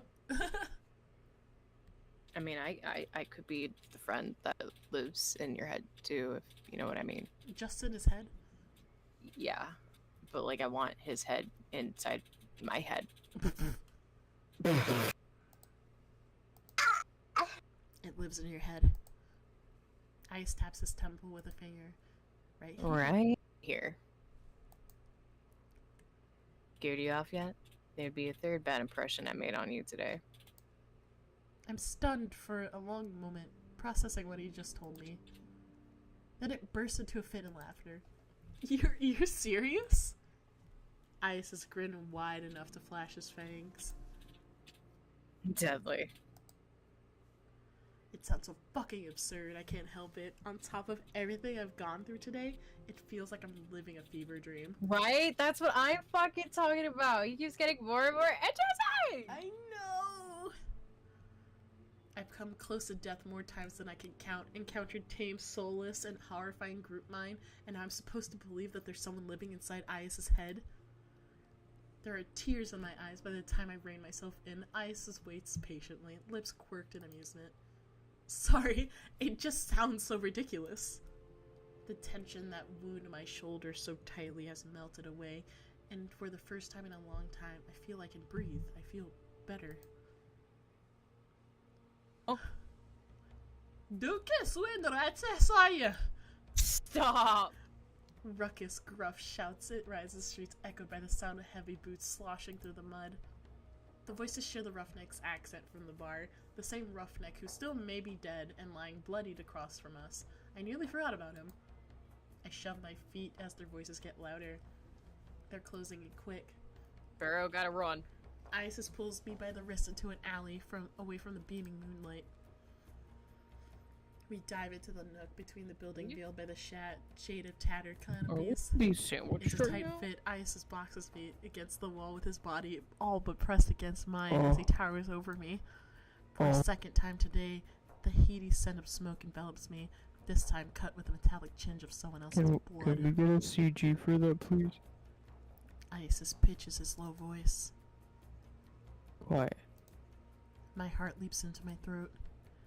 I am suddenly acutely aware of the heat radiating off of Isis' body, feeling his leg grazing my thigh, the closest of his breath. This is bad. I squirm against him, earning a burning crimson glare. Do we really have to? His hand covers my mouth, muffling my whispers. He shakes his head. Don't. Damn, he's over here. Dukas, wake up, you bastard! A group of individuals, all brandishing spiked weapons, fill the alley. They all wear violet sashes, some kind of uniform. I wish I could see what they're doing, but Isis' arm blocks my sight. My eyes trail up the teal markings. They coil around his bicep. They lead up to Isis' collarbone, to the cords hanging around his neck. into the smuggest smirk I've ever seen. Bite him! I move before I could think, opening my mouth enough to bare my teeth and bite down on Ice's palm hard. He winces, surprise flashing across his features. His hand leaves my mouth and I gasp in air. My breath is rapid from the adrenaline, but it's only when I lick my lips, when I taste metallic tang of blood, I realize I broke skin. Panic builds in my chest, my body tenses, bracing for his reaction. Every movement he makes is slow and deliberate. He bends down, leans close to my ear, and in a husky whisper I can only hear. Someone could draw blood today. A hot thrill jolts through me for a heartbeat. I forgot to breathe. Voices in the alley grab Ice's attention this time. Shit, he's got more broken ribs than whole ones. That confer did this. Fan out. Find the cocksucker responsible. You three, take Lucas back to the base. At least he's still breathing. The alley clears out as the footsteps rush away from us. We stay still until distant melting into the rumble. Distant melting into the rumble of the quarter. Wait, can you look your DMs for a second? What? Can you look your DMs for a Wait, second? hold on. Yeah, okay. Alright. Fuck, that's Mercari. That's not Discord.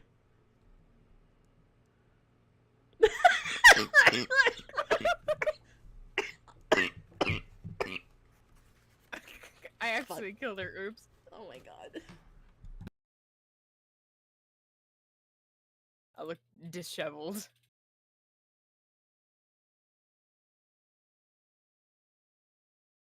This is so long.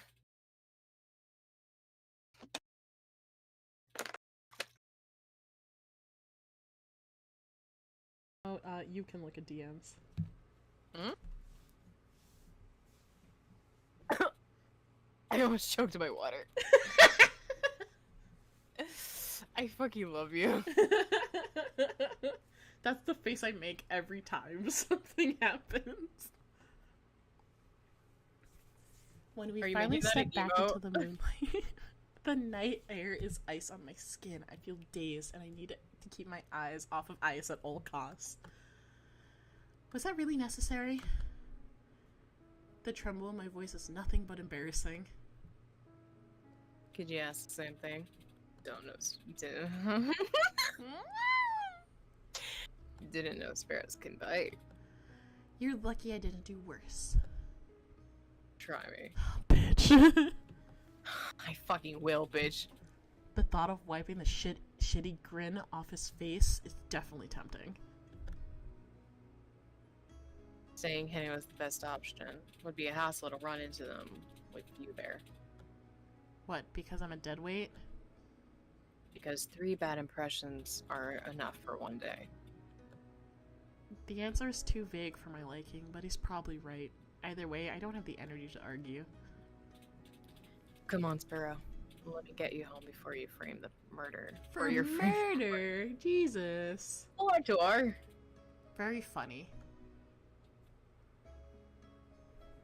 We reached the front of the wet wick too quickly. I hate to admit it, but I don't want to separate from Ice yet, and not just because he answered my questions. He's infuriating as easy as he makes me feel on edge. He can make me feel safe, secure somehow. Where to find me? At the creepiest place in the world? Mm-hmm. Take your time before you decide to drink. I happen to like your shitty attitude. It takes me a moment to process it, then my eyes flutter down to my feet. I'll keep that in mind. When I glance back up from the ground, Ice is already down the street, disappearing into the throng of people. No fanfare, not even a wave. Asshole. Choose your fate. And it's there more? Laid back outsider. Will you gaze into the abyss for answers, even risk of losing yourself? Oh, That's it. I was like, there's no way. Yep, that's where the demo ends. Damn. Wow. Wow. Got me acting up. Got me fucking acting up, bro. Got me barking and shit. Here, you can screenshot this if you want.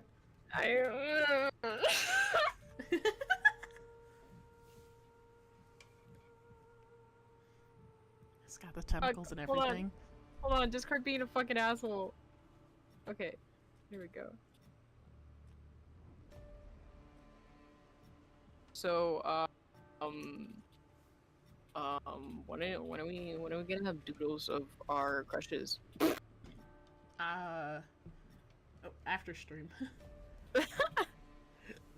When I lay in bed for several hours because I have to rethink about everything that happened. That was like, whoa. Yeah. That was so good.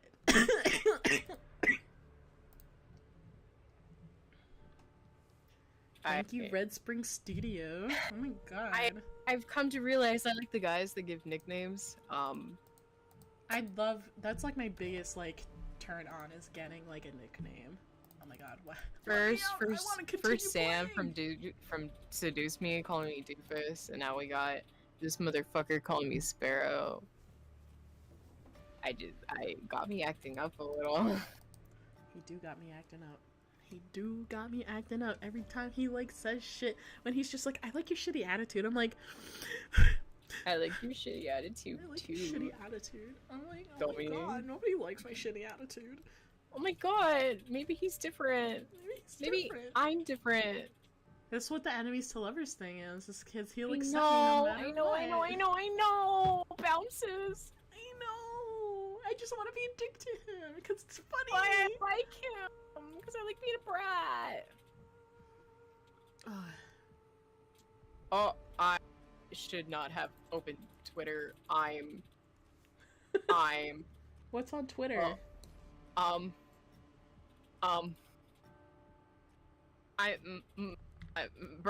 Bringo Burr. Bringo Burr. Burr. Not me already having scenarios in my head with him. Sweats. That was so fast. I'm sorry, he has me in a fucking chokehold.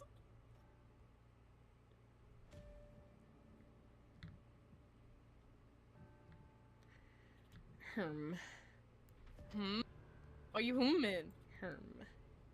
Why you humming? No, my Twitter has nothing for me. That's me. I can't get out! Let me out! Is it not letting you look at it? It's not letting me, like, open anything. What the fuck? Hold on, let me see something. Unless it's like, you did one, no more, and I'm gonna cry.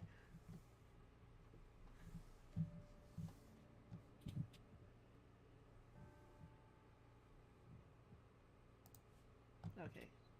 It did it again.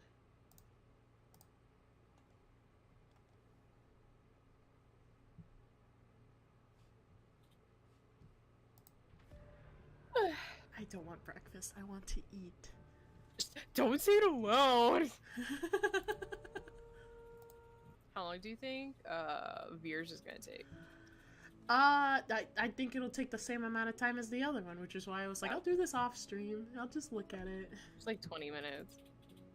It's like almost 2 in the morning, bro. I know. Okay, everyone. I'll watch back what happens. Tell me the goods, y'all. I will continue streaming in your honor. Thank you. I'll watch it tomorrow when I get up. Yes, yeah, when you're free. When I am free. I Alrighty, stream guys. At 1, so I have time. Alrighty, guys. It was really nice playing this. It was nice having you guys around. Your girl got skedaddled though, so Thank be you nice for to dad. joining us, Ashi. Always, baby girl. Alright, bye. Goodbye. Oh, I have to go to the bathroom real fast, actually. I'm dying. So I will be right back, and then we will get back, and we will finish off most of them, I think. I'll try. But I'm not tired at all.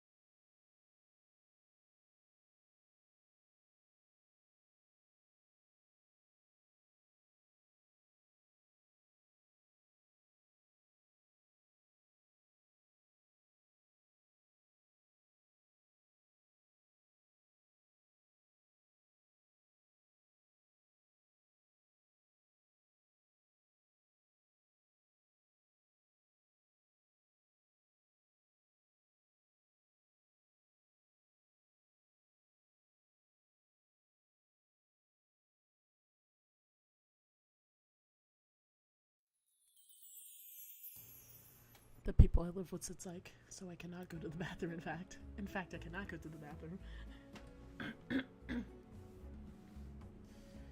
Alright, we're gonna do beer. I'm gonna voice all by myself. It's gonna hurt my little voice. It's gonna be fine. I'm gonna do something very chill tomorrow.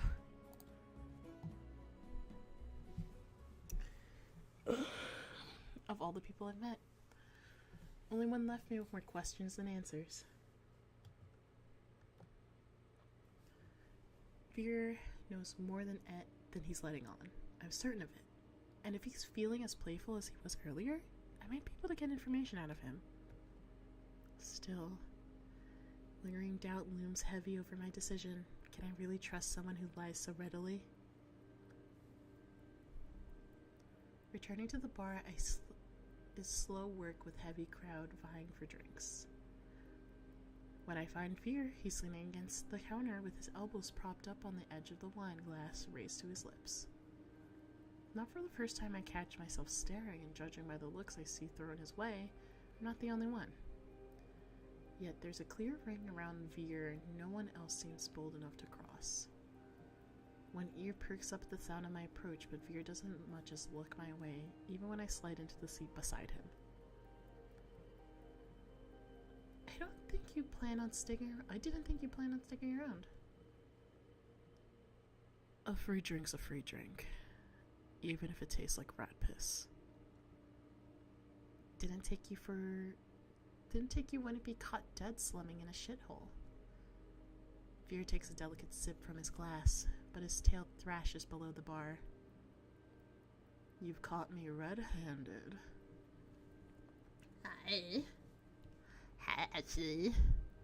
I could not pee, and I'm sad.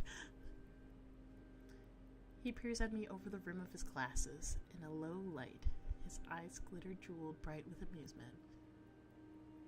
However will you punish me? I figured my company's punishment enough for you. Veer's lips twitch. He smiles despite himself. So you survived the night. Are you here for praise, or will a head pat do? I feel a muscle in my jaw flex at the cruel twist of a smile. I'm gonna lull you to sleep with my voice. His arrogance made a full recovery, meaning only one thing. Veer has sobered up. So much for my plan. About that. Turns out you were right. I did run into trouble. Now I can't decide if you're an oracle, an actual threat, or just completely full of shit. Veer scoffs. Most would buy me a drink before insulting me. After the way you jerked me around, if anyone's owed a drink, it's me. I would love a head pat too. Veer falls so uncharacteristically quiet. For a moment, I feared I'd actually crossed the line. Then he props his chin on his wrist. I don't think you understand how things work here. Information is a luxury, one you flung carelessly aside. I'm not following.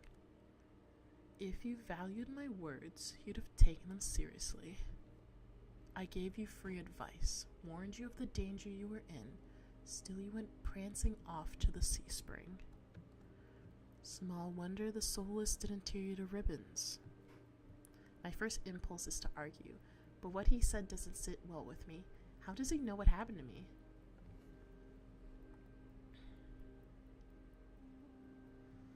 How'd you know I left? I have a very sensitive nose, remember?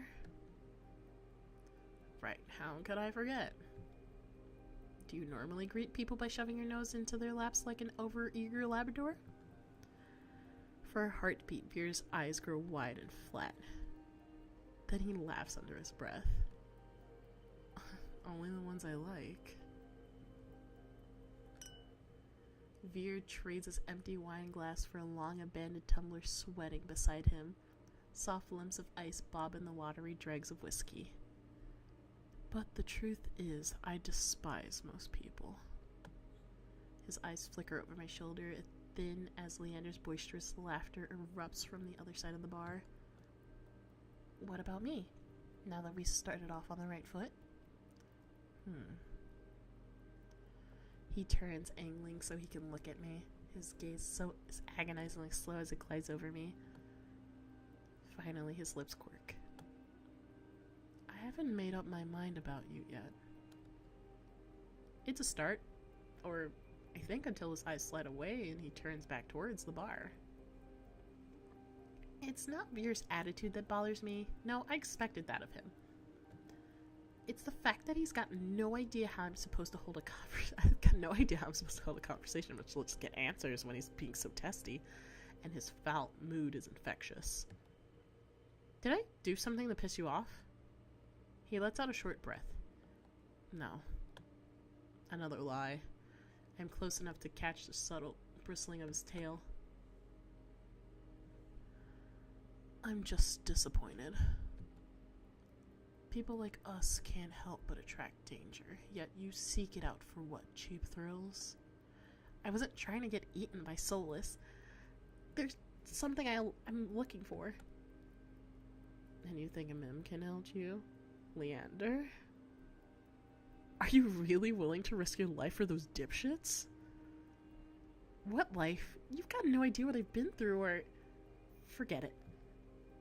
I start to rise, but... Veer touches my shoulder. It's a little more than a brush, but enough to give me pause. His eyes search mine, softer somehow than before. They couldn't even begin to understand you, but I could. Bro?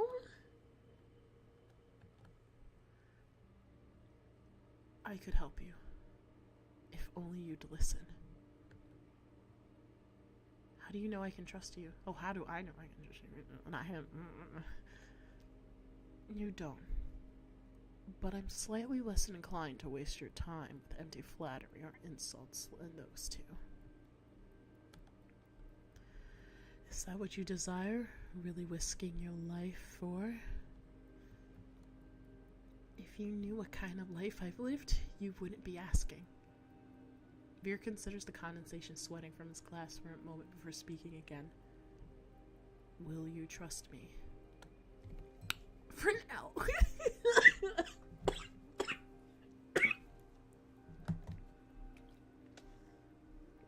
Oh, I gotta lube it up right now. Lube up the vocal cords. For now. Good enough for me.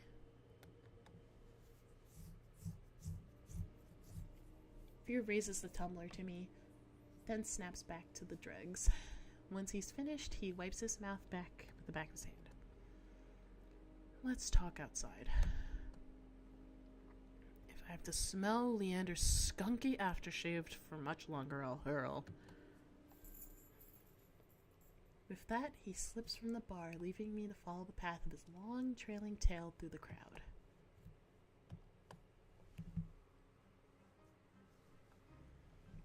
It's so cold outside.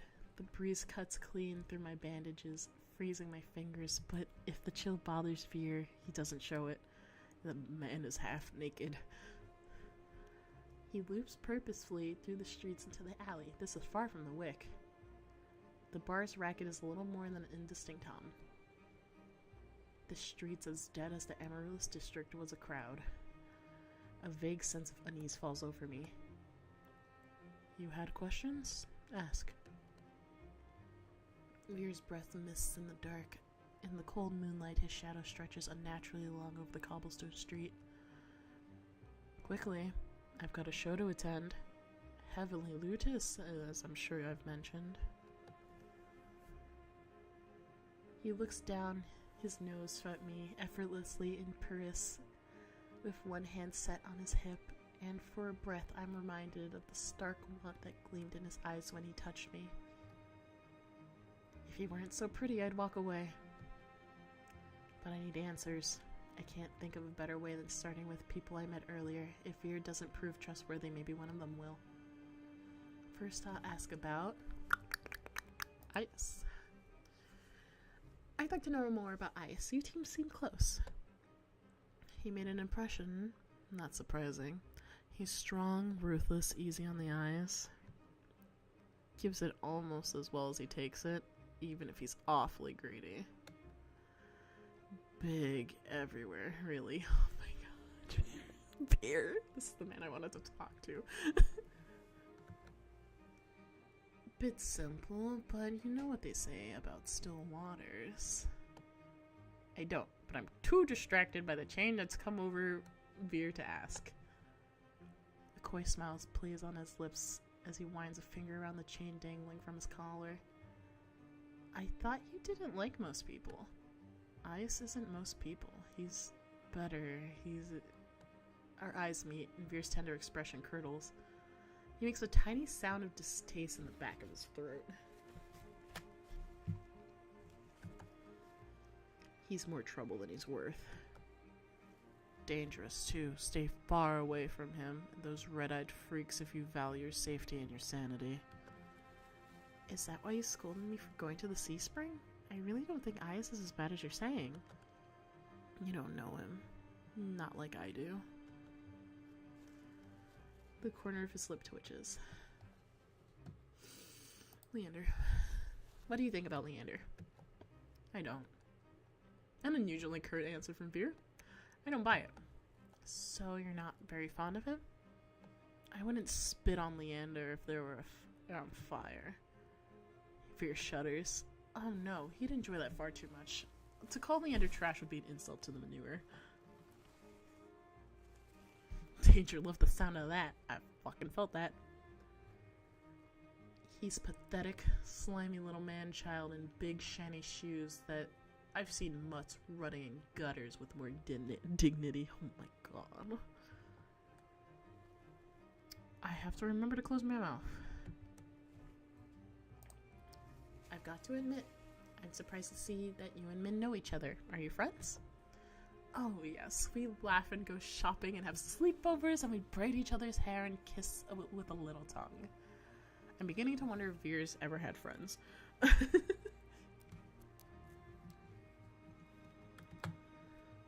Let me guess, you don't like them?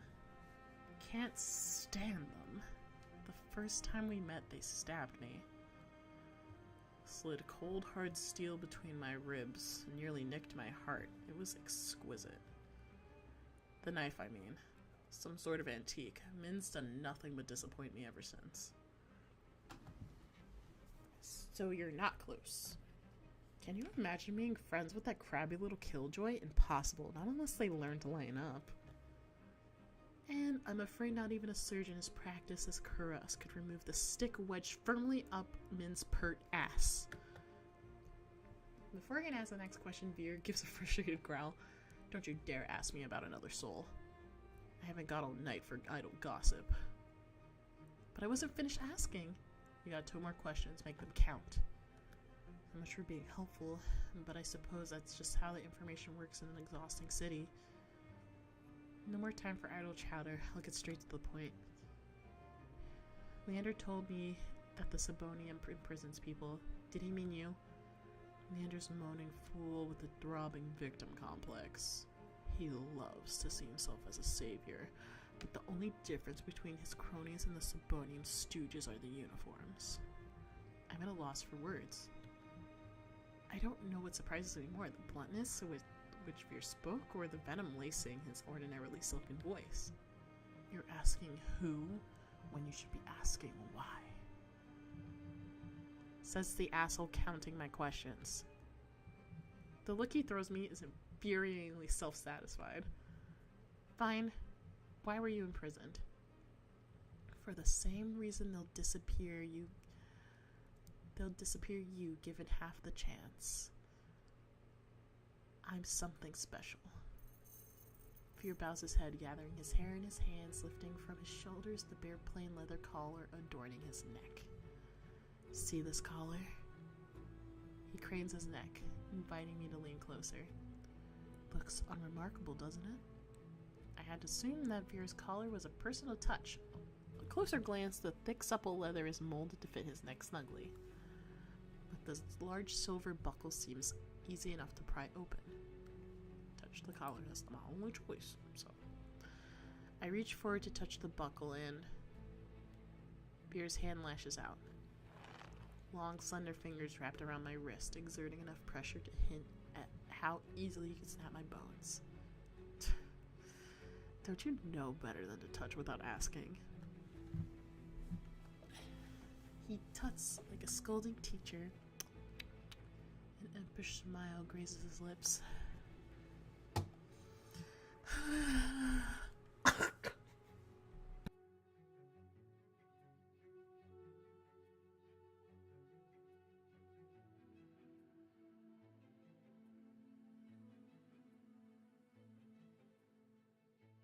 The phlegm just like decided to come out of my mouth. Okay. You didn't ask me first, goddamn. Anyway. Can I please? Our eyes meet, his thin with amusement. No. You may look, but don't touch. He lets go of my arm. I smooth down my bandages more to get the grip than anything else. I can't lose my composure again. By now, I'd fully expected Veer to begin walking away, but the fact that he's still here suggests that he either forgot about his warning, or he was never counting my questions to begin with. Are you saying that what'll finally... Are you saying that's what'll happen if the Symbonium finds out I'm different? I'll be collared? Doubtful. They keep me around because I'm the best at what I do. And what exactly do you do so well? Killing. He says it carelessly without hesitation. As long as I wear this collar, I'm made to hunt the Symbonian's dizzying array of enemies, monsters, soulless, noisy dissonants who grow overbold.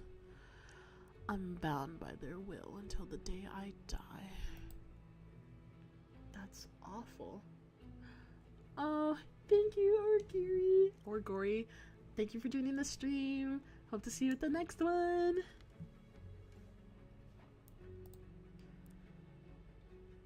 Fear murmurs in agreement. It is, isn't it? And that's all you're getting from me. I really must leave now. I'll be late. That's it? Why'd you bring me here if you weren't going to explain anything? He has the nerve to laugh. Isn't it obvious? I wanted to lure you out alone so I could eat you. You're lying again. And you're asking far too many questions for someone hiding so much. He sneers reflectively I shove my hands deep into my cloak. What makes you think I'm hiding anything? Oh, I don't know. Maybe it's the tough act or the way you tense up at the slightest provocation? More likely it's the bandages. Not exactly subtle. I'll be going unless you're willing to share some morsels with me. There's a biting edge to his playful tone. I can't tell you anything. Wrong. You can start with what you are. I take a step backward, but my back hits the wall and Veer follows me in lockstep. I turn only to find his left hand resting on the wall beside my head, caging me in. Veer reaches for me, his fingers curl around my chin and lift, forcing me to meet his lidded gaze. Would you believe me if I said that the eyes are the windows to the soul? His eyelid twitches. Cliché, I know, but let me tell you a little secret. Veer leans in until his lashes tickle my cheek, and warm, faintly spiced scent of his hair drowns the stench of the greasy cooking fires of chimney smoke. There's nothing you can hide from me. His voice is so low, so supple, I could slip into it. You poor thing, misled by those you trusted most. You caused so much suffering unknowingly. I know that pain. I can help you forget it all. I swallow thickly. How could he possibly know? No, this must be some kind of trick. But for once, Veer isn't smiling. All that suffering has made your soul so irresistible. His piercing eyes pin me to the spot. The look on his face makes my blood run cold. I've seen it before. Traveling through the waste, the lanterns would occasionally reveal carcasses prickled clean by starving scavengers whose eyes shone in the dark with ravenous hunger. Fear takes a shuddering breath. You're trembling. What if you and I went somewhere quieter, alone?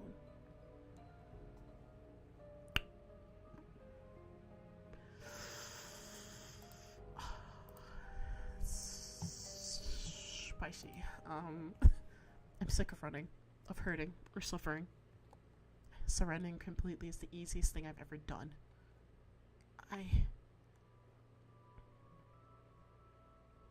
Before I can finish, Veer hushes me. A gloved thumb runs across my lips, bringing the taste of leather. When it dipped into my mouth, he bends closer and closer. What the fuck was that? Through the gauzy veil of his hair, I see shadows spread in whirls of smoke.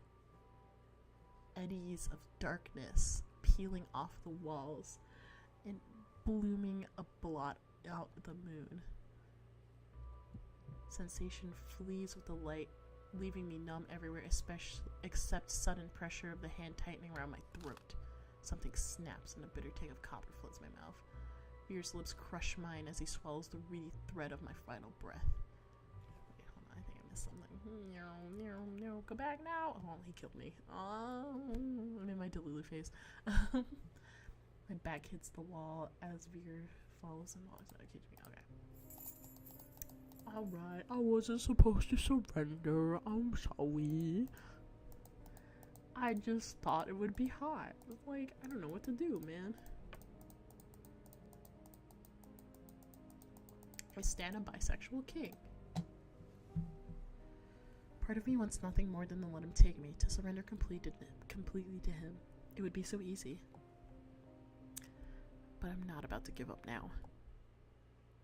You're late. The ludist.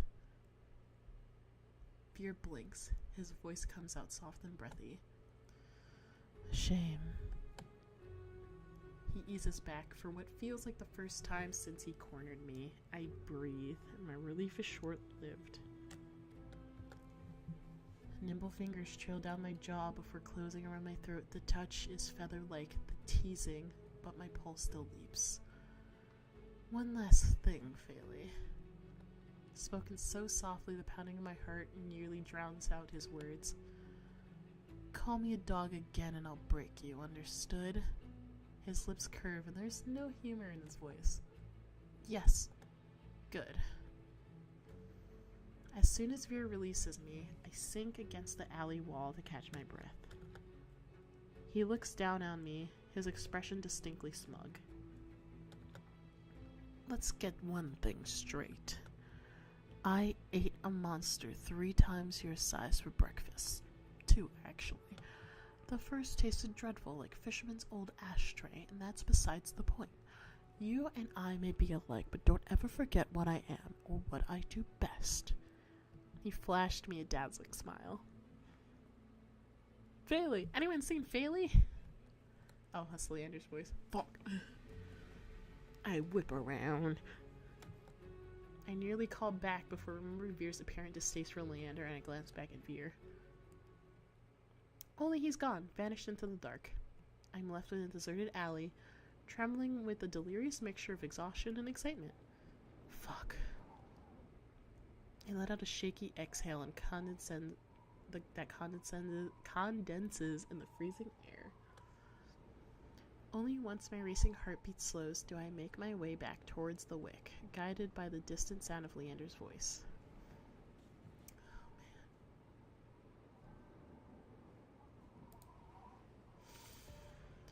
man. It's like trying to go for the big bad wolf, man.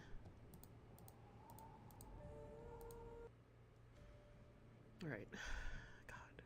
These guys, man. These guys. These fucking guys. Can I click this, please? Thank you.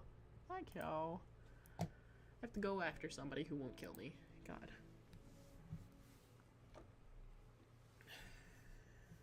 I found myself squeezing through the crowd to reach Leander. As soon as he sees me, his easy smile fades. Are you alright, Fayley? I'm not used to someone looking out at me with such earnest concern.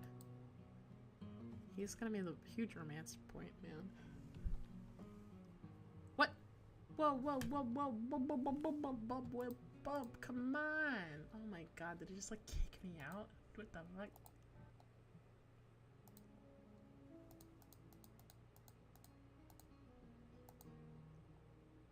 I've been through worse today.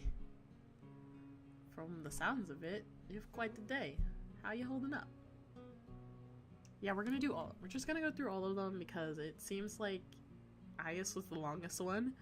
So we're just gonna go through all of them because I want to see all of them, and I know like if I just do them and nobody sees it, everyone's gonna be mad at me. So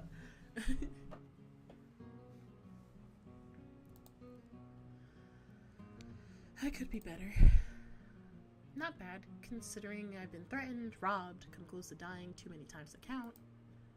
I should have known not to let you out of my sight. How about next time? You want to see the city? I come along. I can be your personal guide. You've already helped more than enough. Leander signals for the bartender. I'm parched. Do you want anything? I'll have a drink. Something strong and simple. Adventurous, aren't you? I'm gonna have to keep an eye on you. Of course, you'll need to keep an eye on me. I've lost count how many I've had. Deal. Once he's ordered, Leander turns back to me. Did you at least try any good food? I had those fried dough sticks from a vendor near here. As soon as I begin to describe my meal, his eyes brighten with recognition. He knows the girl dinner, girl dinner, girl dinner, girl dinner. The long lads from one stall. You've got to try them with porridge. There's another stall about a block away. The rosewater rice flour cakes. Take one bite and you'll think you've been transported home to Hightown, Pasteur. Then BAM! You open your eyes in the same trash-lined street as always.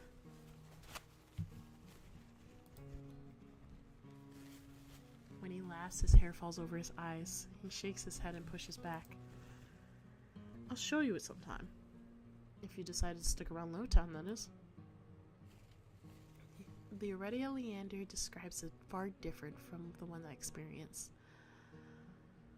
But if you lived anywhere long enough, I suppose it becomes home. It seems like I'll be here for a while. Maybe I'll take you up on that. The bartender returns with a pair of glasses and pushes them our way. Cheers.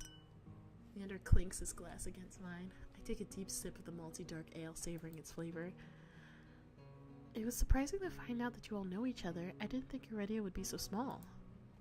Do you think how many times I tried getting all of them in one place? It's impossible, like trying to herd a bunch of soulless. I take it you know them well. Depends. Was there anyone you're curious about in particular?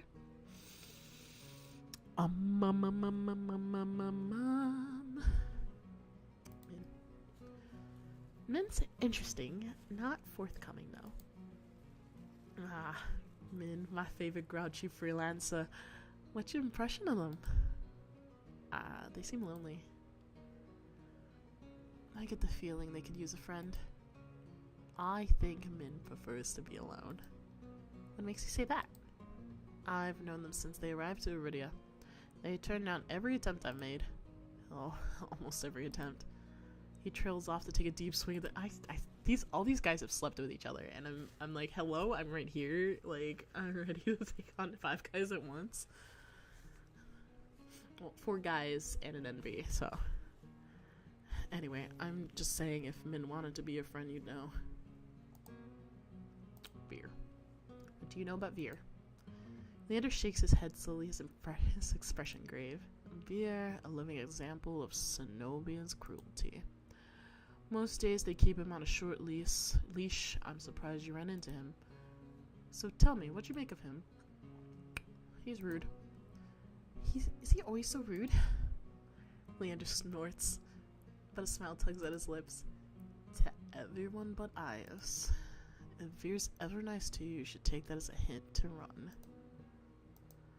Why would the Cenobian let anyone so dangerous hang around in bars? As long as he's got his job done, they don't care. And I mean, I don't mind having him around. He can be fun. He's got a real presence. What exactly does that mean? Leander shrugs and laughs under his breath. He's nice to look at, mouthy, but his tongue's at least the least dangerous part of him. Let's do Ias. So you're friends with Ias? This I get the feeling Leander slept with everybody, but like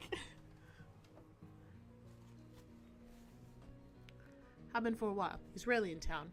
Where'd you run into him? The Sea Spring? Leander chokes on his drink. He coughs violently into his fist before giving me a surprised look. You went all the way out there? How'd he treat you? He was upfront. He was honest. He told me about how the Sea Spring's power comes with a heavy price. Losing your mind, becoming one of his funny, brainless pets. He sighs, pausing before he speaks again. Does that sound worth it to you, Phaley? The only pets he has are soulless. Yeah, I know. I didn't mean it like that. Ias has my respect, takes care of his own. For a moment, Leander stares deep into the bottom of his glass. When he looks up, he circles under his eyes, seeing even deeper than usual. All those red-eyed minions creep me out. Can we talk about someone else? I love our idle gossip. Do you and Curtis work together? Occasionally. Did the mysterious competent doctor catch your eye? He seems like a good person. Though it's hard to believe anyone's a good person these days. That's Chorus. He works hard to serve the people of Lowtown. He's a miracle worker. Even his bedside manner could use some work. Do you think he'd be able to cure my curse? Oh, do you think he'd be able to cure my curse? Leander starts to speak, but pauses to consider me for a moment first. Chorus is good, but he's only a doctor. Besides, you're actively dying. Unless you're actively dying, he'll make you wait in a line all day, like everyone else. That about covers it. Aren't you tired of standing? Let's find you somewhere to sit. Leander pushes away the bar, beckoning me to follow him. I can sit on your lap. He leads me to a small booth in a nook in a bar, and a pair of bloodhounds notice him and immediately leap to their feet, offering their seats to us. As I slide in the booth, a web of graffiti scratched into the booth's tabletop catches my eye. The deepest grooves of the outline is a dog from Leander's posters. Dozens of roughly etched names surround the drawing, some fresh, some well-worn. What's all this? It's a tradition. Whenever someone joins the Bloodhounds, they have a drink with us and then they carve in their initials. The barkeeper must love that. After the first year, she finally stopped charging me extra for damages. 2 years and countless drinks later, she added her own name. You're not planning on recruiting me, are you? He quickly shakes his head. Not yet. You need time to think about your own path. Do you know what you're going to try next? The question gives me pause. I take my hands out from under my cloak and rest them on the table. Do you think you can help me? Of course. We could find answers together. Leander starts to reach for me, as though meaning to take my hand before stopping himself. His eyes flicker to mine. I won't fail you, Phaley. And if you ever need a taste of normalcy, I'll always be there for you. My chest tightens at the memory of touching him. Even now? Leander swallows. The table groans under his elbows as he leans forward. The booth is so narrow he completely blocks my view of the bar counter. It's almost as though Leander and I are completely alone. If that's what you want. How did it make you feel? It was warm, exciting. I don't know how to describe it. Leander rests his hand on the table. He looks at me smiling when I place my hand in his. Slowly he begins unwinding the bandages, stopping every so often to glance at me. As my skin becomes visible, I cast a nervous glance around the bar, but as far as I can see, no one is paying attention. No one's paying us any attention. Leander squeezes my hand gently. No one will notice. He pulls back, raising his hand to his mouth as he could tug his glove off with his teeth. The muscles in his forearm tighten as he flexes his fingers. Our eyes meet. Leander offers his hand again. There you go. Hand holding on demand. A lump forms in my throat. I'm certain Leander sees it in my face, a flicker of desperation. His voice lowers to a whisper. Anything you want, Bailey. Touching his face. Nope, I'm touching his face, not hand holding. Touching his face. I blur out the first request that comes to mind. Can I touch your face? Oh, sure. I lean over the table, hesitating before I reach for his face. When my fingers graze his jaw, Leander laughs softly. That tickles. It's fine, you can just... He takes my wrist, angling my palm so he can press his cheek into my palm. Warmth spreads under my fingertips. A surprised breath escapes me. I gently run my thumb on the ridge of his scar on his cheek, and he shudders, his earring jingling against my knuckles. You're getting awfully bold. I've never touched someone like this. And even though it makes my head spin, it's already not enough. I want to be even closer. My heart hammers, filling my ears with a pulse that grows unbearably loud until I pull my hand back. Are you alright? I barely hear his words over my pounding heart, and I manage to nod. Yeah, I'm fine. I just think I'm getting a little dizzy. He gives me a gentle smile, eyes crinkling at the edges. You've had a long day. You deserve some rest. Luckily, your room is just upstairs. Want me to walk you back? I shake my head and begin wrapping my hand back up. With each deep breath, my head feels more clear. I'm fine, but thanks for, well, everything. Remember what I told you. If you ever need a break from the chaos of the city, I'll be right for you. When I rise, Leander gives me one last smile. Good night, Bailey. Night. I trudge back up the stairs, but even as I leave Leander behind, the warmth of his skin still lingers on mine, burning through the bandages. Ooh. Oh my god.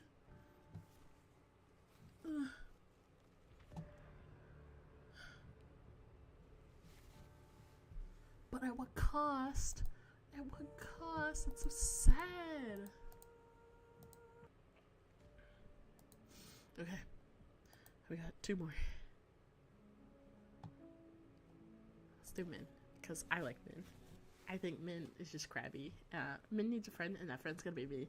I'm gonna be best friends. I can't let Min slip away so easily. They might be the most standoffish person I've ever met. I've met so far, but they're the only one who seems to be even close to neutral on the Cenobium. My gut tells me they know more about the tower than they're letting on. By the time I make it out the bar, they're already halfway down the street. Drawing my cloak close to ward off the chill, I hurry after them. But this hour, the Amaryllis district is full of caressing people. While Min slips through the crowd with surprising agility, I struggle to keep pace. The edge of their cloak flutters around the corner. Determined to at least try and catch up, I take a same turn into a dim side street. But Min is nowhere to be seen. Didn't you learn your lesson from earlier? I nearly jump out of my skin, whirling from Min right behind me. They don't even look ruffled. They fold their arms, pointedly staring down at me. I thought nearly getting Ian would teach you that being out alone at night is dangerous. I'm not alone, am I? It's a good thing I'm not alone, then, isn't it? Min looks at me in blank confusion for a moment before realization dawns. Are you always so persistent? Yes, because I know it works. I know being persistent works with people like you.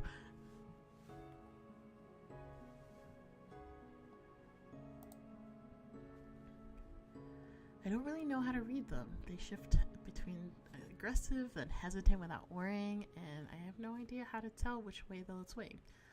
I do. I love the quiet ones that really don't want to hang out with anybody.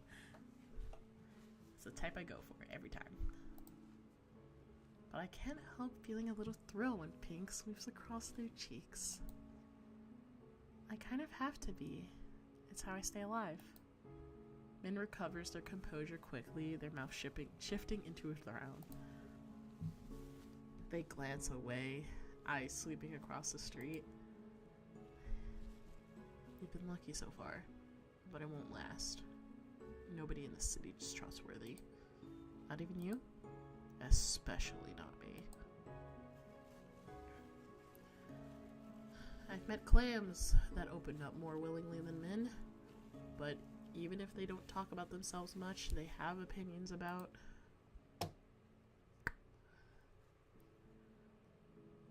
You know what? Actually, I'm curious. Leander seems fond of you. He's an idiot, an obnoxious blowhard who can't shut up to save his life. Their words are harsh, taken at face value, but it's at complete odds with the flesh creeping across their cheekbones. Is that all? They huff. It seems to physically pain them to speak again. He does acceptable work. He pays on time, which is more than I could say for most, and his bloodhounds will go after Lowtown. If he was capable of being quiet for more than 10 seconds at a time, he'd be almost tolerable. Their tone grows almost fond, and their brows draw together as they glare at me. But I'm not one of his bloodhounds. If he told you otherwise, he's talking out of his ass as usual. He has work to offer, and sometimes I take it. That's all. Somehow I doubt that. Min seems disinclined to say more. You don't seem to like Arias. I don't like anyone, not especially not that bloodthirsty gangster. The words stumble out of the mouth before I could even finish my sentence. Did he do something to you? Beyond existing? No, but I'm not waiting around to get hurt first. That sea spring he runs, with all those smiling red-eyed people, I suppose his one saving grace is that he hasn't forced anyone to drink from it. Yet. Monsters like him don't know or care about what they have. It makes me sick. Their voice echoes down the empty street, startling me. I blink, staring at them. You really don't like monsters, do you? Min fixes me with a flat gaze, their pale eyes like chips of ice. Every monster forced their way out of the shroud and into the world for some reason. I may not know Ice's reason, but the vast majority of monsters, humans, are food. Playthings or beneath notice. That may simply be their nature, but I don't like it. And I'm not going to risk my life in the hopes that any of them are different. A lot of human fear or hate monsters, and there's something different about how Min talks about them. It sounds personal. If you're going to keep asking questions, ask about something else. Let's talk about beer. How did you meet beer? Min's face scrunches like they've bitten into rotten lemon. That perverse flea bag jumped me during fogfall, so I stabbed him, left him in the gutter where he belongs. My heart thuds hard against my chest. Their voice is icy and with disgust. The night air feels warm by comparison.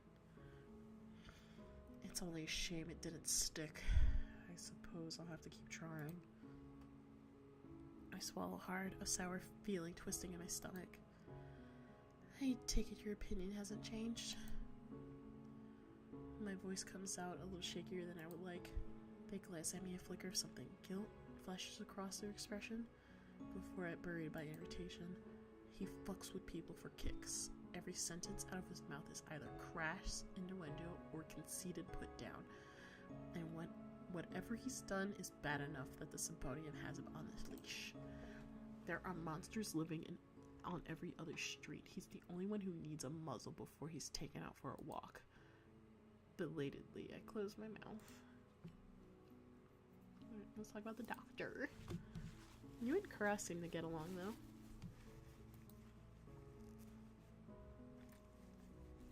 Tense lines of Min's future soften. He's an exception. Few people are willing to help others, fewer when there's any risk involved, and of them, Kura's is unique.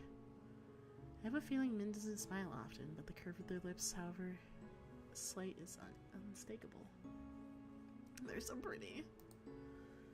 They catch themselves, their expression closing off with a near-audible snap. He's not the worst. A decent doctor, even if he asks too many questions. But nothing is really free here. He didn't take any payment from me. He rarely does. But that means he's paying down the debts elsewhere. Doors bang open at the end of the street, light and laughter pour out in the bar, followed by a group of giggling people in white uniforms. Sabonium students having the night out in the town. Min hesitates for a moment before they start down the street in the same direction as the students. When I follow close, on their heels they grimace, speaking through gritted teeth. Why are you still following me? When I ask them about Veer, I notice something odd. Besides vehement dislike of him, while Min doesn't exactly sound enthusiastic about Simonium, they were the first to speak of it of anything besides open animosity. Ahead of us, the students pile into another bar. Min ducks into the alley next to it. If nobody in the city's trustworthy, what about the Simonium? Cenobium. What? The line of their narrow shoulders abruptly tenses. They lift their chin, giving me a wary look.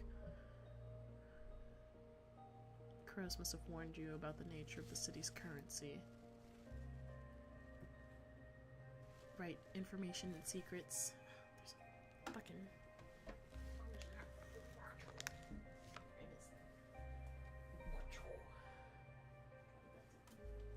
Alright. I fidget uncertain.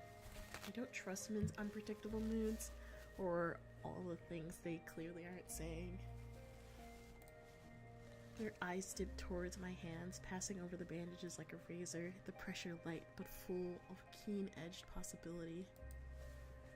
I shiver, hastily shoving my hands into my pockets. They frown, but their gaze drifts away from me to the window of the bar next to us. It's opaque, either frosted glass or caked in dust, but some of the warm light diffuses out into the alley. The Cenobium is a place of learning. If someone has a question that can't be answered anywhere else, the Cenobium might have the solution.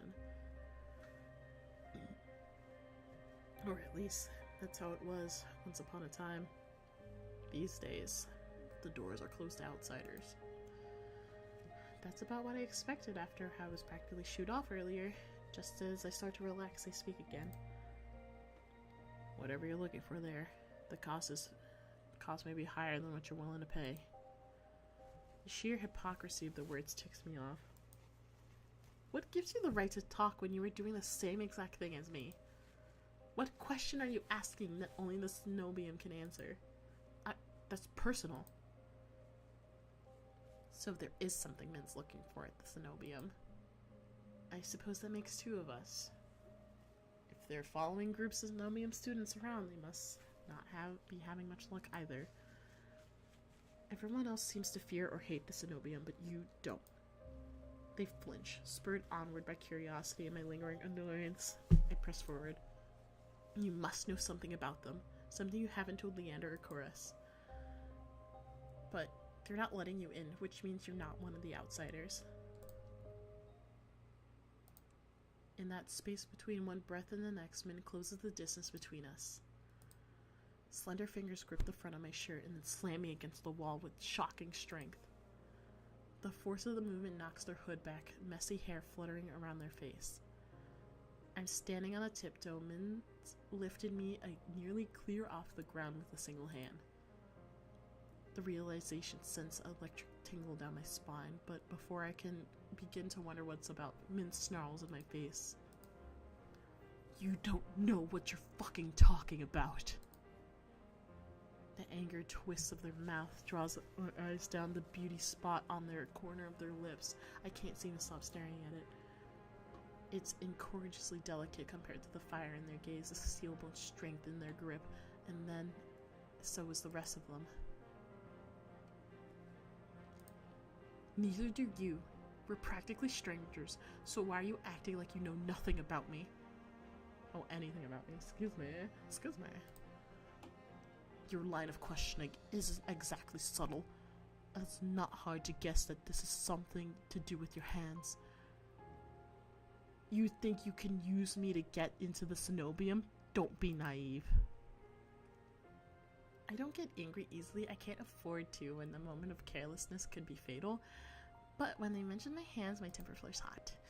Who says I'm the one who needs you? Realization strikes me like a thunderclap. You're not getting anywhere by yourself either, aren't you? But you can't make yourself ask for help. You're stuck, and it's your own fault. I brace myself, expecting men to snap at me. Instead, their gaze drops, eyes falling away from my face. Their brow furrows in frustration, but the twist of their mouth is miserable. It is giving Twisted Wonderland! Oh my god. They're very riddle. They're very riddle right now. Like, I'm living for it.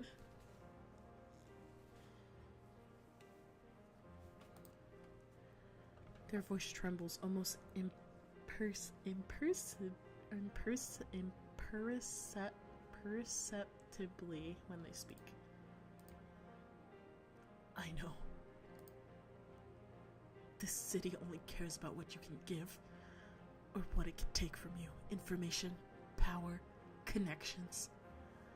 If you're an outsider here, nobody will help you. Nobody will even try.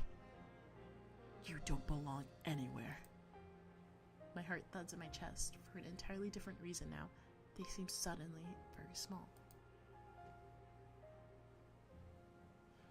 Alone, like me. Min. Min jerks backwards, releasing me so abruptly that I nearly stumble. Maybe they realized how close we were. Maybe they said too much. Gonna do what I do best, is press forward. Determined not to let this go, I press forward. Min takes another step back, but this time, they're the one with their back against the wall. Look. We both want something from the cenobium, right? But neither of us are going to get anywhere on our own. We could help each other. It's worth a shot, don't you think? Min sighs. They sound annoyed, but any real hostility seems to have gone out of them. You made it this far already, I grant you that. But you're looking for help. You should look elsewhere. If you stay too close to me, you'll get hurt. Oh my god. Before I can think of what to say, tavern doors bang open again. The cenobian students spill back out, considerably drunk. The ranks seem to have swelled with their barflies. Oh, I gotta blow my nose. Fuck.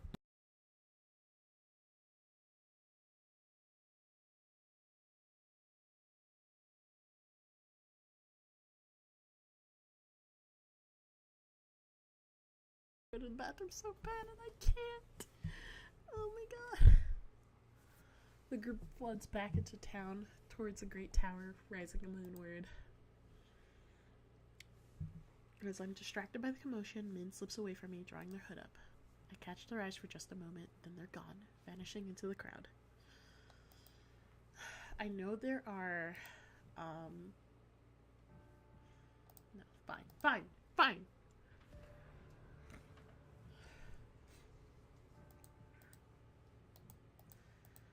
I have a feeling that if I chose other choices elsewhere, I'd get the red text for most of them.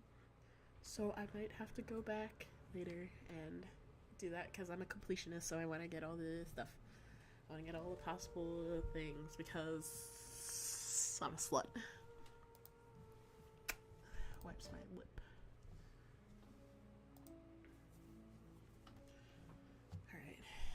Doctor time. Hot on Chorus's heels, I squeeze my way out of the bar of everyone I meet. He seems the most likely to help me and the least likely to murder me on a whim.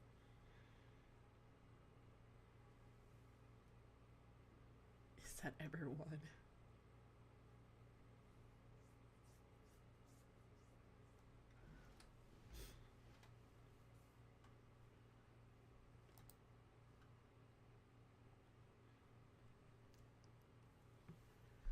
Earlier this morning, he said I could go to the clinic for help whenever I needed it.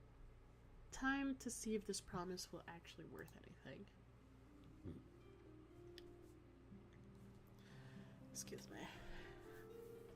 I breathe a sigh of relief. There's paper on my chest. Once I'm free from the crowded bar, Kuras hearing me towards my way. Where did my phone go? Oh, there it is. Faylee, you seem upset. I take it. What is that? No!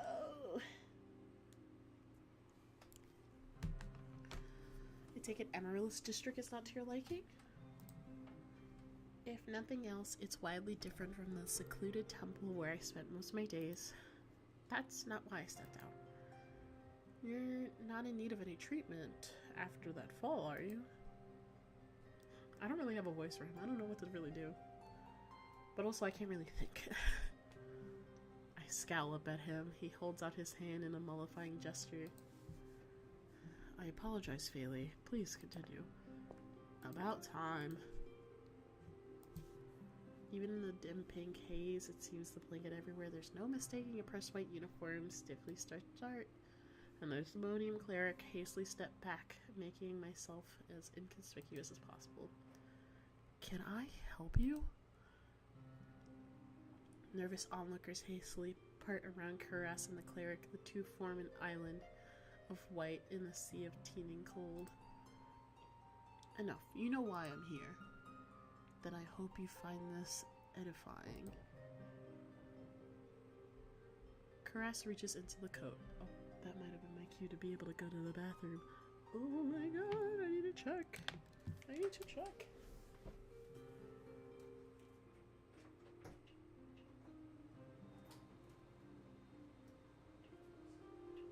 I'm being freed. Hold on, I'll be right back.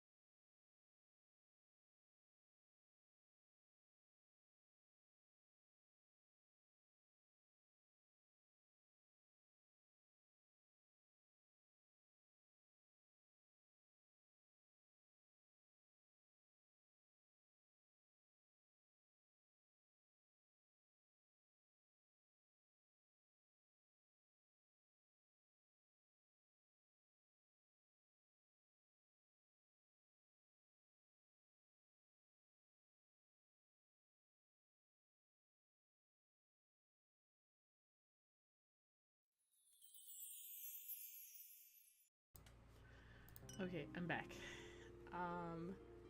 This is the last one, and then we'll be done for the night.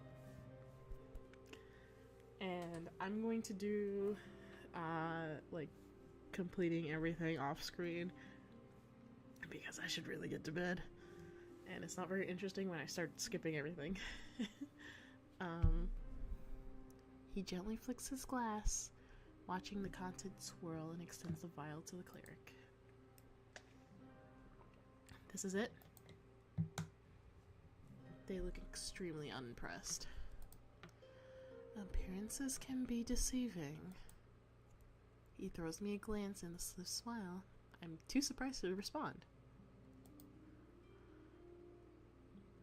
Karas is the first to warn me about the Cenobium. Nobody I had met anything good to say about them. And yet here he is, openly dealing with them in the Amaryllis district. I glance between Karas and the cleric, who seemed to notice me for the very first time. Good night. They bow to Karas, offer me an extremely perfunctory nod, and disappear into the seething crowd. Bailey, is something amiss? What was that about? Lower your voice. It is of little consequence. That's all you have to say after the earful you gave me about the Cenobium. Shh. Be calm. He holds one finger to his lips, which suddenly curl into a cat-like smile. For now, please join me on a short stroll. Oh, there's more to this doctor than meets the eye. Kuros's golden eyes twinkle in the low light. He beckons me away from the main thoroughfare, down to the side street filled with vendors hawking late-night snacks. Wait, what? Now, powerfully curious in spite of myself, I hurry after Kuros. Each of his long, graceful strides is easily two of mine. I catch a glimpse of his gleaming white coat disappearing around the corner of the street. The moment I catch up, the delicious sense of freshly baked goods flood my nose. My stomach gives a loud rumble. 1 honey pistachio cookie, please. Coming right up. Without breaking his swift pace, Kuros plucked a sticky confection out of the merchant's hands and offers it to me. A heavenly smell makes my stomach rumble once more. I take a bite without hesitation. Kuros watched me with an indulgent smile. I noticed he hasn't gotten anything for himself. You're not hungry? You need not concern yourself with me. He stops mid-sentence, his eyes darting back the way we came. The hairs stick up on the back of my neck. I turn enough to peek over my shoulder, hoping I don't look too suspicious. Sure enough, it's the same cleric who waylaid us in the street, not wearing a thunderously angry expression. Uh-oh. Well, disappointment can be a learning experience. Glimmers of realization dawn over me if I stare up at him. What's exactly in those vials? Perhaps a rare and potent alchemical catalyst. Or some stale fish skin. The two do resemble one another. It can be hard to tell them apart. Is he serious? I chance another glance at the cleric, who's now trying to elbow their way between the food stalls. A few people make way, but most don't even notice their efforts. The street is far too crowded with hungry patrons.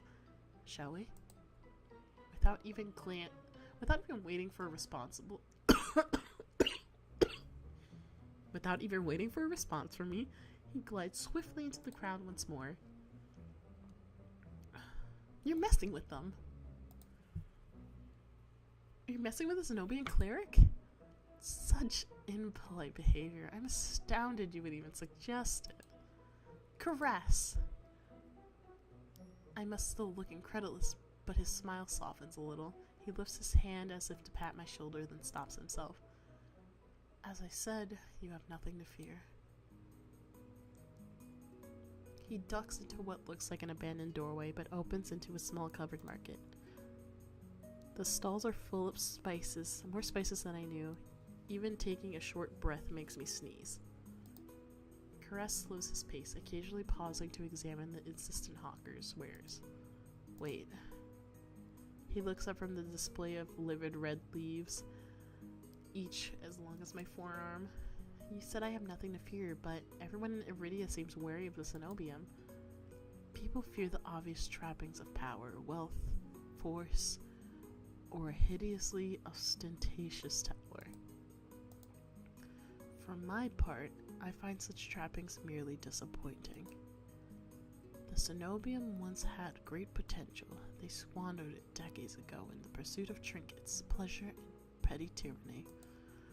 Their narrow, prosaic interests have rendered them blind to all else that moves.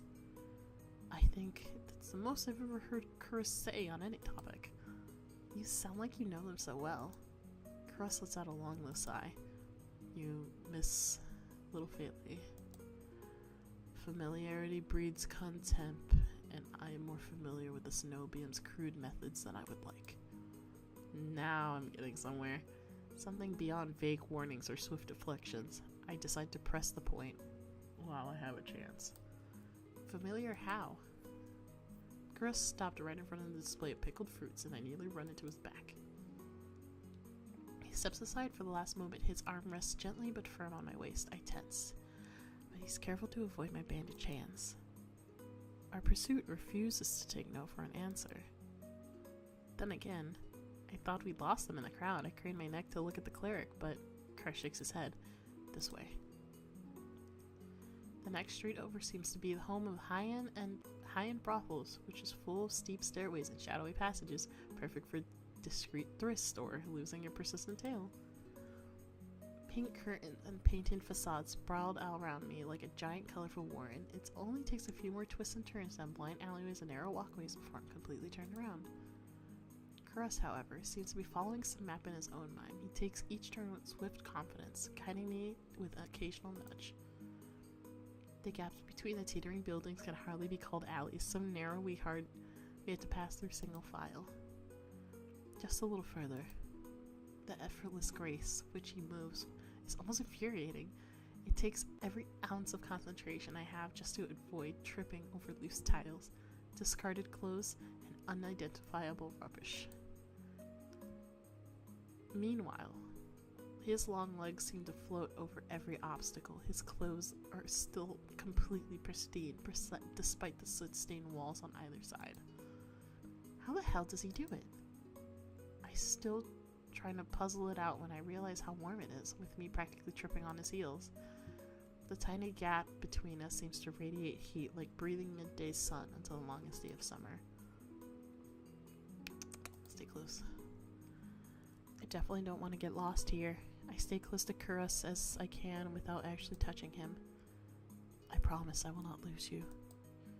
Was I that obvious? I eyes me despite my best efforts. I find it hard to hold his gaze. His golden eyes send hot pins and needles racing through my spine.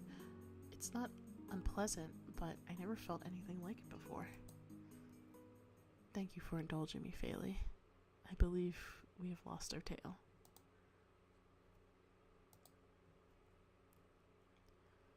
It's much quieter on the edges of the Amaryllis district, and the deals in the shadows look shadier. Did you enjoy our impromptu tour? Relief escapes me in a tired laugh.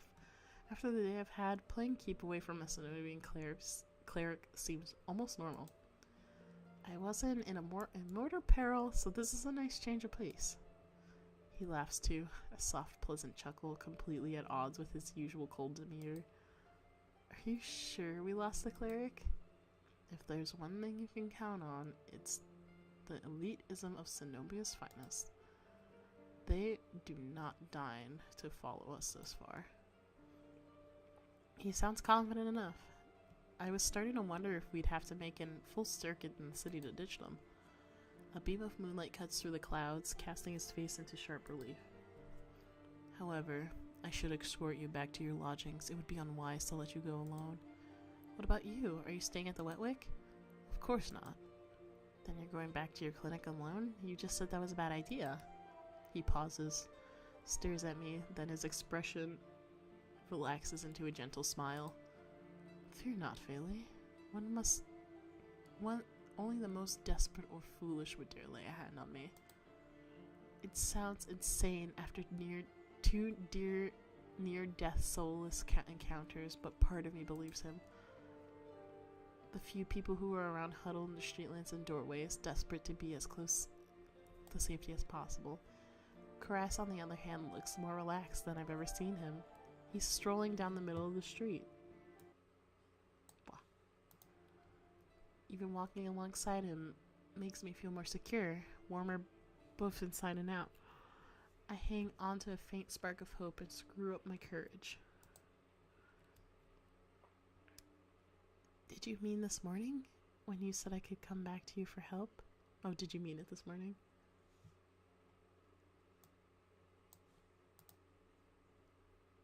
Every word. All his earlier mirth vanishes, replaced by calm focus. I don't know what to say to that. I almost expected his offer to be courtesy. It's an easy way to get me out the door. The fact that he meant it. Why do you ask? I believe I had already made my intention to help you quite clear.